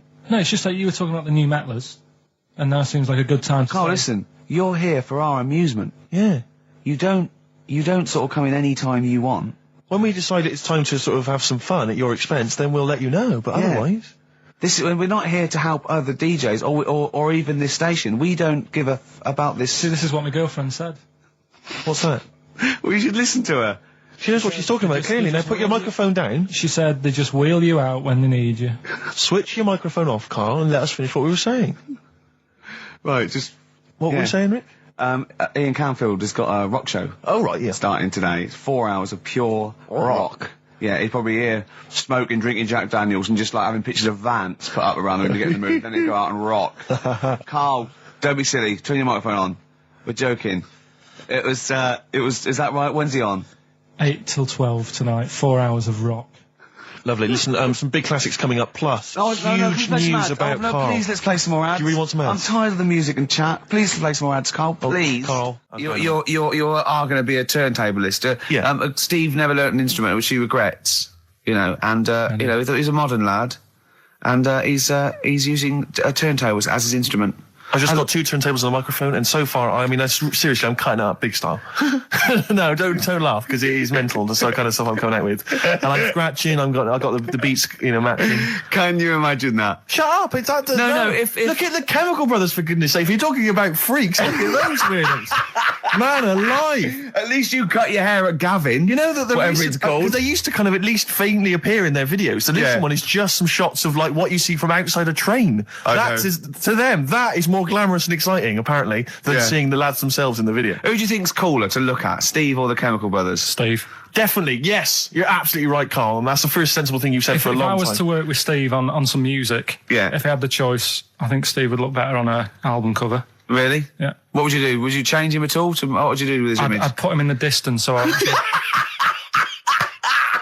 can't believe this is... just so you don't look as tall, that's doing you a favour. I was on the... This is true. I was on the tube, right, coming in to meet Gervais the other day, and I was wearing a suit, and my mobile phone slipped out of my pocket, and it landed on the seat, and I didn't realise this. And as I was about to get off, some bloke who was sat there like an old guy, he picked up the phone, he went, "Oi, Lanky, you dropped your mobile phone." And I was like, well...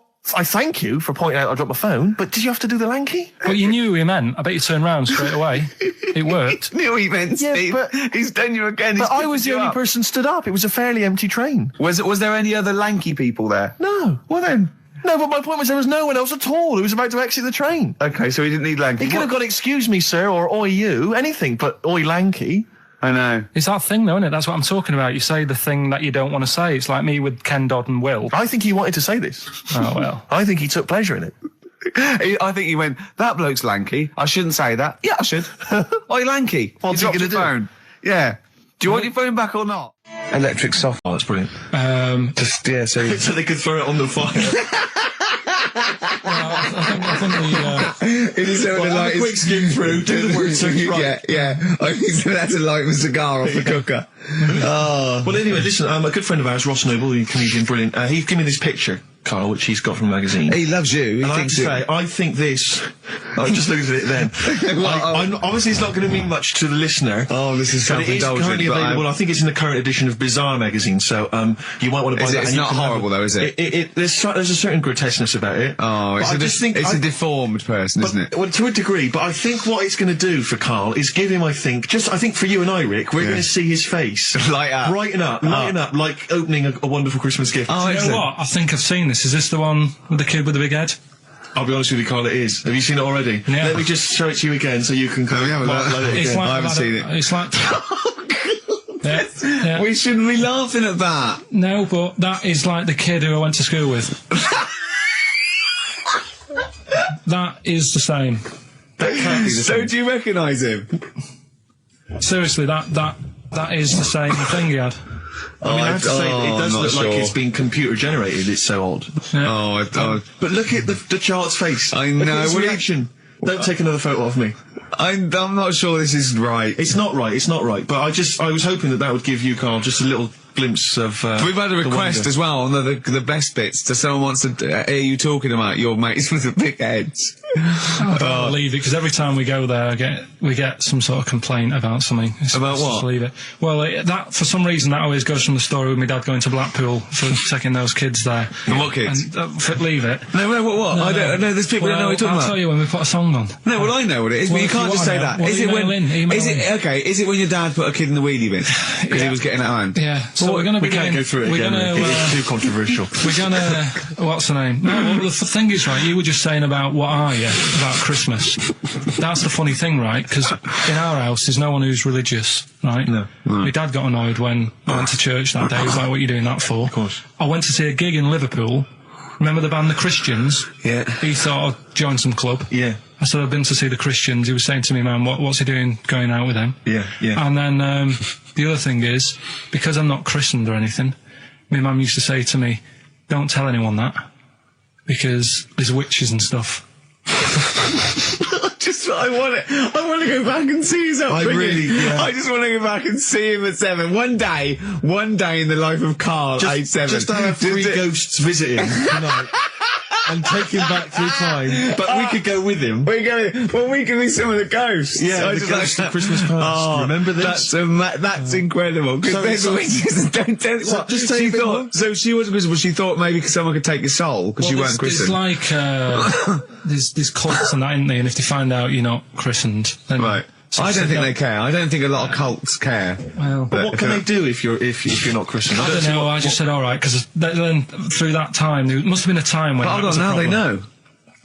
Yeah, but I'm older now, so I'm all right. She used to worry about me playing out on the street. Oh, she was worried about whether you were naive and stupid and easily led. Well, yeah. No. Good point. No, you're right now. Yeah. So, yeah. Good. Yeah. I just have to show you something, Rick, before we move on. I know we've got another Educating Ricky, but someone just sent this in. Yeah. They've been looking on eBay for Victoria Plum. You're joking? Come here and see the photograph. Oh, God, that's fantastic. Yeah. Have a look. That's it. Oh, God, he got that for his mum. It's the worst piece of tat I've ever seen. Carl! Carl. Imagine how... Oh, gutted. Carl. Imagine how... Look, think of him now, right? There it is. That's the worst thing I've ever seen. I'll tell you, it looks like a Diddy man gone wrong. It looks like a Diddy man prostitute. That is... Is that the one, Carl? Well, it was a different colour. It had a yellow at mine. No, but look, how do they get... Tell them they go into eBay. So you need to log on to ebay.co.uk. I'm sure you've used it before. It's the online marketplace, ebay.co.uk. And if you type in Victoria Plum, I'm assuming that you can track this down. That's amazing. It's the worst piece of rubbish I've ever think seen. how cute he was as a kid, though, doing that. Just think of him, just going... just seeing that and thinking, she likes gnomes! It's the worst thing I've ever seen! I mean, to be fair, I don't know what her prize collection of gnomes looks like, but I can't imagine they're much better than that. I mean, gnomes are a fairly grotesque thing.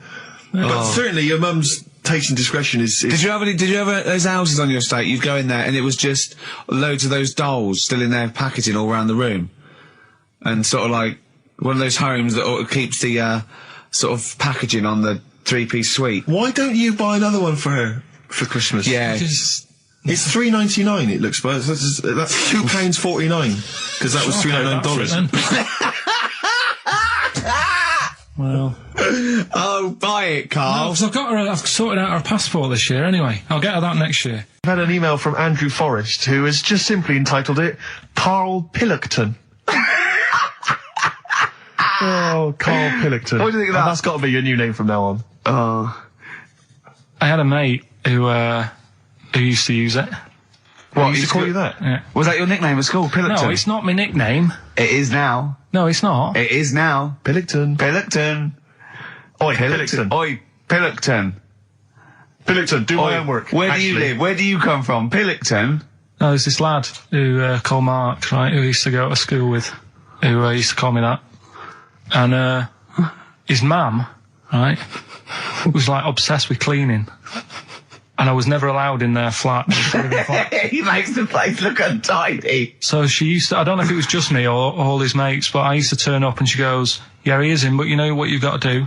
And I used to have to go round the side of his flat, and he had a computer, right, which I used to play. I didn't have one at that point, but he had one. And I used to have to go round the side of the flat and stand at his bedroom window with his window open, and I'd be sort of leaning in playing the game. You are joking. I'm not. His mum. You had the weirdest upbringing I've ever heard. The things you were willing to do. It's the strangest. What is this town like? No, I stopped going once. Was there always music? Right? There's the horse in the house there. Oh, look at these two kids with big heads and webbed feet. All right, Ronnie. All right, Reggie. What was it like? She was obsessed. It's like you've grown up in a cartoon made for children. Yeah. No, his mum was really obsessed with cleaning. Can I play it through his window? I used to... Put Mrs. Ramsbottom, can I play it through Mark's window? Aye, you know what you have to do. She used to be up till about 3 in the morning. Pilkington again? Have you washed your hands? Well, up till 3 in the morning, washing. She used to be up doing the tiles in the kitchen. Washing until 3 in the morning? It was at 3 in the morning. And for ages and ages, that's saying that out on the tiles, I used to think that came from, like, his mum. Because she was out, like, cleaning them late. So, till I was about 13, I thought that saying, out late, on the tiles, yeah, was... And now you're not confused by anything. Well... There's no misunderstandings in your life now, is there? So what was he allowed to walk in and out of the house, was he? Oh, he was alright, and he used to come round to ours a lot, and my mum used to get these pies from Hagenbach's, right? So... I don't know what that is. It's at that bakery where they used to chuck the cakes out the back, I'll tell you about. Yeah. And you ate six. He loved it, but I could never go round to theirs, or if I did, it was like, well, yeah, he is in, and I'd go, alright, and then I'd walk round the side of the flat. Stand outside. Why did you ever knock at the door? Why don't you just go around and knock on the window? Just to check he's in, because he wasn't always in his room. If You he say was it in was the a- lounge, he'd have to go to his bedroom, and then... That's You where say he'd it- Meet you. This is the strangest. And you'd play a computer game through the window. You say it was a flat. It wasn't like a fifth-story one, and you had to get in one of those kind of cleaning contraptions and, like, winch your way up. on I the love first the floor. idea of that. So- Oh, Pilkington. Clocks from the Coldplay on XFM 104.9. I'm Ricky Gervais, with me Steve Merchant, and back Karl Pilkington. Hey. He's raring to go. It's nice when you have a bit of time off, isn't it? Yeah, how long have you had off now About then, 3 Carl? weeks. About About 3 3 weeks, weeks, yeah. We can't do that because we're sort of self-employed and we'd be letting people down. But it's different when you get paid anyway whether you turn up or not. But good to have I'm you back. Good to I'm have never off ill. No, It's the good- first time No, I've ever been off ill. Like, Well, no, I mean, just you're off 2 weeks and then you're off. No, I just wish I was the kind of person who could let down an audience I know, of regular really, listeners. yeah, but like I say, Well, no, we spoke to you. You weren't that bad. A cold, you don't go home for a cold. We were discussing this last night in the pub, and you don't go home for a cold. Okay, then, so moving on. What have we got then? We got some great cold, songs. though. I've brought in the Smiths. I've brought in Buzz Cox. I've brought in Neil Young. I know Steve's got some hip hop. Some great hip hop. I've got Hooray! some great Elvis Costello. It's going to be great. Carl, come on, concentrate. You've been away for 3 it's weeks. just annoys. No, stop saying that. What? Because you're annoying me now. Why? Oh, Is that what do you do? Go home ill? Oh, he's annoyed me. Oh, has he? Yeah, I got wet jeans and I'm a little bit annoyed. Can I have some time off but still get paid? Yes, of course you can, Steve, Carl. right? He called me up, winding me up about this, and right, I'm 30, right? I'm 30 now. I can only remember being off 2 times. Oh, his memory's going as well. You had some time off. And both of them were when I was at school. School? What's school? One when it was windy. Why did you have time off? Because it was windy. But to be honest, Carl, that lasted for... We have got Cheeky Freak of the Week. coming Oh, up. right. There's It's got a subject a on lot it. of stuff going on this week. In the freak world. Yeah. Is it really? Yeah, there's loads. I mean, stuff that we can... The one that hasn't made it. God, this is what it hasn't made it, so we'll judge it on that. Go on. There's a woman, right? Do you know how, I mean, in a way I thought Elephant Man, it was a bit tight because, they sort of took him on a freak show, did a bit of a road show with him and stuff. Yeah. There's some woman, I think she's in India, like now, who, makes a lot of money because she's got 3 legs and like 7 toes, stuff. And she was saying, people pay quite a lot of money. Not Swiddy Patel.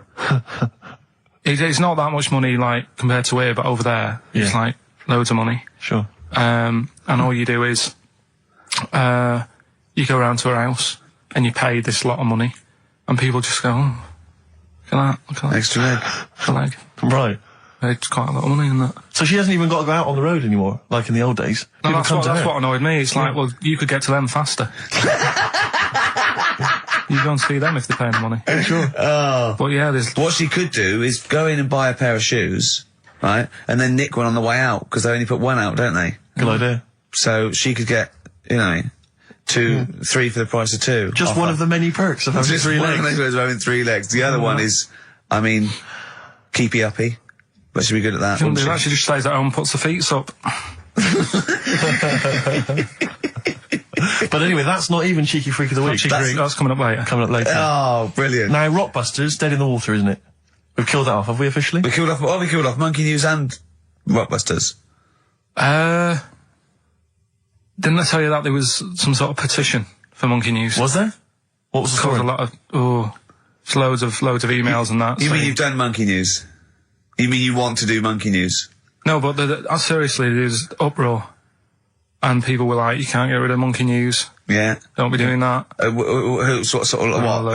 Loads of people. Was it monkeys? Trying to write the complete works of Shakespeare? Did Tony Blair get a whiff of it and he's coming So down we're like a doing ton of Monkey bricks? News. And Rockbusters, Steve, if you've got a better competition, then we'll do yours. That's fine. Do you know what I mean? If that's what you want to do, we'll do. What did you want to do? No, I was just wondering whether we should perhaps not do a quiz at all rather than do that piece of rubbish. Might be better to have nothing. Might be better just to have silence during that part of the show than have Rockbusters. I don't know. If I give you the clues and that, and if you think they sound rubbish, we're not doing it. Well, I know that. I guarantee they're going to sound rubbish.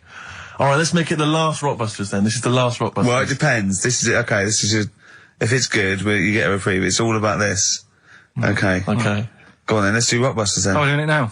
Should we play a record and do it after that? Do it after. Well, I'll tell you what. I'll tell you the prizes, and then we'll come back with the clues. Because I've dug up that REM track. Excellent. So it's an interactive show. Okay, we've got the best summer holiday album ever. What we got on there? It's got Elvis versus Junkie XL. That's brilliant. Holly Valance is on there. Yeah. Laz Ketchup. It's all the stuff that the XFM listener is craving. Tribute to the Ramones album. We got Red Hot Chili Peppers are on there. Metallica. Street Legal from Bob Dylan. That's nice. Brilliant. Did you just buy that in the 4 for £20 from HMV deal? Fair enough. Once again, a good album. The Talons of Weng Chiang, a Doctor Who classic. Yeah. And there's something for the XFM listener, 8 Mile on DVD. I thought that was nice, that film. That was the last bit was funny. It's a good film. Some good rap-offs in that as well. Yeah. So let's play a tune and then we'll come back with the Rockbusters clues. REM, go on. Give it to him. REM, Electrolyte on XFM 104.9. Ricky Gervais, Steve Merchant, Karl Pilkington.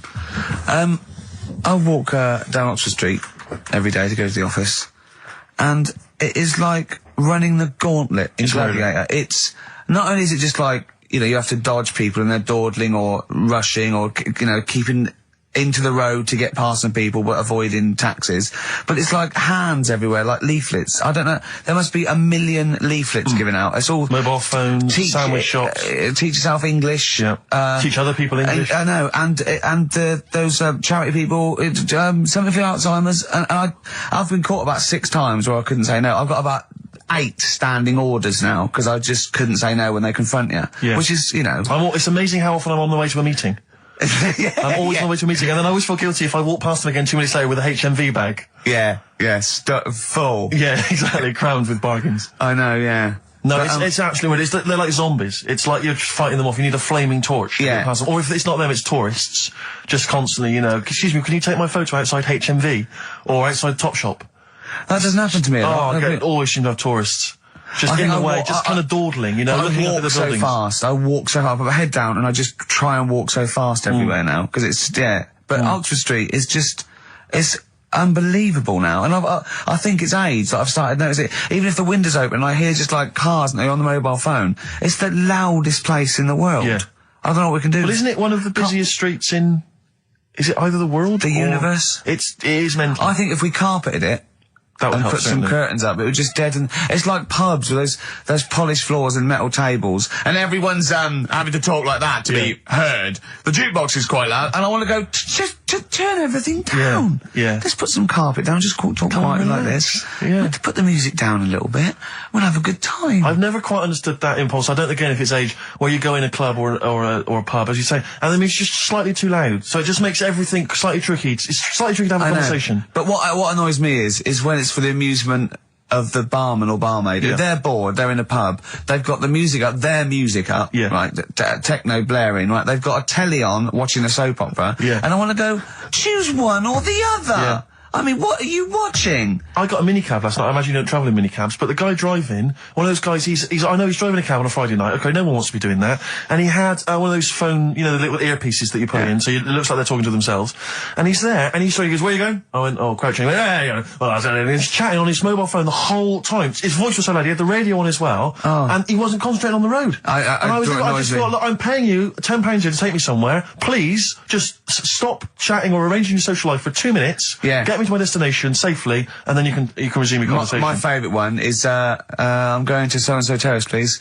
Where's that? I want to go right. You're not taking me then. I mean, I don't know. I don't know. Exactly. I don't drive. I'm paying you. That's why I'm paying you. That's got to be part of the service. But I mean, I know people who've been in many cabs, didn't know where I was, and didn't have an A to Z. No, I was in East London once. I said to him, I'm going to North London. He went, where specifically? I went, Swiss Cottage. He went, sure. I said, do you know the way? He went, yeah.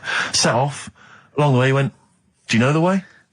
I said, I thought you knew. I said, have you not got an A to Z? He went, no. He was one of those guys who'd just taken his car out middle of the night. That was all he had. All he had, all his credentials were he had a car. No map, no torch. The 2 other things I bring with me. And he said, so we're driving along. He went, I'll probably get you to Camden. I was like, okay. He went, It's a start. I mean, that is the start. Exactly. He went, do you know the way to Camden? I thought, pull over. It's not worth it. I'd rather hitchhike. I'd rather walk. Ludicrous. Those people who just go out. Yeah, they just take a car out to earn a well, I bought a fiver. car. Oh, have you ever done that? No, well, I'm sick of living here. And you say about people hassling you. When you say here, you mean the world, don't you? No, just in London is doing me head in now. The other week, actually, walking home from here, and like you say, there's always someone hassling you, saying, do you want to buy this? Do you want one of these? Going down Carnaby Street, right? There's your first mistake. He said, into meditation. So I was like, and I had a bit of time to kill, so I thought I'll have a chat, right? Have you got to? Oh, we've never got time. We're too busy. Yeah, I thought you were too busy before. Well, I said, what's all that then? What do you do? And he said, we teach you how to breathe. I was like, well, I'm 30. I think yeah. I've done alright. And he sort of said, forget it. Forget it. I'm 30. And in Selfridges, they do, like Evian or whatever, that water company are there.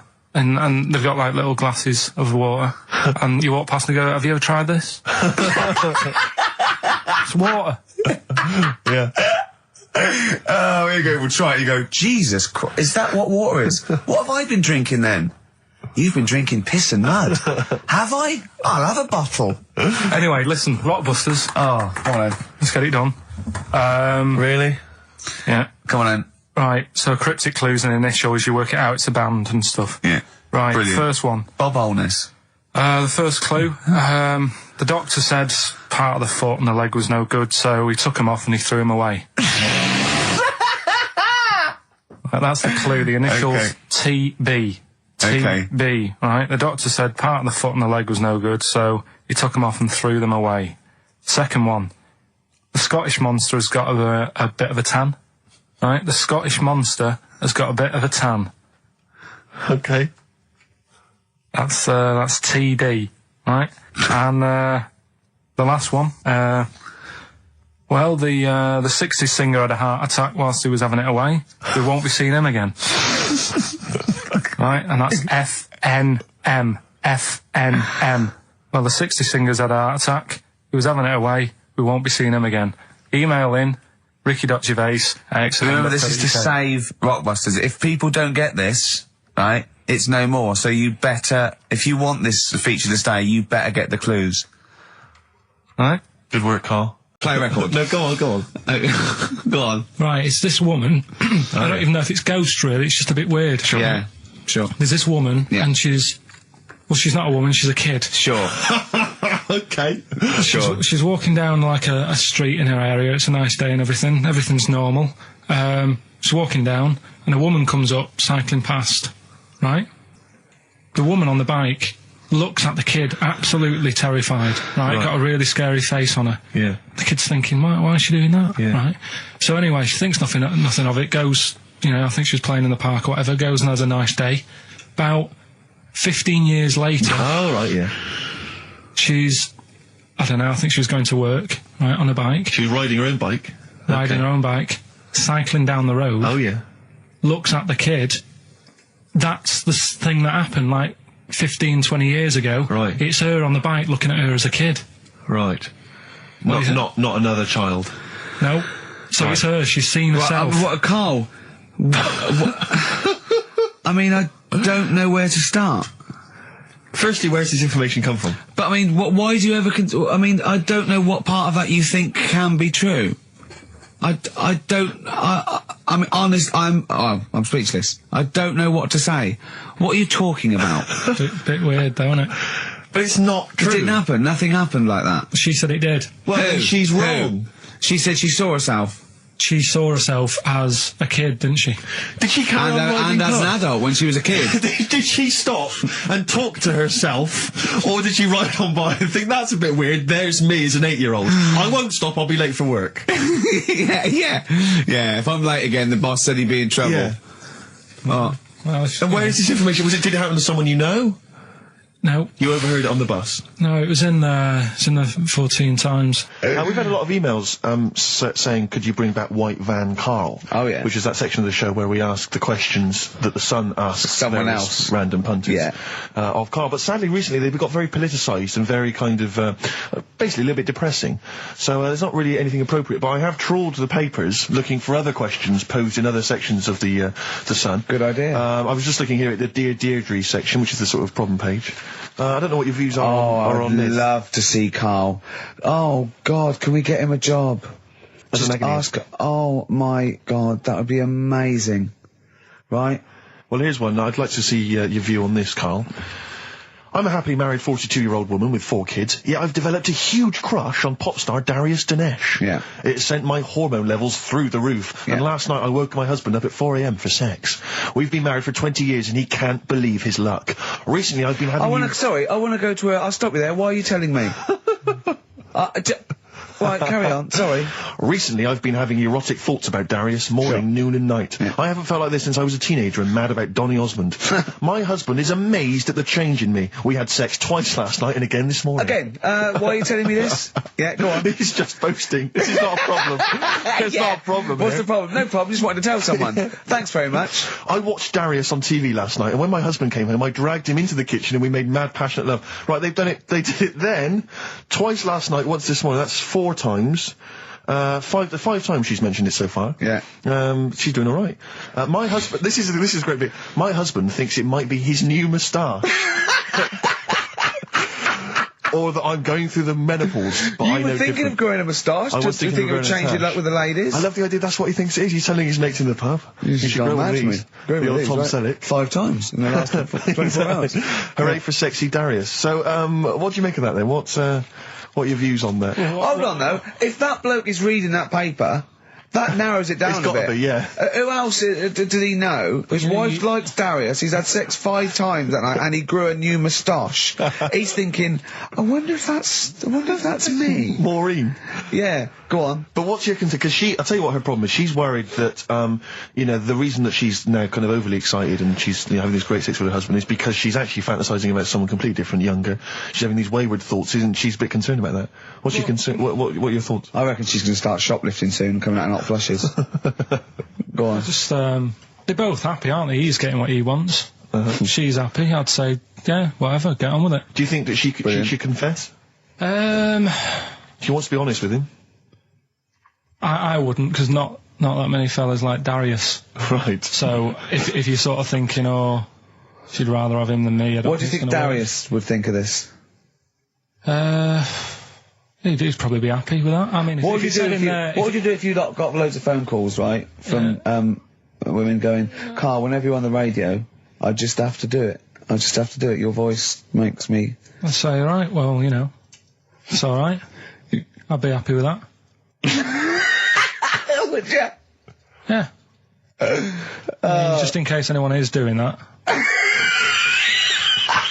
What would you do to sort of like egg them on a little bit to help them out? What do you think? What sexy things would you say? What do you think is your quality? What do you think people would find, pretty horny about you? Is it your sort of mank wine, do you think, that? It's the best of. You've been voting in all week, sending your emails. So here's the clips that you wanted. Alright, so, here's the first bit.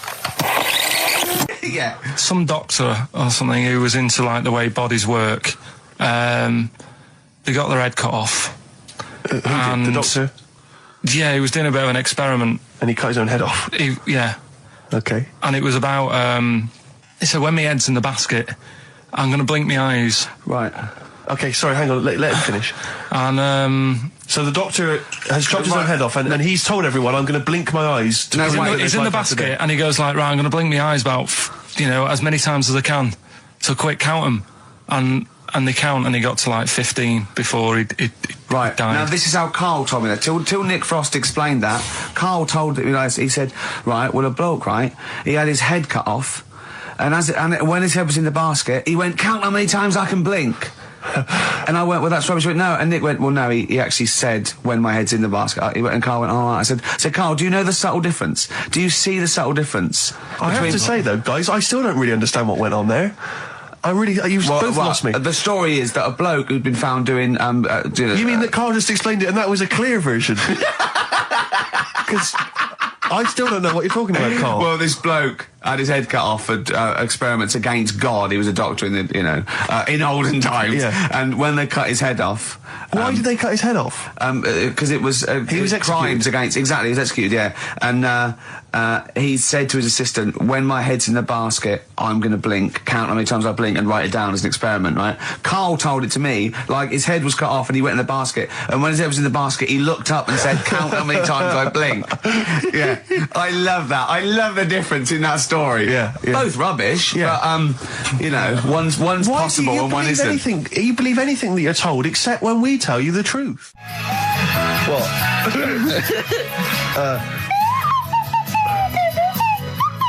Someone's left one of those little things in here. It's brilliant, isn't it? It's amazing. What are they called, those things?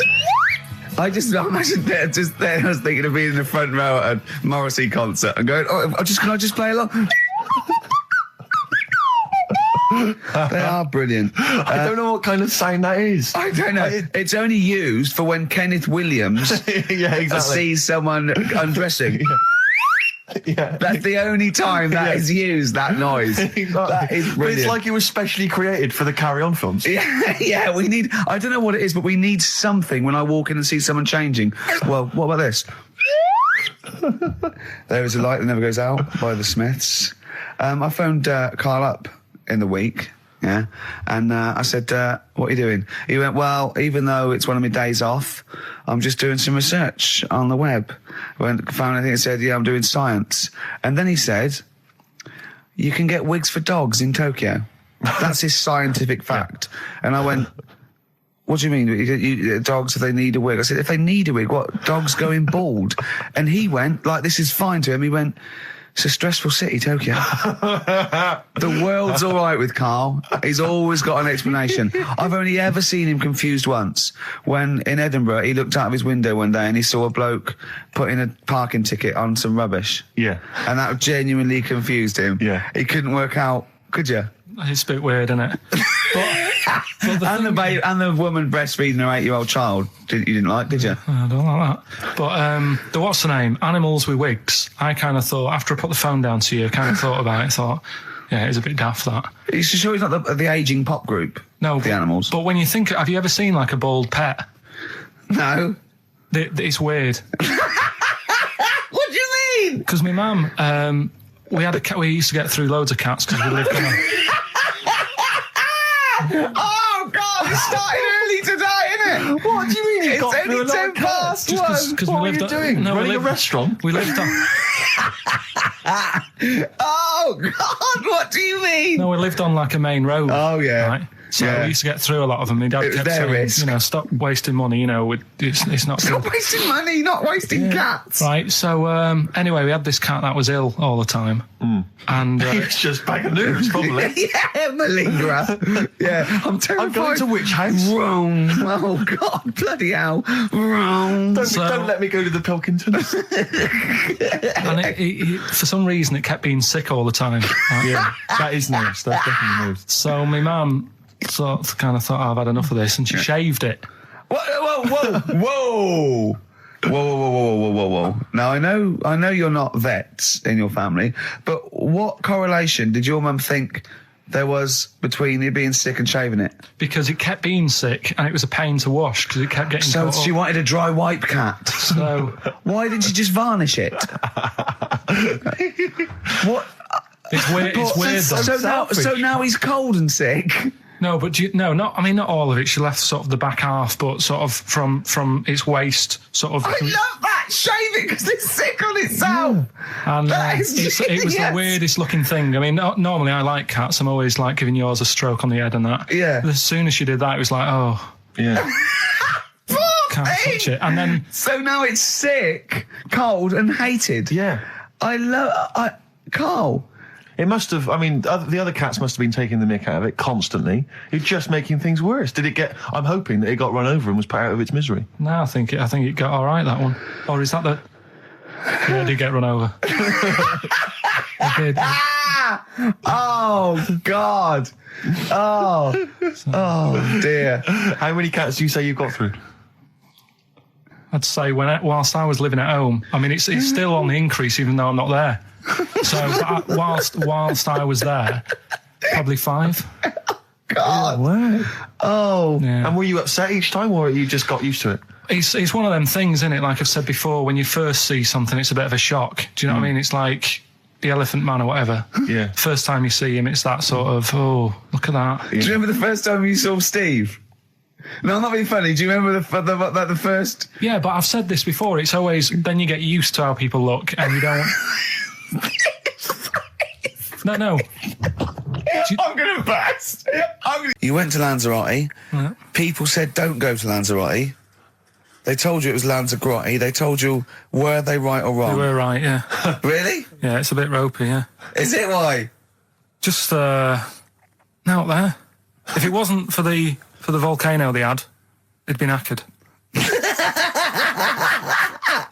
That's their big draw, is it? That's it, basically. That's all they've got going for them. When you landed, was it really hot? Were you quite excited? You were thinking this is okay? It was warm. It's we can't complain about the weather. The weather was all right. Sure.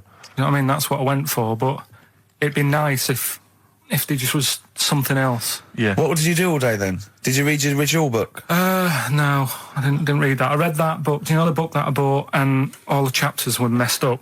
Oh, yeah. I bought a better version of that. All right. And I read that. Excellent. And then... Did it make more sense in order? Yeah, a lot easier to follow. Yeah. And then we went and had a look at the volcanoes and that. They've got 36 of them to look at. How many did you look at before you realised that pretty much, you've seen one volcano, you've seen them all?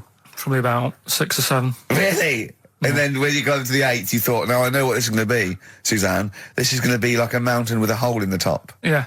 Really? But it happened years ago as well. It's like, just keep a couple, fill the rest in, tidy it up. Fill the rest in? Yeah, no, Well, getting some builders. No, seriously though. Okay, 4 million tons of concrete, please. They're an absolute death trap. Yeah, what do you mean fill them in? Do you know what a volcano is? It's just a hole, isn't it? That's happened. Well, it's more than the hole. It's more a portal to the magma in the centre of the earth. Back in 1730 it happened, and they still haven't sorted it out. Well, when you say it happened, volcanoes were made a lot longer ago than 1730. No, but the one that did Lanzarote in. Right. Sort it out. What would you suggest? Well, how can they fill it in? It's joined. It's all joined. No, but what I'm saying is... the big plates of the earth are all joined. All the magma's joined. With the trade centre thing, that happened. They cleaned it up, sorted it out, they've moved on. That's what I'm saying. Whereas Lanzarote have just gone, leave it. It happened back in 1730. You misunderstand me. How, in the name of God, can you fill in a volcano? You ignorant twit. No, but it's not just the holes. They've actually left the lava everywhere. That's what I mean. It's not just the big holes. There's lava everywhere. But it's molten rock. They can't just pick it up like a carpet. Put it in the holes. The holes are there ready. Just push it all in. That's what I'm saying. Do you know what a fable is? I've got a rough idea. Okay, it's a thing that uses sort of metaphor, analogy, just to explain sort of morals. I mean, they're very old for a start, and it's all. I'll give you an example of one. A quick one. Oh, the one about the dog with 2 bones. He goes to a dog's got a bone. He sees a reflection in the lake, and he thinks, "Oh, that dog's got a nice bone. I'll have that." And as he goes to get that one in the reflection, he drops the one he's got, and that's one about I think I was told one when I was younger. Go on. I think it was one. This young lad, he's got a dog, right, and he sort of is about 8 years old, and this dog, he's had it since he was about 4, and it's a bit tired now, and he chucks sticks for it, and it doesn't go for it. And he's saying to his mum, "Oh, I want a new dog because this one's useless. It doesn't do what, it doesn't have any fun with me." So they say, "Oh no, but Rover's a good little dog. You should look after it." And he's like, "Oh, I don't like it. I want a new one." So they buy him a new puppy, and it's running around, yapping about, and he's loving it, and he's playing around with it in the grass. And then one day he goes to the park and he's messing about and rolling about with it, and he falls into the lake, right? And the little puppy's like yapping at him, and he's going, help me, little dog's yapping. And then the old dog comes and gets his collar and it pulls him out of the lake. And he goes, oh, God, why did I forget about you? You're the better dog. And he loved that one again rather than the puppy. I got a feeling that was Lassie. Well, yeah, that was an episode of Lassie. What's the moral? What's the moral there, Carl? What's that telling? What's that explaining through analogy? Sort of, don't forget the old. So, look after old people.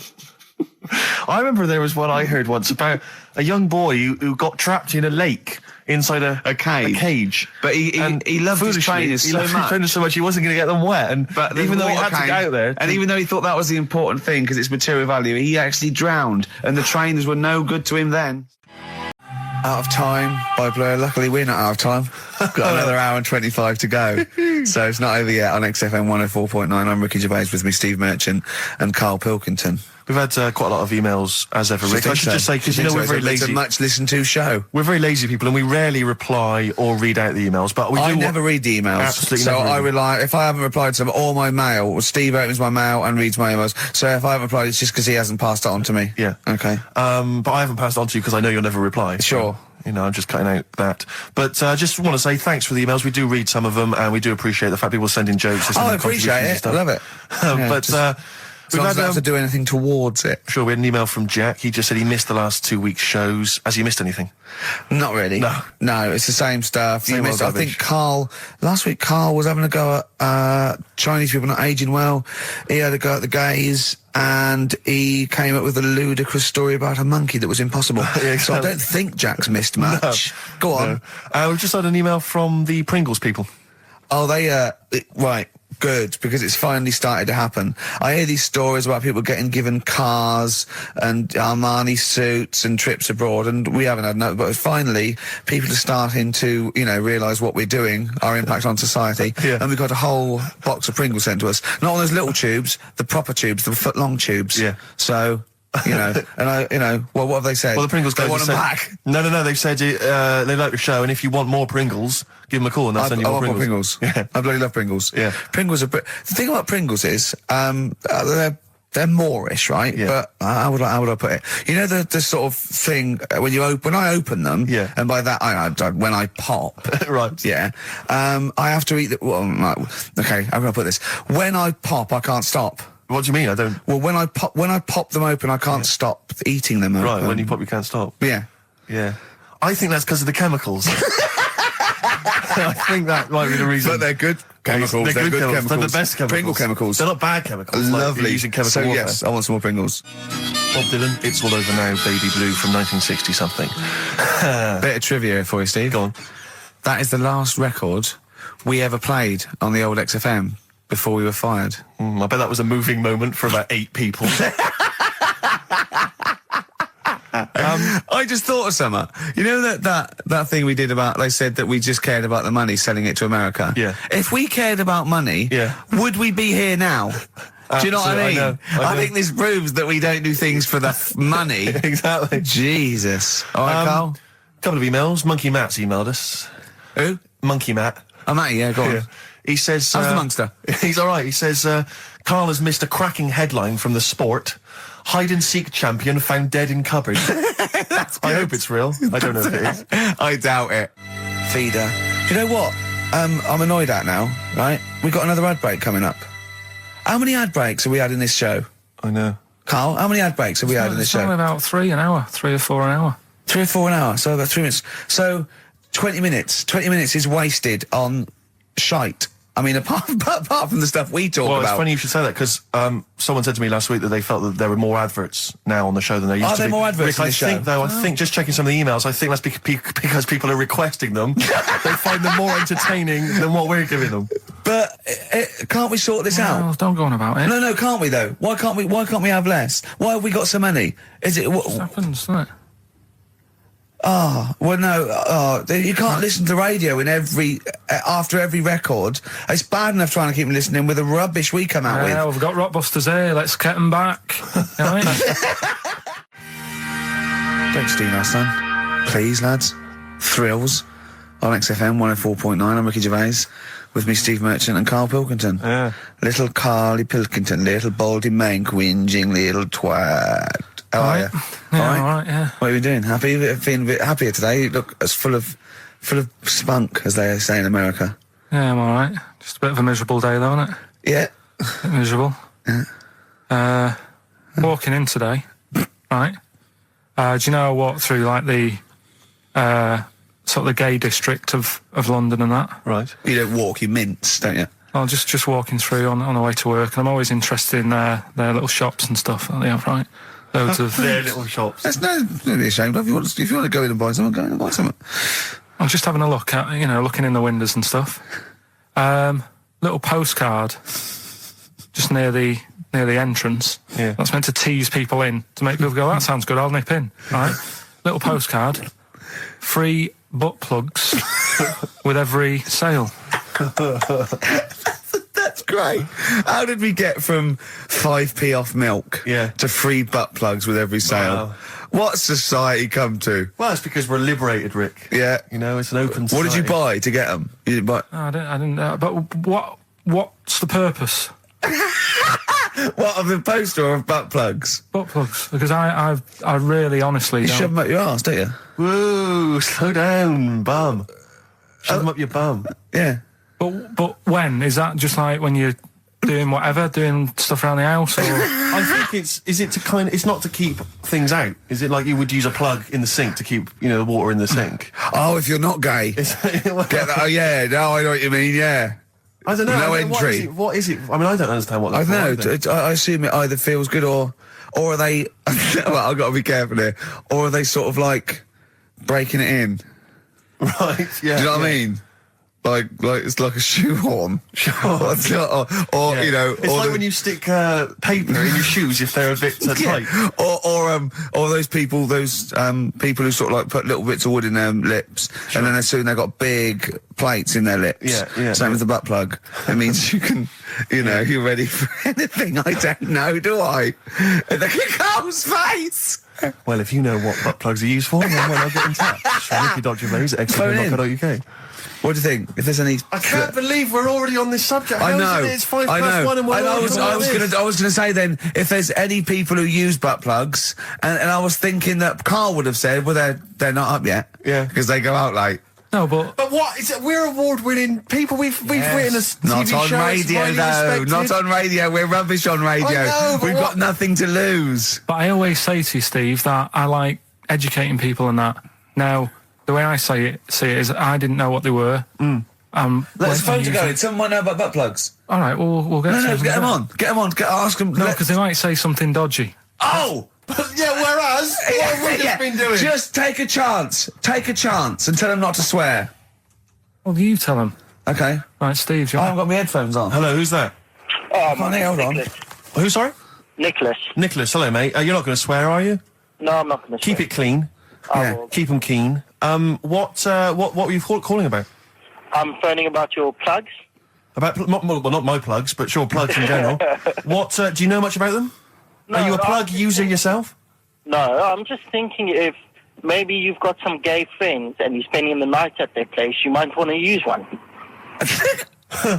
Right. What, you mean experiment with them, or...? No, so you can make sure they're not going to do anything while you're asleep.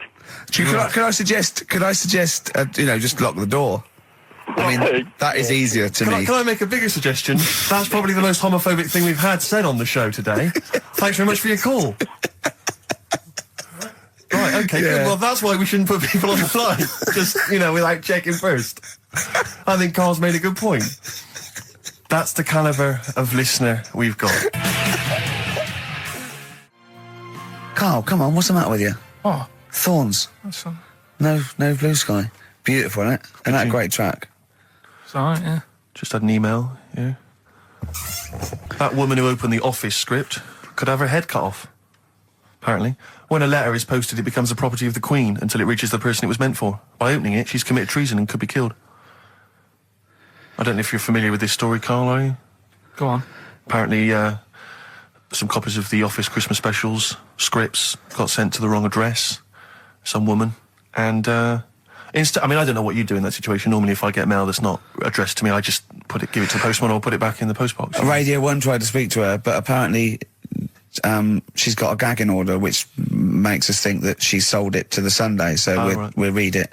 We'll read the plot of The Office tomorrow in the Sunday papers, which ruin it for some people. Ruin it for a lot of people, yeah. But the other thing is, I mean, if it was sent to her, obviously her name wasn't on it.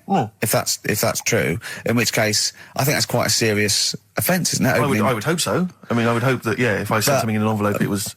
But the BBC, the BBC, thinks that because the person they said it was meant to be sent to got his, he thinks maybe that's an excuse. Maybe someone gave her the script and said, don't say it came from me. Yeah. So... I don't know, maybe she's protected someone, I don't know. Yeah, well, I mean, if that is well, either way, don't sell it to a newspaper. Well, It's just the kind of mercenary nature of it that I loathe, you know? It's the fact that it's only just now makes me wonder if she had it there lying around in her house and someone said to her, well, why don't you go to the papers? Yeah. Try and flog it. But I just don't think I don't think she's going to get a lot for it, because people are going to see it soon. It's not like it's the Hitler Diaries. Well, they're not very well written. But, I mean... I don't know. I tell you what I'm frustrated by is just the fact that it's like we've worked hard to give people some kind of pleasure for this Christmas, you know, because a lot of people are very depressed, Rick, very low at this time of year. They've not got what they wanted. But we're trying to cheer them up, give them a bit of happiness. Yeah, but I think she'll be happy if she gets a lot of money. True. I don't know. I think it's just tacky, really. It's like, well, I just say, if you're a fan of the show and you don't want to know what happens, then don't read the Sundays tomorrow, or at least avoid it when it says we tell you what. But the papers might not ruin it. The papers might go, we've got them, but we're not going to ruin it for people. That'd be a nice gesture. But all I can say is it's a good job that I send out the prizes. Because that Michael Palin around the world in 80 days will be going to the person who won it. Yeah. And if someone else receives it, they better not try and... Go on. There's a programme. We could have said the cock soup if we'd made it up, but because it's real, it's fine. We also couldn't have said the cock soup if we'd have meant a male penis. Thankfully, we don't. So. We mean a little chicken. You go on. This programme was on. It was Wednesday night, something. About this little lad. It was a fella and a woman at the same time. What do you mean? Like a cartoon with a secret identity. by night. What do you mean? He had both. By day a boy, by night a woman. He had it all. What you? Sorry, wait. So he had male and female genitalia. Yeah. So what do you call someone that's born like that? Weird. Yeah. Now, what's the term for it? Go on. You know it. We've talked about it before. Aphrodite. Really? So close. Hermaphrodite. Yeah, hermaphrodite. Yeah. That's weird, though, isn't it? Yeah. And he had the ball. Yeah. And he had the... Well, what happened was he was born, right? Obviously. And the doctor said, there you go. Lovely little boy and girl. So the mum was like, what? So he said... No, I don't think the doctor was sarcastic. I don't think the doctor was sort of dissing them. Yeah. There you go. What do you mean, doctor? I'm gonna have a look. There's a cock, there's a minge. All right, see you later. What are you going to call her? Hit. But doctor, what do you mean? Have a look. He wasn't sarcastic. He didn't give clues. Tell me what you mean. Give me a straight answer. He probably went, oh shit, she's got a cock. He didn't go... He wasn't sarky to the parents. No, but I'm just getting across. Do you know what I mean? I always had a little bit just to... Yeah, I know you do. Yeah. You should be a newsreader. Be brilliant. So there's a little kid lying there. Yeah. And the mum says, you know, what am I going to do then? So the doctor... I mean, I'm condensing this. It was like an hour long. Sure. Yeah. So he says, she said, what will I do? And the doctor said, well, he's not sort of well hung. Right. Oh, so he's not sort of well on. This doctor has been struck off since for saying these things. It was a real doctor. It wasn't Dr. Fox. Yeah. Right. So the doctor said, so I recommend that we make it a woman. Right. So they sort of do a little bit of jiggery pokery. Yeah, a little bit of work. And I don't think that's true, Carl. No, it is. It was on the programme. But I think they can tell really what they were meant to be from their chromosomes, can't they? They can tell whether they're X, Y, Y, or yeah, it's not very well hung. No, I tell you what, because back then, when this was going on... Yeah, no, I'm just thinking they might not have had to... The doctors then thought if you had a kid, right, and you thought, it's a bit ugly, maybe it'll have a better life if it was a fella, If it was a girl and it's a bit ugly and you think it's going to get hard time. Right, don't talk shite. What? What? That a doctor would go, right, you've had a young girl, I'll tell you what, she's a pig, let's pop a cock on her. Don't No, I'm not saying that. What I'm saying is, say if you have like I say, a girl, I just think it's harder if a girl's ugly and she's growing up, she has a harder time. Yeah. Don't you agree with that? Possibly, but you don't change someone when they don't... You don't change their gender because they're I'm just saying, what I'm saying is the Elephant Man would have had a harder time if it was Elephant Woman, is what I'm saying. But listen to me, listen. What the doctor was saying is, if you get a baby before it's 2, back then they thought you could sort of say, well, instead of giving it a go-kart, give it dolls to play with. Right, back when? What are we talking about? The Middle Ages? Well, we put a song on, come back to this. Yeah, it's Bruce Springsteen, Atlantic City.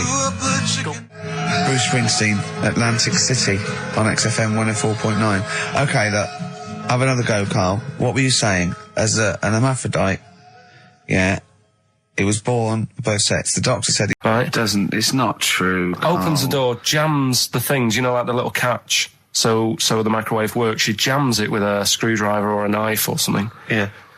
Puts the microwave on, sticks her head in, boils her brain. Don't be ridiculous.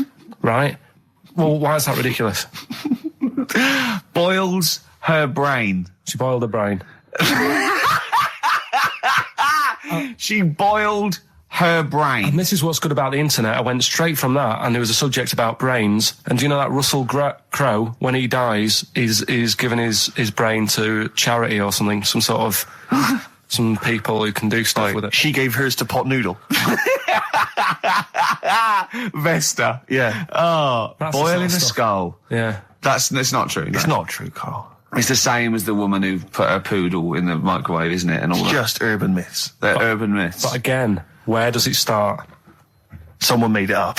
Yeah. For a laugh. They're just too convenient urban myths. Everyone said you can tell an urban myth's not true because it's always this happened to a mate of mine, and when you say what happened then, they go, don't know, that was it. Was it? Was that it? Was it? Someone boiled a brain and that was it. There was no more story. Well, were there any dates, locations, times? I think it was in Belgium. There's that one that a bloke, right, was going to get a phone call at 4 o'clock to find out if his business was, okay, right?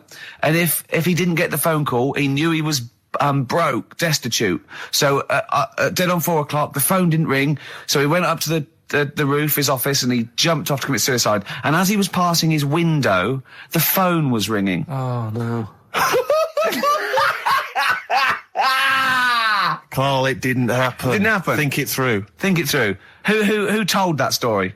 Who told that story? As he hit the pavement at 120 miles an hour. He's the only person who could have known that series of incidents. Also, why didn't he wait? Dead. As his life's at stake, why didn't he wait till 5 past? I'm going to give it 5 minutes just in case. In case the lines are busy. Yeah. And what sort of bloke goes out, I'll call you at 4, okay, if your business... Well, call me anyway. No. If I don't call exactly 4, then, no, you commit suicide. Commit suicide. I would, because if I don't call at 4, that's the end of it. Well, call me anyway. No, that's not the way I work. Why can't you just call me and tell me the other way? Well, I'm telling you how I do it. If you're bust, I don't call. Can't you just call to verify in case something goes wrong? What if it's engaged? If you want to be engaged, just commit suicide at 4, please. It didn't happen, Carl. The other one, right? A bloke, right? He's on a train station, and I'll tell you how I heard it. He's waiting for a cruise station, whatever, and he shits himself. As you do. And so he goes, oh, my train's in 5 minutes, So he runs across to Millets and goes, quick, Levi's, 36. The bloke just puts it in a bag, he runs onto the train, he goes into the toilet, takes his, It's already good, isn't it? I'm loving it already. No, right, there's a shadow, I think it was in America. Yeah. And it's on a quiet road, I'm guessing somewhere like Boston, that's what I imagine. Okay. Right? No. Somewhere like Boston, and people at night used to see this shadow moving about, and they'd go, what's that? Right? And it got known, the town, the little local town got known for this shadow, but it didn't cause any problems. people What are you used to- talking about? Well, it was Just like- you lost me. What are you talking No, about? do you know like some places get famous, like Scotland's got the Loch Ness Monster and that, but it doesn't go cause on, any. yeah. But it doesn't cause any problems. Doesn't exist, go on. Right. So there's this shadow walking about on the road. And, What do you mean? No, what's he again? Rubbish. Right. So it's walking Nonsense. about. Where did you read this? Where did you It's see walking this? about. This was on the internet, and I'm Oh, sure. sorry. Sorry. I thought it was shite. I didn't know it was on the internet. Right. So this shadow is moving about, and Independently of an object. yeah, and the local mayor and that is like, yeah, it's a bit weird, but it's not harming anyone. The mayor involved. Was he elected to that post? Hey, Mayor, we got a problem down here. Seems like a shadow. Well, it's not causing any. No, it was Just just. causing any problems? Yeah, go on. But that's the thing. It was left for years, and then it did start causing problems. I see, that's it. If you leave these shadows to go unchecked, Rick, they go crazy. Yeah. You let them run amok in the Yeah. city. Yeah. You've got to stand What down did it do? on What did it Roman do? shadows. What did the shadow do? It was pushing people off the bikes. It was what? It was pushing people off the bikes. Oh, I'll find out more for that next week. Right, that'll tease oh, them. you're a maniac. We'll do more on that. We haven't had time for Please educating. never have children. Right, listen. Just promise me now you'll never have kids. Okay. It's not his fault. Let me have It's Not His Fault. You got to save this. This has got to teach me something. It'll be an interesting story. Right, it's not his fault. This fella. Yeah. What year? Ages ago? Olden times? I'd say in the 70s. Okay. Would you? Any evidence for that? And Does he wear flares in the story? Right. Is that your reason? no, it's a bit like Yuri Geller, this fella, right? Where he's electric. He's electric. And if he walks past the telly would fizz. Uh-huh. If he walked past the radio, it all goes like that. Ooh. His hair stuck up all the time. And he'd be having a bath and everything would be all right. And then the power would sort of switch on in his body. And the electric in his body made him jump out of the bath. So... What do you mean so? What is that so? What does that so mean? You've given us nothing. You've given us nothing. You'd have to at least give us the scientific explanation. Yeah. Electric eels have 400 volts in them. Oh, is this the running away again? What was that one called? Yeah, but but It's not his vault. But there's a reason that not his fault. It's not his fault. I thought it was going to be something about I keeping think it we should. safe. I think we should do these the other way round. I It's think you not should his tell us fault. the story and then we'll hear the pun. It's not his fault. It's not his fault. Right, let's leave it. Play a tune. Forget it. Educating Ricky. Doing it. We're not doing it. No, we are. Right, anyway, Rockbusters. Yeah, go on. I give a cryptic clue Yeah.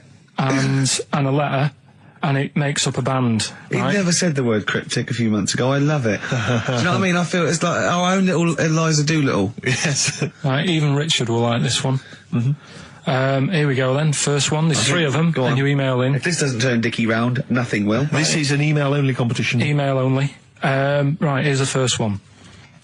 Initial is B, so it's B. a band starting with B. Okay. And the cryptic clue is, I don't like them birds. They shouldn't be allowed in this area. I don't like them birds. They shouldn't be allowed in this area. Next one. Right, the next one. He doesn't like women, yet he's got a couple of kids. That's a bit weird.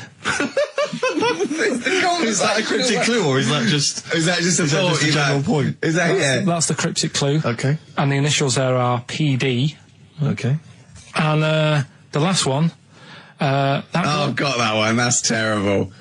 That's terrible. Okay, quickly. Oh, God. And the last one is that bloke who does. Come on! It's making me laugh. Come on, Carl. Be professional. Right, the last one. Right. I can't do it. It's making me laugh. Oh, come on. I'll come and read them then. No, hang on. Come on, Carl. Right, here we go. They don't do this on Blockbusters on TV, do they? No, come on.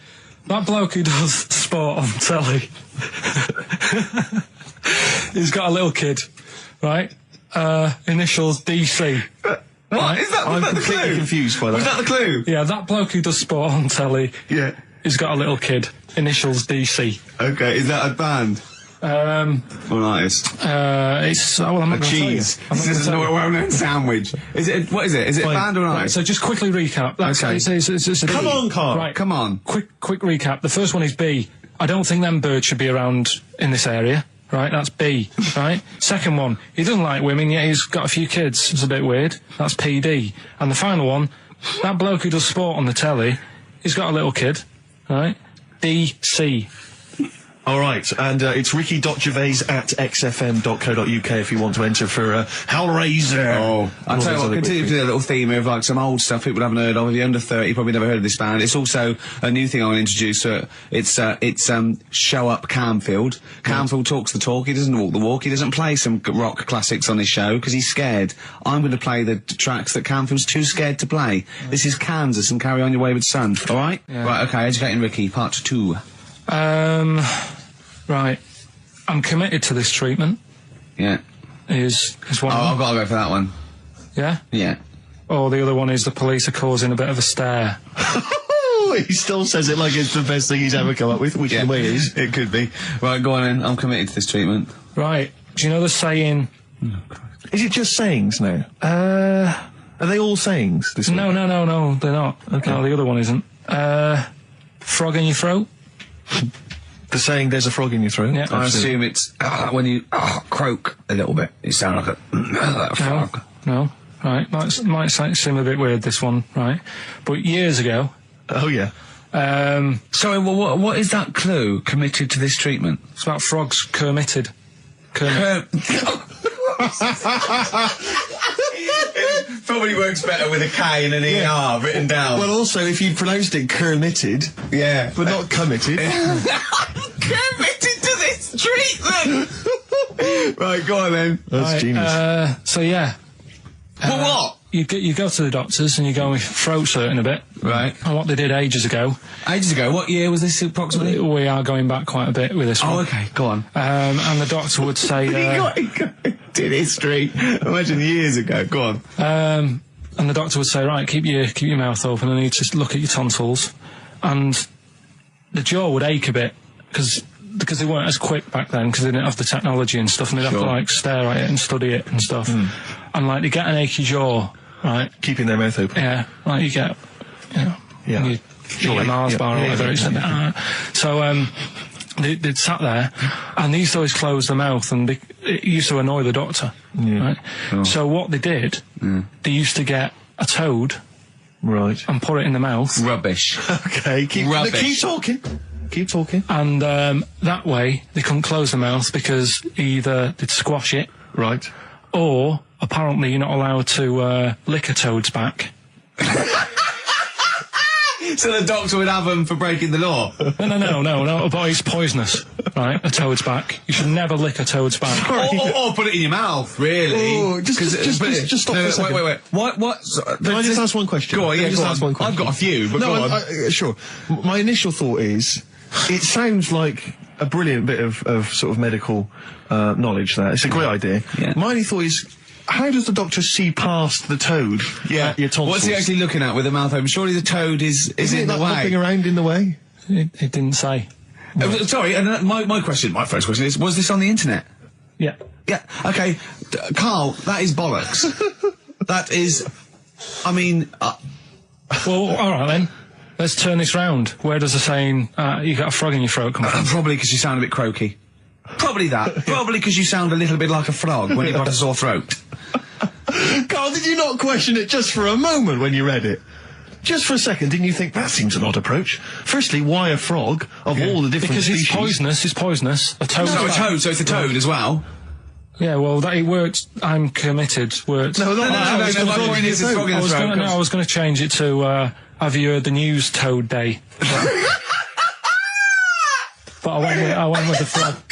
Oh God! Right, so that's rubbish. So that's rubbish. Next, can I have Let's play a tune. Let's come up with a God. Can I just say? No, just play it. Just play it. Yeah. Yo, Carl. Right. Okay. Right. The results of We ain't got a winner for the first time. Yes, we have. We've got loads. Feature for We've got loads of winners. No, we haven't.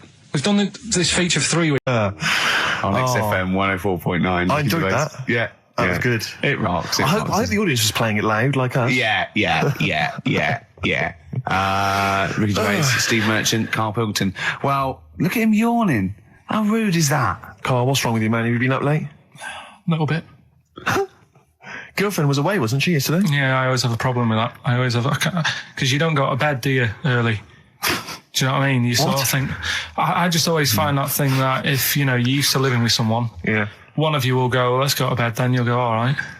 But when you're on your own, you go, you just forget to go to bed. I just stay up. Okay, stop eating now, Carl. You've ate all the food. That's just a plate. All right. Okay. Yeah. No, I stayed up and watched, there was a thing on about Dracula. Right. What, Dracula? And I found a flaw in it. Go on. Not the fact that he's the living dead and and drinks blood to stay alive and he doesn't reflect and he can in turn into a mirrors. bat. Well, and you can go on. The mirror thing, you can't look in mirrors, can he? Well, he can look in mirrors, but he can't see himself in a mirror. Yeah. That still doesn't work. Go on. It doesn't work at all, Carl. It doesn't work at all. Well, centre parting's always really neat. His centre parting's always really How does he do it if he can't look in the mirror? Blood on the floor or something it was called. Rubbish. I love the flaw in the Dracula film is that his centre parting's too neat. How did he do it without a mirror?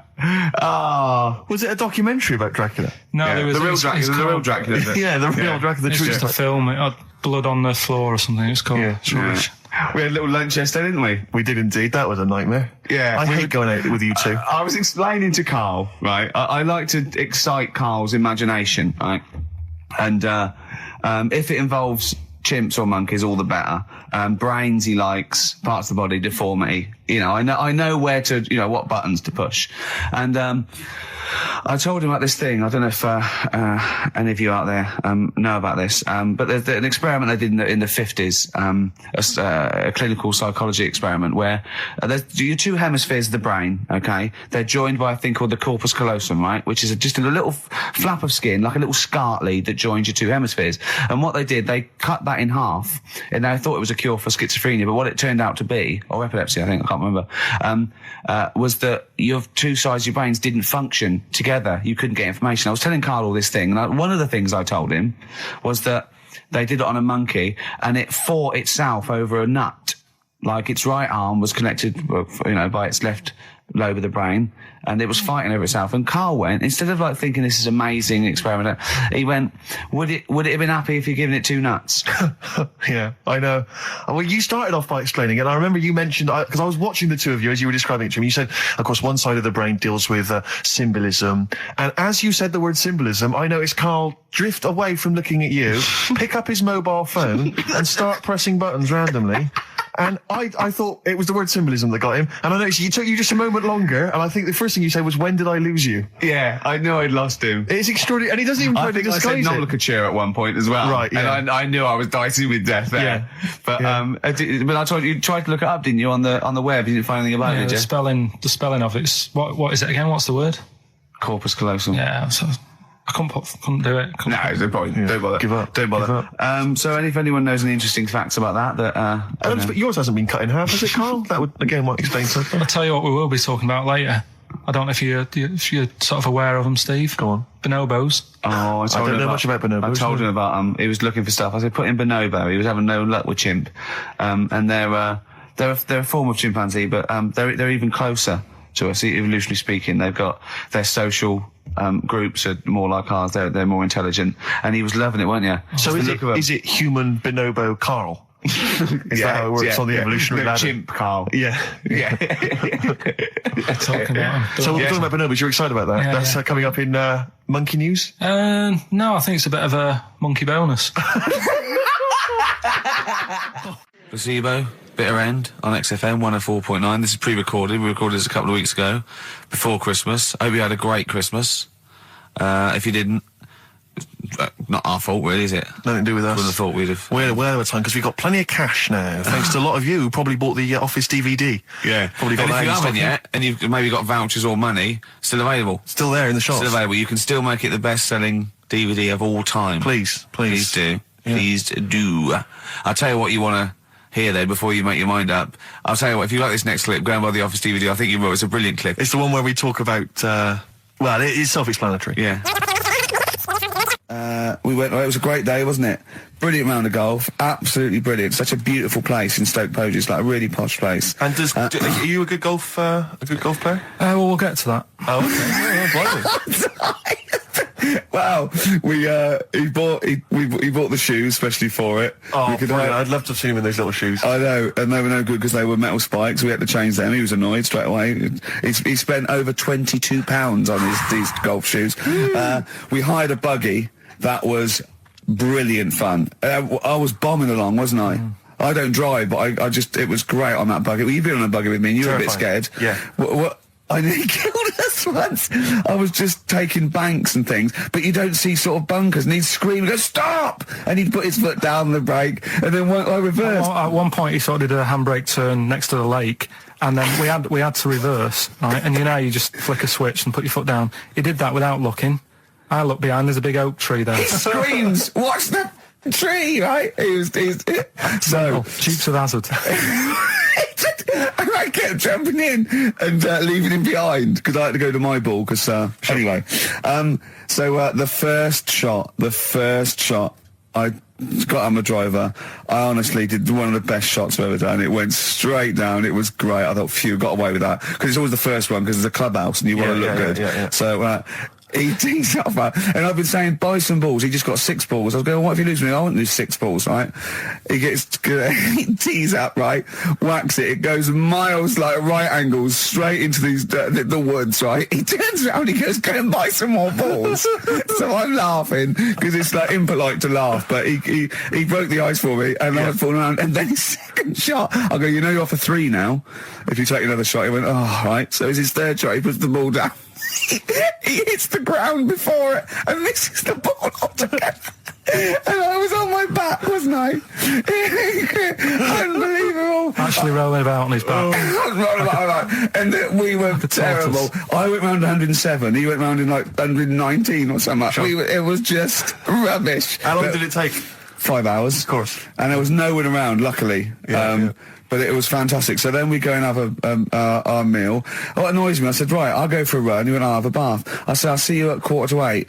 At 7:55, I have to call him. He's not ready, so he's let me down there. I can't stand lateness or laziness. Yeah, and he's let me down. Do you know his excuse?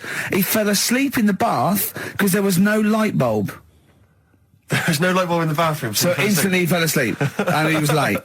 No, do you know what I mean, though, Steve? If you're sort of, like, nice and warm and what have you... I was tired anyway. I've been stressed out for 4.5 hours, right? My life flashed in front of me a few times in that buggy. So it's all sort of wears you down a bit. I thought, right, I've got a headache. You're going for your run. I'm going to have a bath. I walk in, put the light on. For some reason, it didn't come on, but I thought, it's all right. I'll just... doesn't matter. You can have a bath in the dark. It's summer, so it's light anyway. Well, there's no windows in the bathroom, so... So you were in the darkness? So I'm in the darkness. I nod off because I'm shattered. He calls up, hassling me. So I said, well, it doesn't normally take that long for me because... I haven't got, like, long hair. I've got a dryer and I can sort of one wipe. Yeah, he's already 10 minutes late, though, when I called. Well, 10 minutes. 10 minutes. Lateness is lateness. Next. Doesn't matter. Dinner wasn't until 15:15, so we had, like, another 20 minutes anyway, so it doesn't really matter. Yeah, but we said 1:45. So he's calling up, hurry up. So I said, yeah, all right. So I get out and dry and like my tackle and what have you. Calls back again 30 seconds later. No, I don't, I don't like that. Not gonna do that, no. Give it a wipe. 30 seconds later, come on. So I end up going downstairs to the meal area, naked, with a wet shirt on and wet socks. I've got headache as it is. Meant to be a relaxing weekend. But anyway, so we have our meal, which is really nice. And then we're sitting in the bar. I'm having a cigar by the fire. Yeah. Like, we're having a rather nice Pinot Grigio. Yeah. He's there going, I've got headache. Is this 1955 that you live in? I know. Yeah. It's so right. And we are knackered because he's not used to work. I've seen him moaning, falling asleep. He's not used to it at all. And you've been on your feet for over half an hour. Yeah, right. So we didn't even walk around the golf course. We had a buggy. Yeah. It wasn't even exercise. And now it's Karl's bit. It's the re-education of Karl. He's like Liza Doolittle. And now he's coming to, or Lawnmower Man, if you've seen that film. More like Lawnmower Man, if you've seen the film. You know what I mean. And his homework was to just study quotes, really, on happiness and stuff and general well-being. He's not a big happiness quote fan, are you, Karl? Not really. So what have you done? You've come up with something, haven't you? Right, yeah, I told you, right? Because a lot of these are just things you say every day. They're nothing special. So what I'm doing... Well, you say them every day. Well, the sort of things you come out with and you don't even think about it, do you know what I mean? Yeah. They're on the TV all the time. People on the radio are saying these sort of little quotes. Sure. And what I've done is, remember that programme on Channel 4, Faking It? Yeah. Where they got some, like, posh kid to be on a door and all that. What I've done, I've... Imagine if that was the pitch for the show. Dear Channel 4, you're just going to get a posh kid on a door or something? Yeah, Yours sincerely, Carl. Come in. Yeah. TV producer. Yeah, go on. So, what I've done, this little book of quotes, happiness quotes, I've picked 2 that are real. Okay. And I've made one up. Right? And we've got to guess. And you've got to guess. Okay, then, go on. Well, I'll tell you what, Rick, why don't we, when we've heard them, we won't confer. No. You'll write down yours, A, B, or C, and I'll write down mine, and we'll see how it Okay, works. Carl, off you go. Right, and just because I'm looking at this book, it doesn't mean I'm actually reading. No, I know. Don't worry, we're clever. No, we know, we can't see yet. Like, call my bluff. Yeah, go on then. Nothing is worth more than this day. Okay. Yeah. Yeah. All right. Yeah. The way I see it.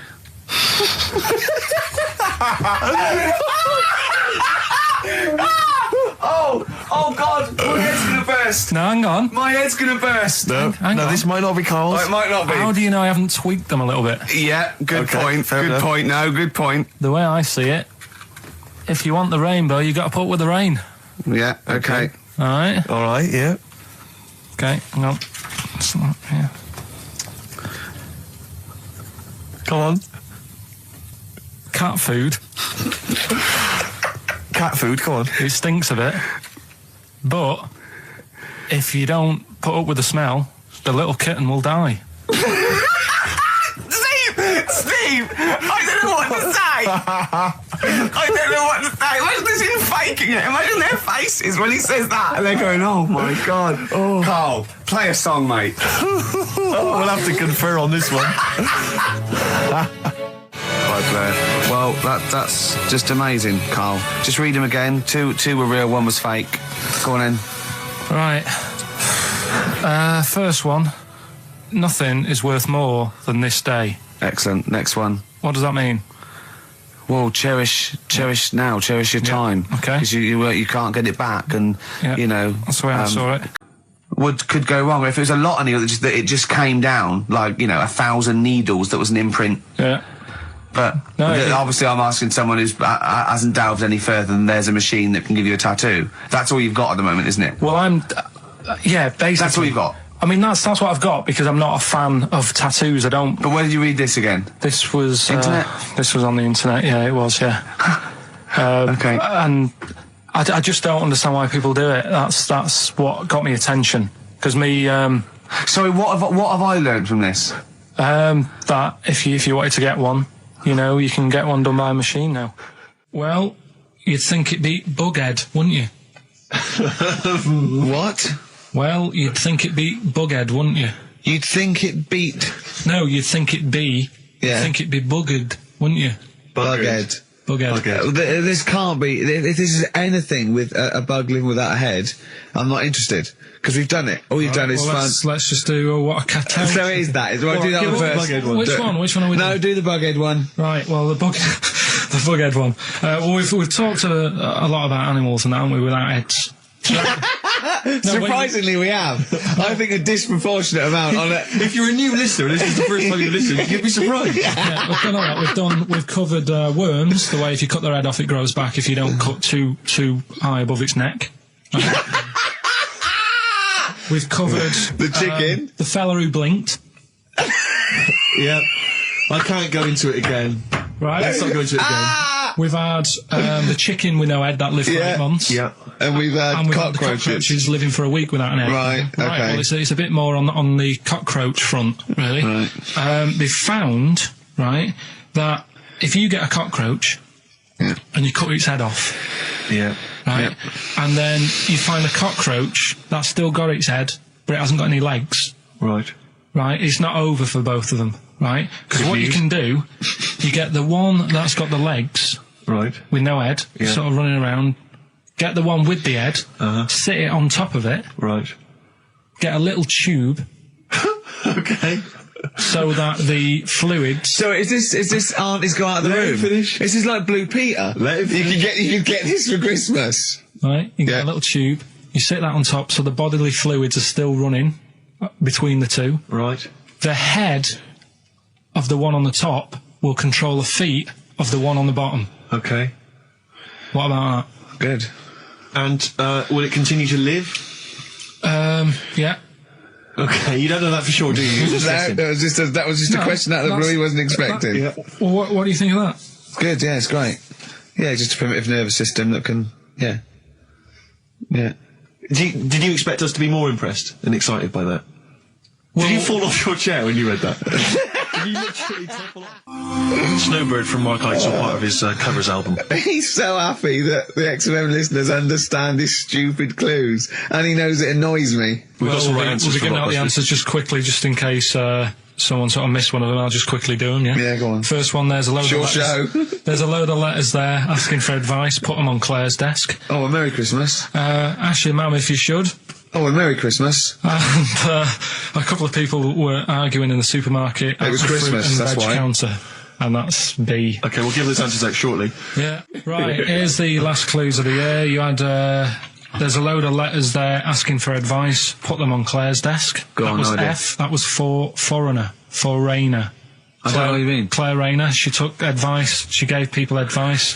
So that's a foreigner. That is shit. Right. I'm sorry. That might be Christmas. That is absolute A dark. lot of people got the right answer. I know, that annoys me even more. The second one, ask your mum. Foreigner. Yeah. Foreigner.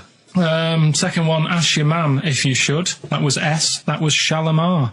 Shalimar. Right? No, bizarrely, what was the clue there?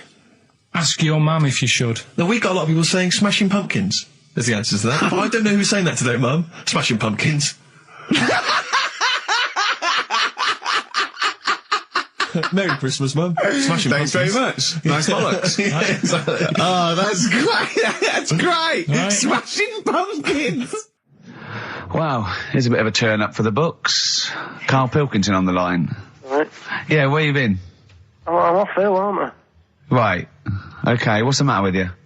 Just a bit bunged up and that, and got the shakes, got that sort of, that shaky thing to get. Yeah, that's because you didn't eat last time when Suzanne was at work. Yeah, well, I think that's what brought it on. Plus, she was away in the week and I put some wet jeans on. And I think that's what's caused the problems. Well, when did you put them on your head? No, they were just on the Maiden and the legs felt dry, but they Just were on the what? On the what? Have you got the Maiden? What was she doing there? What do you mean? On the Maiden that you put clothes on. What? Your clothes horse. Maiden. Your clothes horse. Well, yeah. Right, okay, so you put wet jeans on, yeah? So that's why I'm ill and that. I'm Right. not having a good time. I've been watching the football. So you're just sitting at home watching telly where you could have been sitting here? Well, I would have been better off there because I've got a chair there. I've got no chair at home at the moment because I sold it last week. Why did you sell a chair? What, you only had one chair? What? Look, can't we just, I just was calling up to let you know I was alright and that. We're not interested in that, we want to know about the chair. I sold it. I had a little two-seater and I sold it because I'm getting a new one, but I've got to wait another month. So you've got to sit on the floor for So a month? you sold a chair before you had another one? Well, she might not have wanted to buy it in a month or something. So I got rid of it whilst I could. She was alright, buddy. We'll talk about that next week. Oh, you're going to be in next week? I look forward to that then. That's a dynamite piece of radio to tune in for. The day Carl sold a chair. Brilliant. Alright. So you alright then? It's going alright? Well, why did you take this long to call? We asked you to call since the very beginning. We've been phoning you. Why is your phone ring switched off? I heard the beginning. I heard the beginning of the show. I thought, yeah, it's going alright, did air and stuff. Turned it off. You turned it off? No, I put a tape in though, because even though I'm ill, I'm still showing an interest in it. Well, you're not, if you're watching football and shaking. Yeah, well, I'll listen back to it later, so I hope you haven't been dissing me. No. Right? Definitely not. Don't listen back to it, it's not worth it, but we haven't been dissing you, no. The darkness growing on me on XFM 104.9. Oh, it's all going well already, isn't it? The microphone fell apart. Carl's shouting because he got headphones on. His music's turned up too loud. Canfield level. God, it got pre-out. Look at him giggling. Look at him laughing. That's so funny because I got a letter here On XFM 104.9.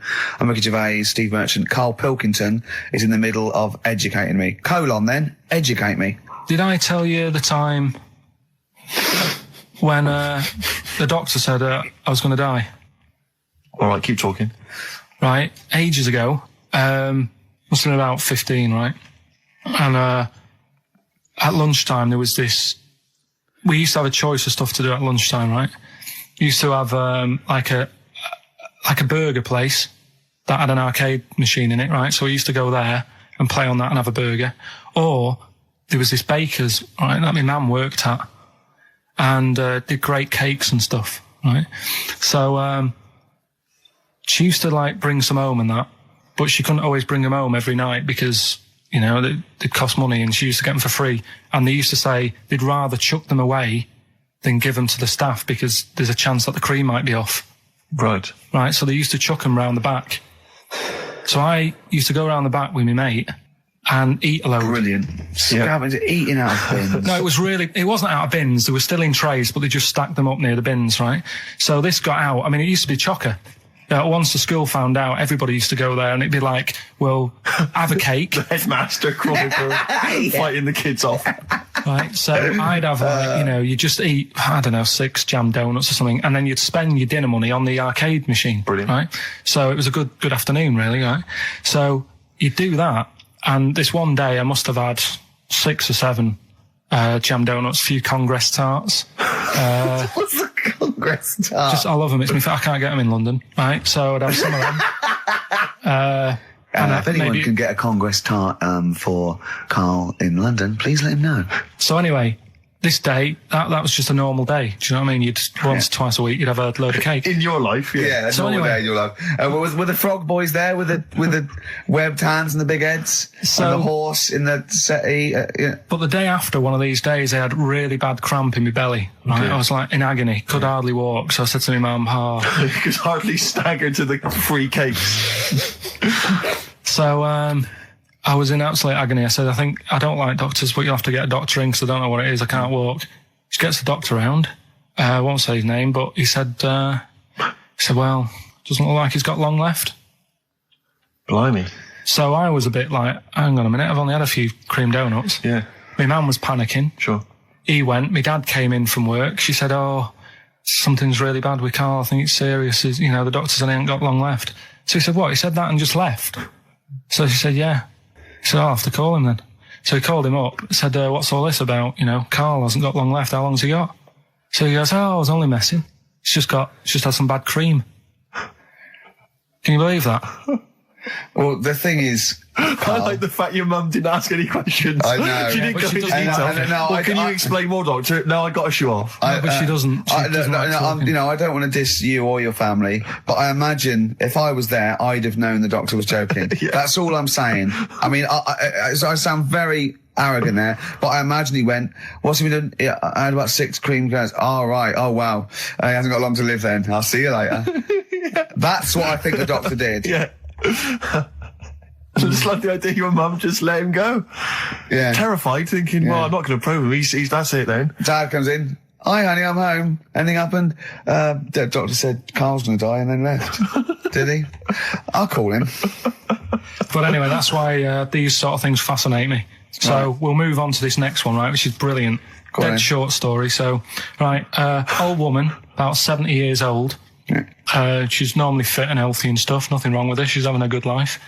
And one day, she goes for a check to the doctor's, just to check herself out, because she's getting on a bit. Yeah.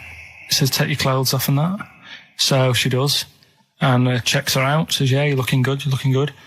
Turn round. He said, oh, God. He said, you got a tumour on your buttock. Right? So she goes, oh, well, can you do anything to sort it out? So they go, yeah, we could book you in for an operation. It's best if we remove this. Books are in for an operation. Operation day comes, strip her down and that. They're all stood round, the doctors. Start to operate. It only turns out it's a pork chop that she sat on 5 years earlier and it had stuck to her buttock.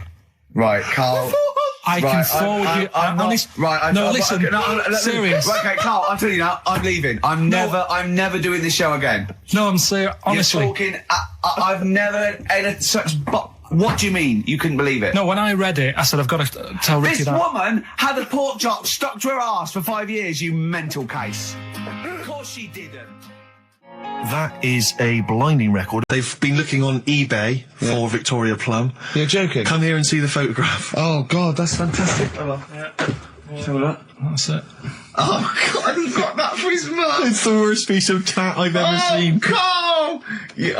Carl. Imagine how... gutted. Carl. Imagine how... Look, think of him now, right? There it is. That's the worst thing I've ever seen. I'll tell you, it looks like a Diddy man gone wrong. It looks like a Diddy man prostitute. That is... Is that the one, Carl? Well, it was a different colour. It had a yellow at mine. No, but look, how do they get... Tell them they go into eBay. So you need to log on to ebay.co.uk. I'm sure you've used it before. It's the online marketplace, ebay.co.uk.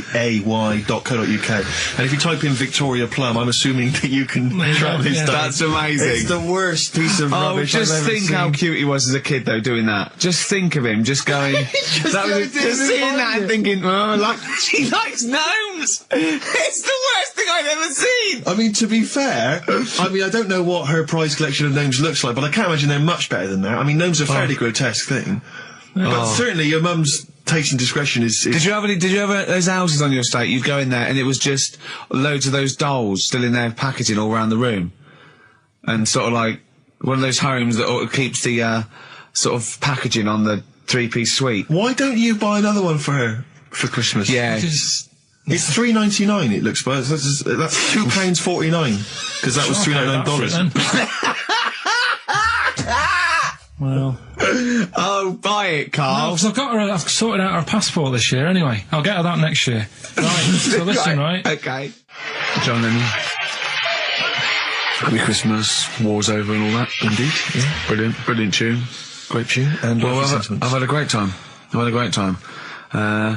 Merry Christmas, everybody. I hope we haven't offended you by some of Carl's rantings.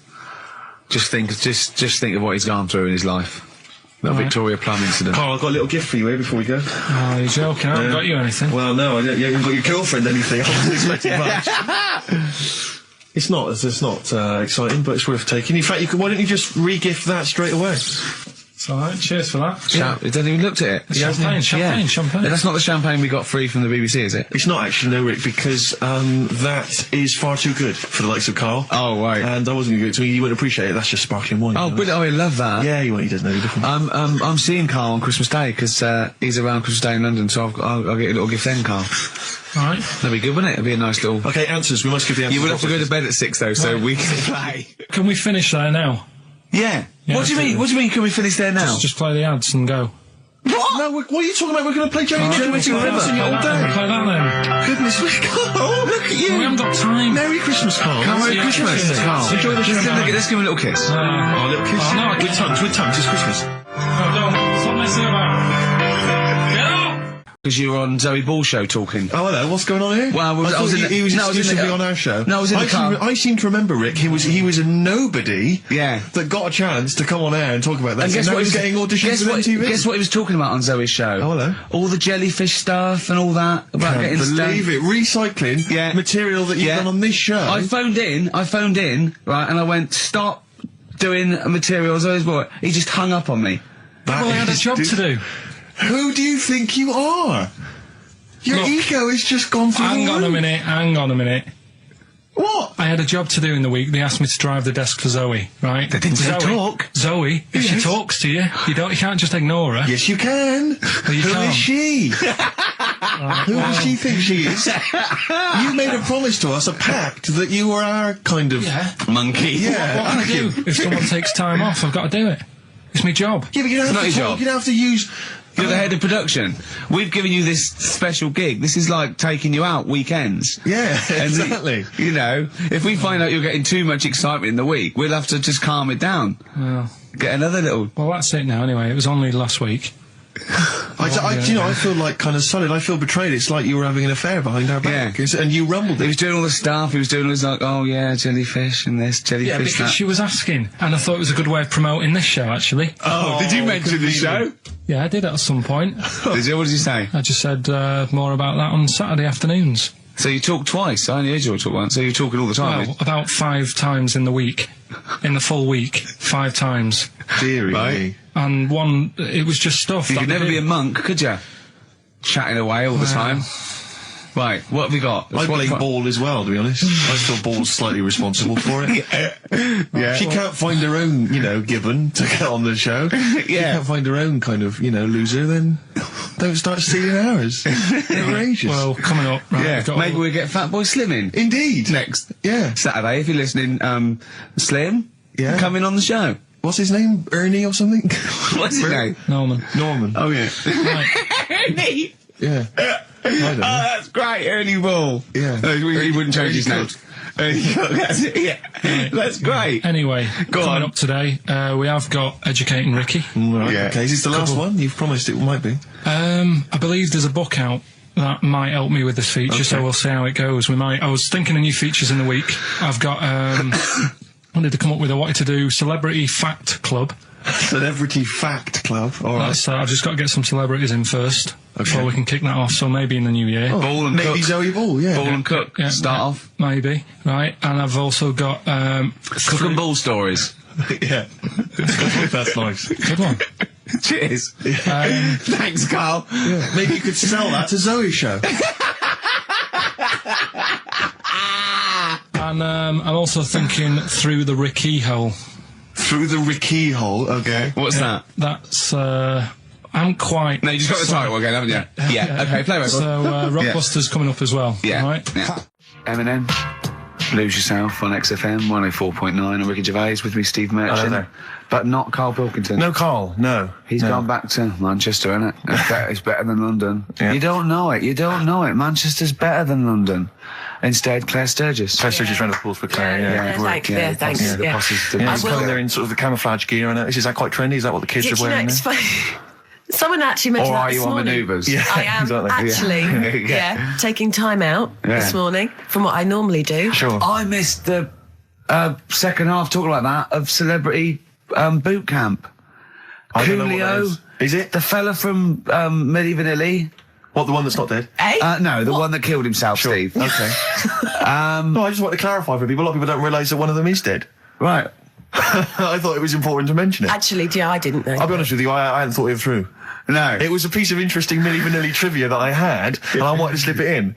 It wasn't I could really have found- trivia, I tell you because what, it was a question. You went, what? The one Rick, who's not what dead. I'm saying, Rick, is I could have found a more tactful way of bringing up the death of one of Milli Vanilli, because I think there's a lot of people out there now upset. Maybe Claire Actually, didn't yeah, realise. people who didn't know. That's quite a shock. I didn't see, I should have sat people down. Who died? Vanilli or Millie? I think it was Millie. No, it's Vanilli. What? I don't know. No, but I didn't know. I'm that guessing. is- Actually, I'm guessing. What? No, I'm not that? confusing Milli Vanilli and Scritti Politti.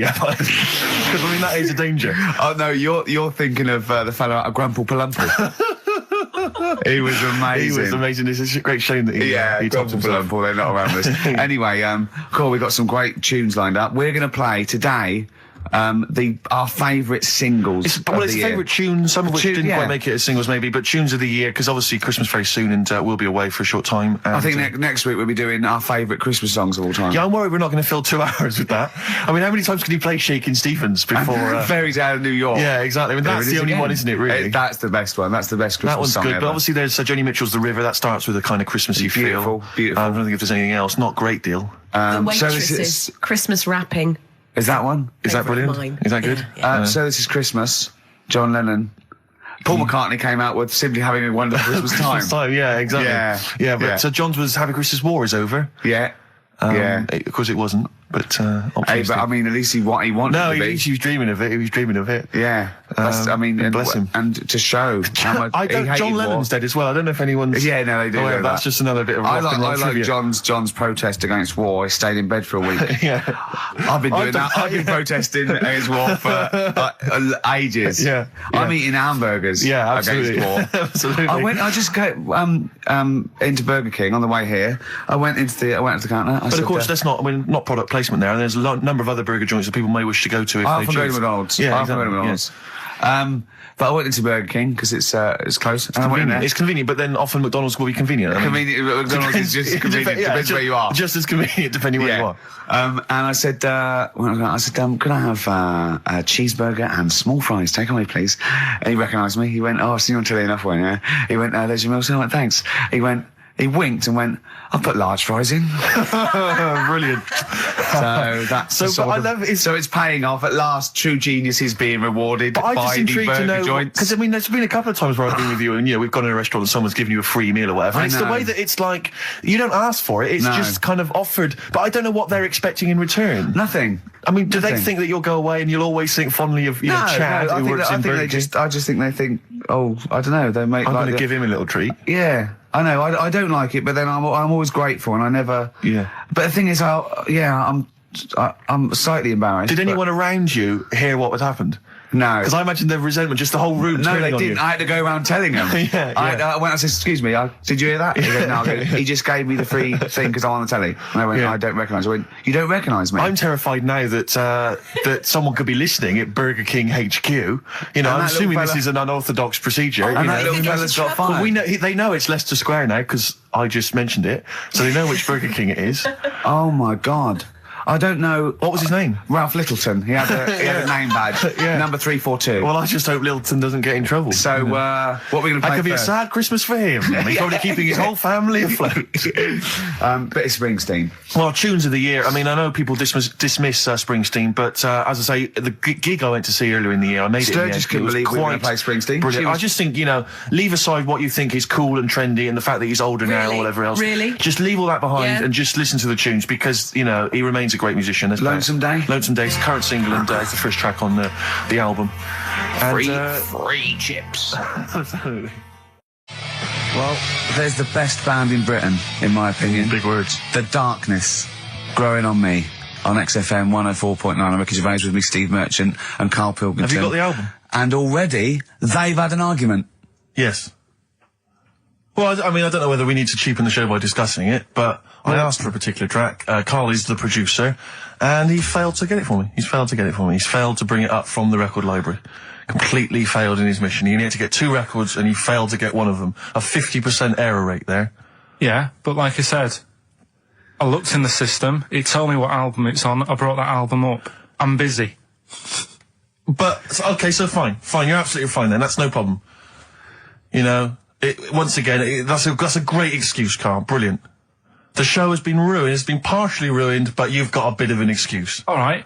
I didn't make a big deal out of it when you said, "Oh, and whilst you're down there, get us a new 50 Cent single." I never said, "While you're down there, get the new 50 Cent single." I asked you if 50 Cent single was lying around. If it hadn't been here, I wouldn't have worried. So I get it, I did that for you. Right. And then I come up, you say, "Has it got swearing in it?" Well, I don't know. It's 5-1, Steve. You're the I haven't got producer. time. I've been whizzing around. You're the producer. It's the brand new single. I'd have thought it had been lying around in the XFM office anyway. But I don't have time to sit around listening to music. Sure. Well, yeah.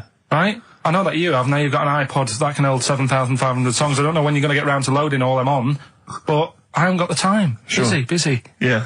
Fine, okay. No, that's a perfect excuse, Karl. Well done, mate. Right. I just hope that I never have to depend on you in a real emergency. I had a bit of bad luck as well. I wanted to play REM, and maybe the listener can help me here. Can you email in ricky.gervais@xfm.co.uk if you know what song I'm thinking of? It's an REM song. I think it's on the album of the last one before. And he says Mulholland Drive and I'm Steve McQueen. That's all I know. I'm sorry, I can't think of the title, so I need the title to look it up, if you know what I mean. I can't put in like that. I can't put in Mulholland Drive. The system goes, what are you talking about? So I need the actual title of the song to look it up to find it down in the library. Oh, well, I'd go down yourself if you're going to go down to the library and get that. I wouldn't send Karl, because... Ricky.gervais@xfm.co.uk. But if he wanted to, he did have time, because he came in at 1:20 rather than 5-1. Yeah. No, I told you about that record that I wanted it yesterday, didn't I? So you had 24 hours notice. So that's not really an excuse, is it? But I did find one of my favourite songs of all time, which is Bones off the Benz album, and it's Radiohead on XFM 104.9. And there it is, because you gave me lots of time to find it. So. Sure. Yeah. Could have brought it in himself. No swearing in it. Bones. Radiohead. The Bends on XFM 104.9. And thanks to Paul, who's emailed Actually, there's in. a whole bunch of other people. Oh, There's lots Nick, of people. we've got Davey, Steve, Ashley. It's Electrolyte. You know, it all comes flooding back now. We've got that. I've got it out of the library. We're going to play that. That's done. It's interactive. I've used the listener. I've shown the listener, right? I've helped them to help themselves. Sure. I've said, if you want to hear it, tell me what it is. They tell me what it is. They're going to hear it. Yeah. Do you know what I mean? Perfect. Saves going down the library and, well, we don't... Yeah, well, we know mistakes can happen if that, you know, if you have to go down the library. Yeah, and I mean, I checked it, though, to make sure it was the right one, you see. It's just a little bit of... Well, it's a good rule that generally, if you pick something up a CD, That's you know, right, we want yeah. to play on a radio Sort show, it a live out radio show, yourself. you normally check at the back. Oh, no, yeah, that's right, yeah, if you want a job done, do it yourself. You're absolutely right, Carl. So... But anyway, look, let's all make friends, let's kiss and make up. Yeah, touch and make up. Yeah. Let's just... Well, I'm up on Carl at the moment because it was my birthday in the week, and not only has he bought me a little vibrating thing to put on the chair, because I've got about that, so that vibrates, that. Actually, we can hear it. Yeah. Yeah, I'm gonna do it between records now. Right, what's that doing to you as you It's do just, that? it sort of like sends a little pulse into his sort of muscles, relaxes, doesn't it? I've got to relax on air. If I'm relaxed, the listeners relax, we're all happy. Sure. He's also got me this little electronic bongos, and I thought we could do like... Oh! Chimpanzee that, monkey news, so it's like a jungle sort of thing. Sure, yeah. Brilliant. Well, that's supposed to be one of the great jingles that even has. So I've got the vibrating... Oh, chimpanzee that! Monkey news! Dr. Fox, if you're listening, I think you'll know that's a clear improvement in this show. So thank you for those. It's alright. Yeah. What did you get him? What did I get him? I couldn't get him anything, I was too busy buying myself an iPod. You're joking? Well, it's a little bit gay, isn't it, giving gifts to blokes? Yeah, it is, but for someone who's like major... Yeah. Play a record. Someone who's major? What do you mean, someone who's major? Well, because he's a major celebrity? No, made you. Oh, made you? Yeah. Right. That's Yeah. Crazy Beat. Blur. Alright? On XFM 104.9. Brilliant. Yeah, so, I also got, Jane got me a few nice presents, including my favourite of all of them, a real bow and arrow. A real bow and arrow? Yeah. Right. And what, you know, you're going to rob from the rich, and give to the poor? Yeah! When my head goes into the basket, I'm going to blink a lot. See how many times I can blink. But if you remember, when Carl first told me that, it was, I think it was Simon or Nick that pointed out. He goes, no, that's not quite right, Carl. Carl told me it, that he had his head cut off, and when his head was in the basket, it looked up and said, count how many times I blinked. Yeah, but he believed that as well. So he was happy. He was happy with that. Sure. Do you know what I mean? So yeah, a couple of weeks ago, there was a guy, he had his head cut off, and before he had it off, he'd said, I'm going to blink to show that there's life after death, and he did 32 blinks, Yeah, right? sure. So you two were sort of pointing that down the other week. Yeah, we were sceptical of that. So I looked again On the internet? at some other website. Yeah. And there's a guy... Sorry, it's the website, just to clarify, the website is the place where you bought that property on the moon, didn't you? Because it was a bargain. Right. So, this guy... Been gazumped. Look, we'll see who's been gazumped when this world ends. I've got somewhere to go, alright? And I know you'll be calling me up, saying, oh, can I come with you? Have you got no, like 2 square foot? No, I've got acres. You're going to have to stand deadly still on the moon in your 2 square foot. I've got about 20 There's no place acres. for Suzanne, it'll just be you. 12 off, love. It's all those people with big heads and web feet that've been buying it all these years. Well, listen, right. Go on. Anyway. Play a record, tell us a story after it. We've been chatting for far too long. Carl. No, let's play a record. Play a tune, we'll come back with this. What's this, another ghost story? Let's play one of my favourite songs of all time, because I'm going on holiday and getting into a lovely serene mood. Sorrento is probably from that. It's Neil Young, After the Gold Rush. Beautiful. Still to come, that competition as well. I look forward to that. Carl's quiz. Yeah. What an amazing track that is. Tune, yeah. Neil Young, Dynamite. After the Gold Rush. So go on, Carl. Sorry. Go on, Carl. So just take us back a few steps, Carl. What's the story? Right, so I did some research. Right. Let's just recap again. There was a guy you read about who had his head chopped off. He was guillotined. Yeah. He had said to the people around him, I am going to blink once I've had my head cut off to so show the brain that life, can still... or the brain can continue to work after death.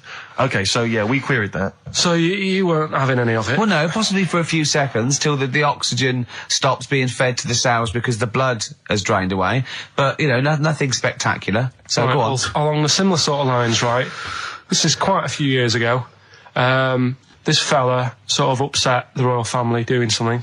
right? So they said that this isn't good. Wasn't Ben Oughton at that Jubilee thing, was it? I can't remember what it was, and they said, right, that was terrible. We're gonna cut your head off. You know, you gotta show people like you can't be doing what you've been doing. What was this, the 1970s? When you say a couple of years ago, you mean maybe sort of... Was it the olden days when the phones weren't very good? Ages ago. Yeah. Ages ago, sure. So yeah, fair enough. Yeah. So... Very philosophical. Yeah, imagine that, when you watch news story. This was literally ages ago. Yeah, exactly. Yeah, Simon Sharma's History of Britain. Yeah. Oh, and even before that, which is yonks before, when it was all mental and different. Sorry, Carl, go on. So he's having his head cough, and he's resigned to it. It's the day before. He's kind of got it into his head now that I'm not going to have my head much longer. Sure. So he said, let's make use of this. Yeah.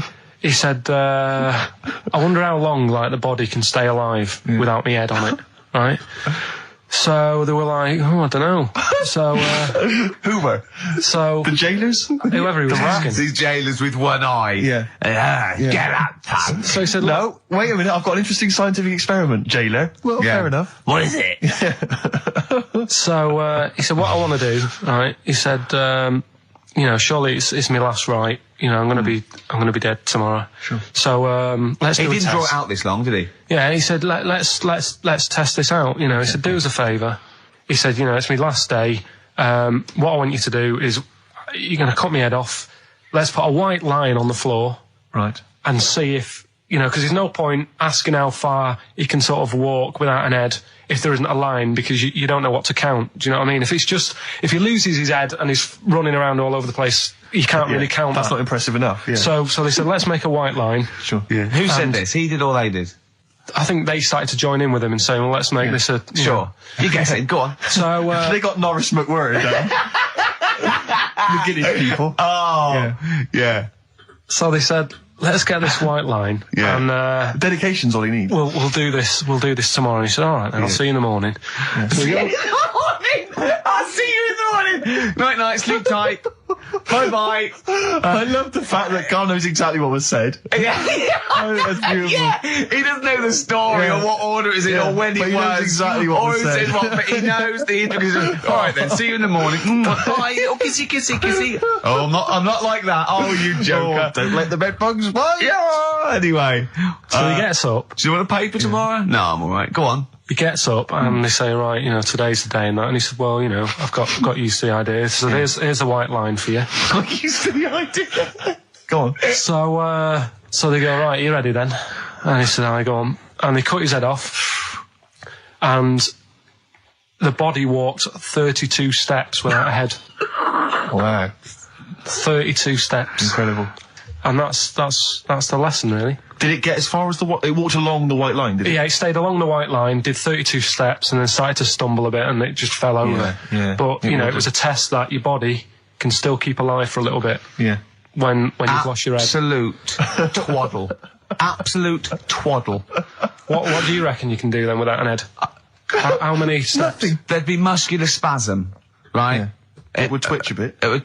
You could not distinctly take 32 steps. The body... Well, don't... Yeah. Is the doctor still on the line? Yeah. The fella that bought 6 parrots. Yeah. And, you know, you could have got 32 steps. Right, so you don't believe that. Doing a bit of line dancing. Right, you don't believe that, but something that you do believe is that a cockroach can live a week without an head. It can. Slightly different kettle of fish there. Why? Wow, insect to human is what I'm thinking. Yeah, that difference. There's not that much difference in some insects. Do you know that a snake has a heart and lungs and kidneys and stuff? Go on. No, well, I'm just saying. So? You're making out as if like they're a totally different species. I am making out. I mean, call me old-fashioned. Do you know what you're talking about? I don't want you embarrassing yourself, Rick. Yeah, I am suggesting they're totally different beings. Yeah, that is. Yeah. Now, Carl, the cockroach is a very different thing. The interesting there is that it lives without its head, because a lot of it's on, there's some of them are phototropic, chemotropic, some of them just literally have, irritation and muscle memory. I mean, they do have a central nervous system, but it's very different. So if you lose the head, it bypasses a lot of that anyway. All this is running around. The reason it dies is because it can't take on water. But it's very different to, a man, right, having consciousness and then losing that, and the body's still going, no, I think I remember what I was going to do here. Yeah, so I'm going call to out carefully walking along the walk white line. 32 steps along this white line. Imagine just looking down going, oh, missed a bit.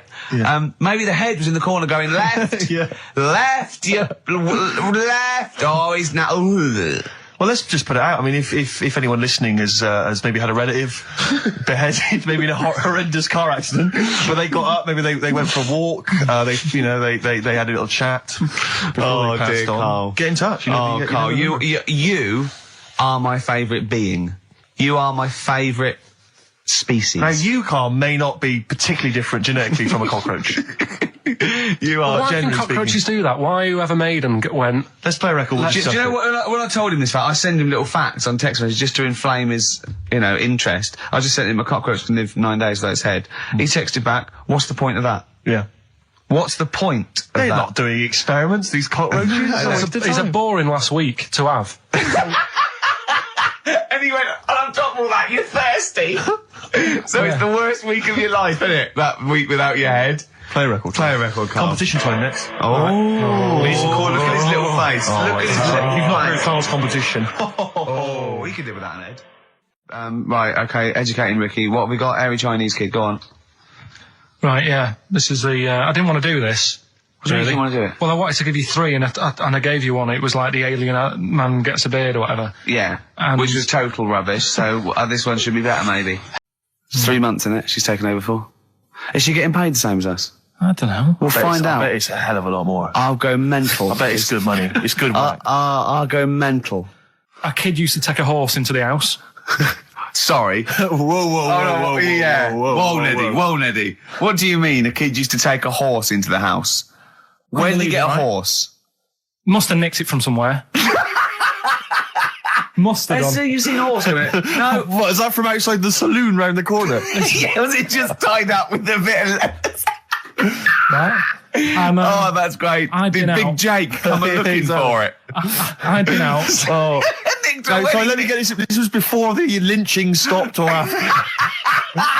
Where did he get a horse from? What do you mean he must have nicked it? His mum said, where'd you get that from? I bought it. All right then. But keep it out the kitchen. I don't want you going Catlin rustling.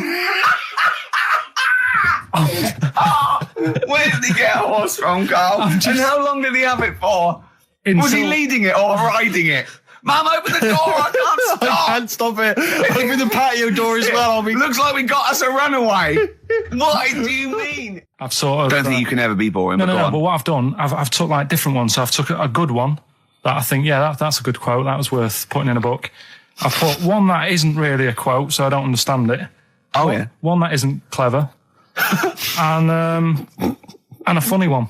So a bit of variation out of one book. Oh, how long did this take you? What did you do? Did you sort of like sit? About half an hour last night. And did you sit sort of like quietly at a desk or something? No, just in the lounge with the telly turned down. Oh, right. Just to give a bit of light to the room. Just had it on, but turned down. Have you figured out lights yet? So, so the first one, and it was like they stuck some bacon on his head. And as ever, the vital piece of information, i.e. the reason, Carl seems to have forgotten. Because the worm was in his body, and they said everyone likes the smell of bacon. Including worms. Again. Even a Vietnamese lake worm. They love bacon. Remember last week when I said about the little fella with the bone with no brain, and you were proved wrong? No. Please. No. We were saying it wasn't a little fella. We were saying it was a stillborn child.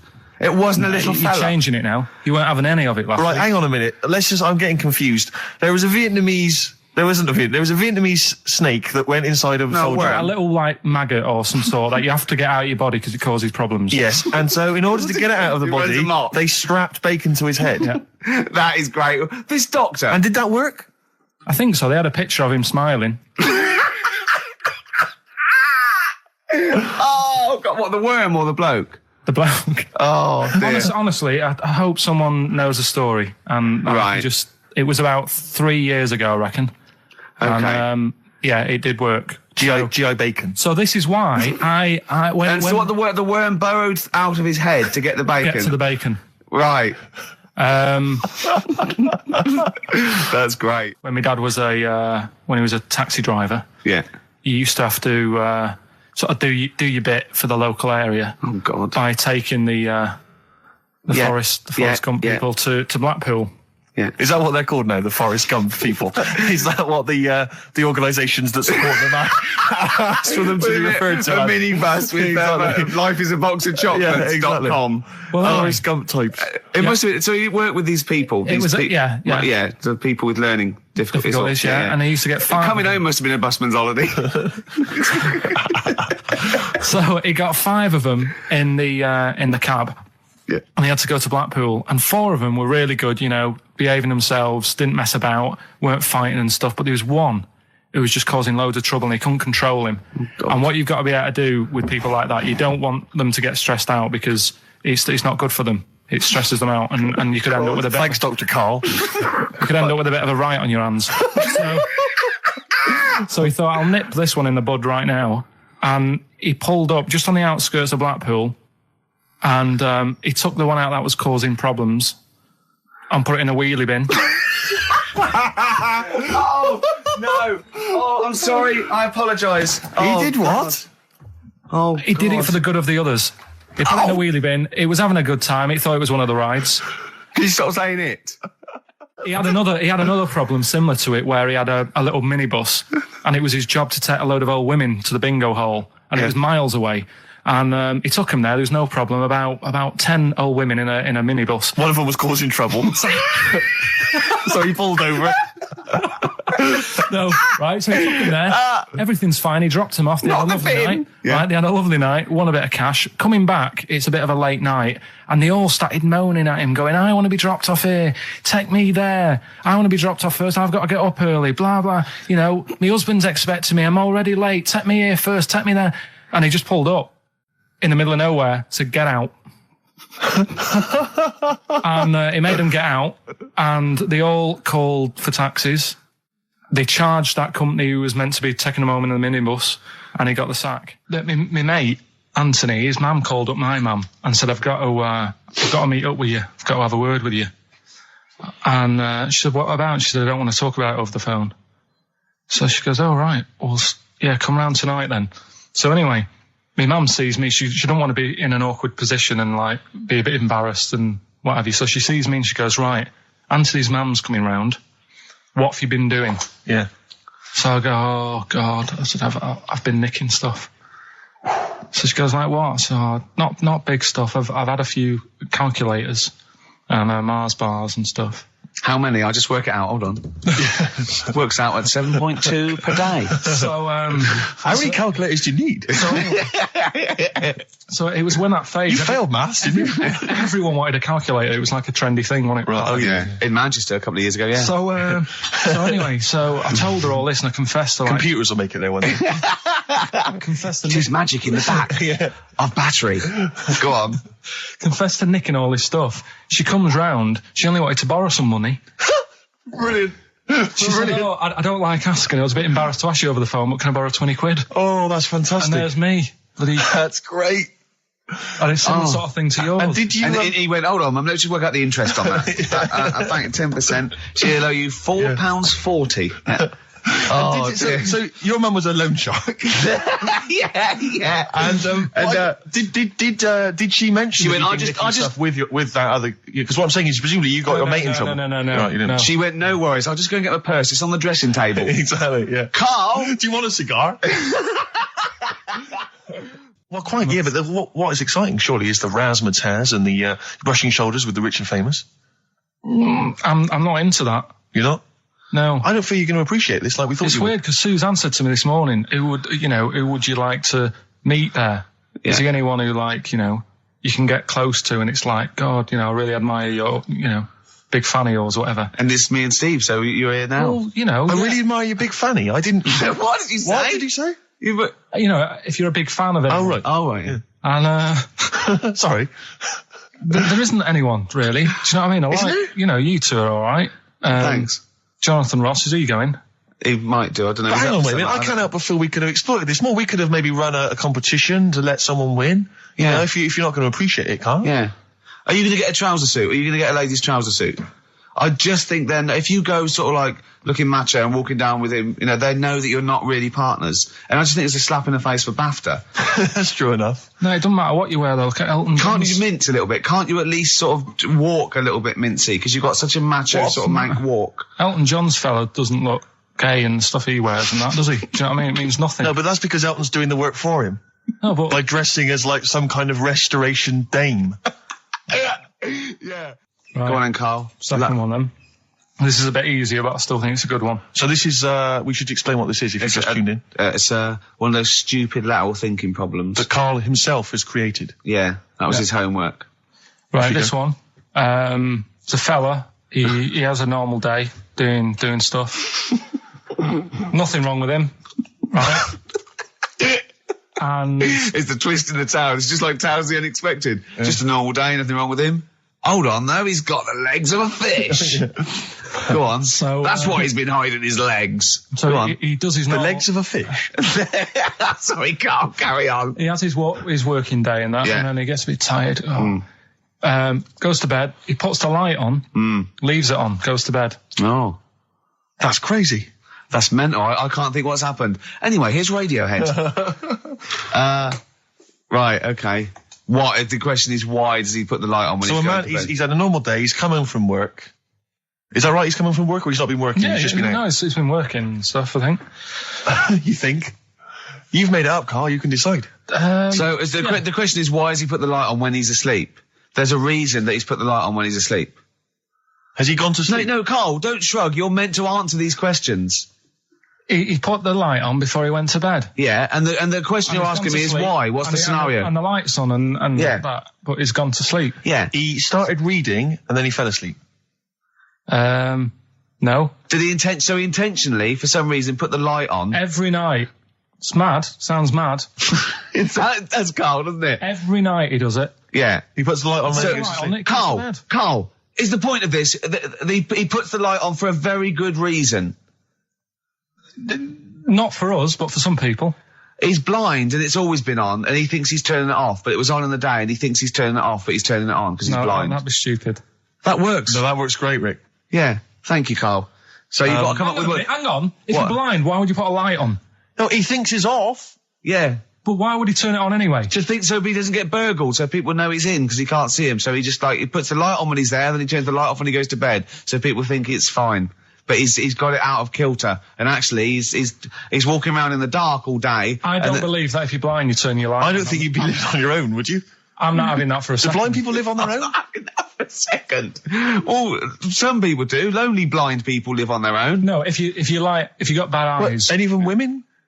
Are there any blind women who are living on their own? Well, never mind your concern for the partially sighted or sight impaired people coming to London. Get on with this. Yeah. So there he is. Yeah. It's like, a bit tired. Yeah. Just put the light on. Get to bed. Yeah. So he turns the light on and he goes to bed. Yeah. Oh. Should we play a track? He's not sleeping on the job. He's a lighthouse keeper. Well done. Is he a lighthouse That's keeper? not it, Carl. He's a lighthouse keeper. Right. Why wasn't the light on all the time? Because it's light in the day. You idiot. Play a record. What? Play a record. You're a buffoon. No, actually, the light isn't on in the day, is it? No, it's not. I think you're the buffoon. Yeah. Karl has won!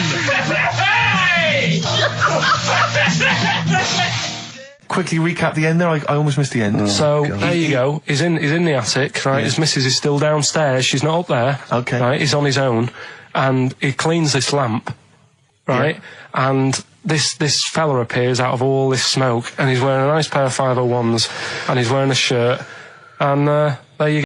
104.9 XFM, Ricky Gervais, Steve Merchant, Karl Pilkington's pressing the buttons. Yeah. We're playing some great moments from the last 3 weeks. And some great records, Steve, from the last 2 weeks. That's true enough. Yeah. We're not actually here today. What are you up to today, Rick? It's 8 hours earlier, so this is about 2 o'clock probably. Mm-hmm. So it's about 6 o'clock in the morning. I'm still in bed, mate. I'm asleep in my hotel room. Now, where are you? We're in LA. Los Angeles. Yeah. City of Angels. Yeah. City of Angels. Yeah, and so that's what we're doing. We're doing stuff like that. That's why we're not here. We're not here next week either. So next week is the best of this week. All right, so Here's the first bit. Class. Rock the Casbah. I love the fact you had at least 3 minutes to get that right. I know. Prepare and get that right. I know, but my mouth was full of Maryland cookies. Yeah. You know, last week, and this would blow your mind. He came in, do you know what he'd bought? For himself, about 10 penguins. Who buys penguins still? I know. Or wagon wheels. Oh, I've never liked wagon wheels. You've not been a fan? No, but I was sorry about that. It's The Clash and Rock the Casbah. Talking about records, have I told you that time my brother-in-law, he was moving out of his place, I think moving in with my sister, and I was about like, I don't know, 13, and so he was about, 30, and I moved in, and he brought round all, his records when he was storage to leave them at our house, right? And he had all these old sort of records, 50s and 60s records, no Elvis, right? And they put them upstairs, and I was looking through them, and it's just all like Elvis stuff and Beatles stuff. And there was a mate of mine who loved Elvis, okay, and he had loads of chemicals. Yeah, he had loads of chemicals, and I was into chemistry, and he said, "Let's swap me some chemicals for them." So I sort of nicked about 5 Elvis singles, and I got all these chemicals, and then the guilt just hit me. I just thought, well, he's going to notice that. And one night, I just came downstairs and I confessed to my mum. And she went, all right, well, I won't tell him, but you've got to be good. And it's sort of like I was just really, really good for a year. And then I remember when I was about 18, my brother was talking about it. And he said, did you ever play those records I left for you? Brilliant. He told my mum, he said, these are for Ricky. She just didn't tell me. She was sharp, wasn't she? She used opportunism there. Oh, that's genius. And that was it. That's why I was good. But you've never stolen anything since, have you? No, I don't. Except that spate of shoplifting after that to teach your mum a lesson. yeah. Well, I went round and arson. No, I did. I just couldn't believe it. It was terrible. That's the sort of thing I think we need now, right? We've covered a lot of stuff. What, education? Teaching, yeah. Well, okay, what do you want to know? Don't know. Have you got something? Can you educate us on anything? I've been reading bits. So could we bring back just for one night only, educating Ricky? Oh, I'm excited. Yeah? Do you think it warrants that?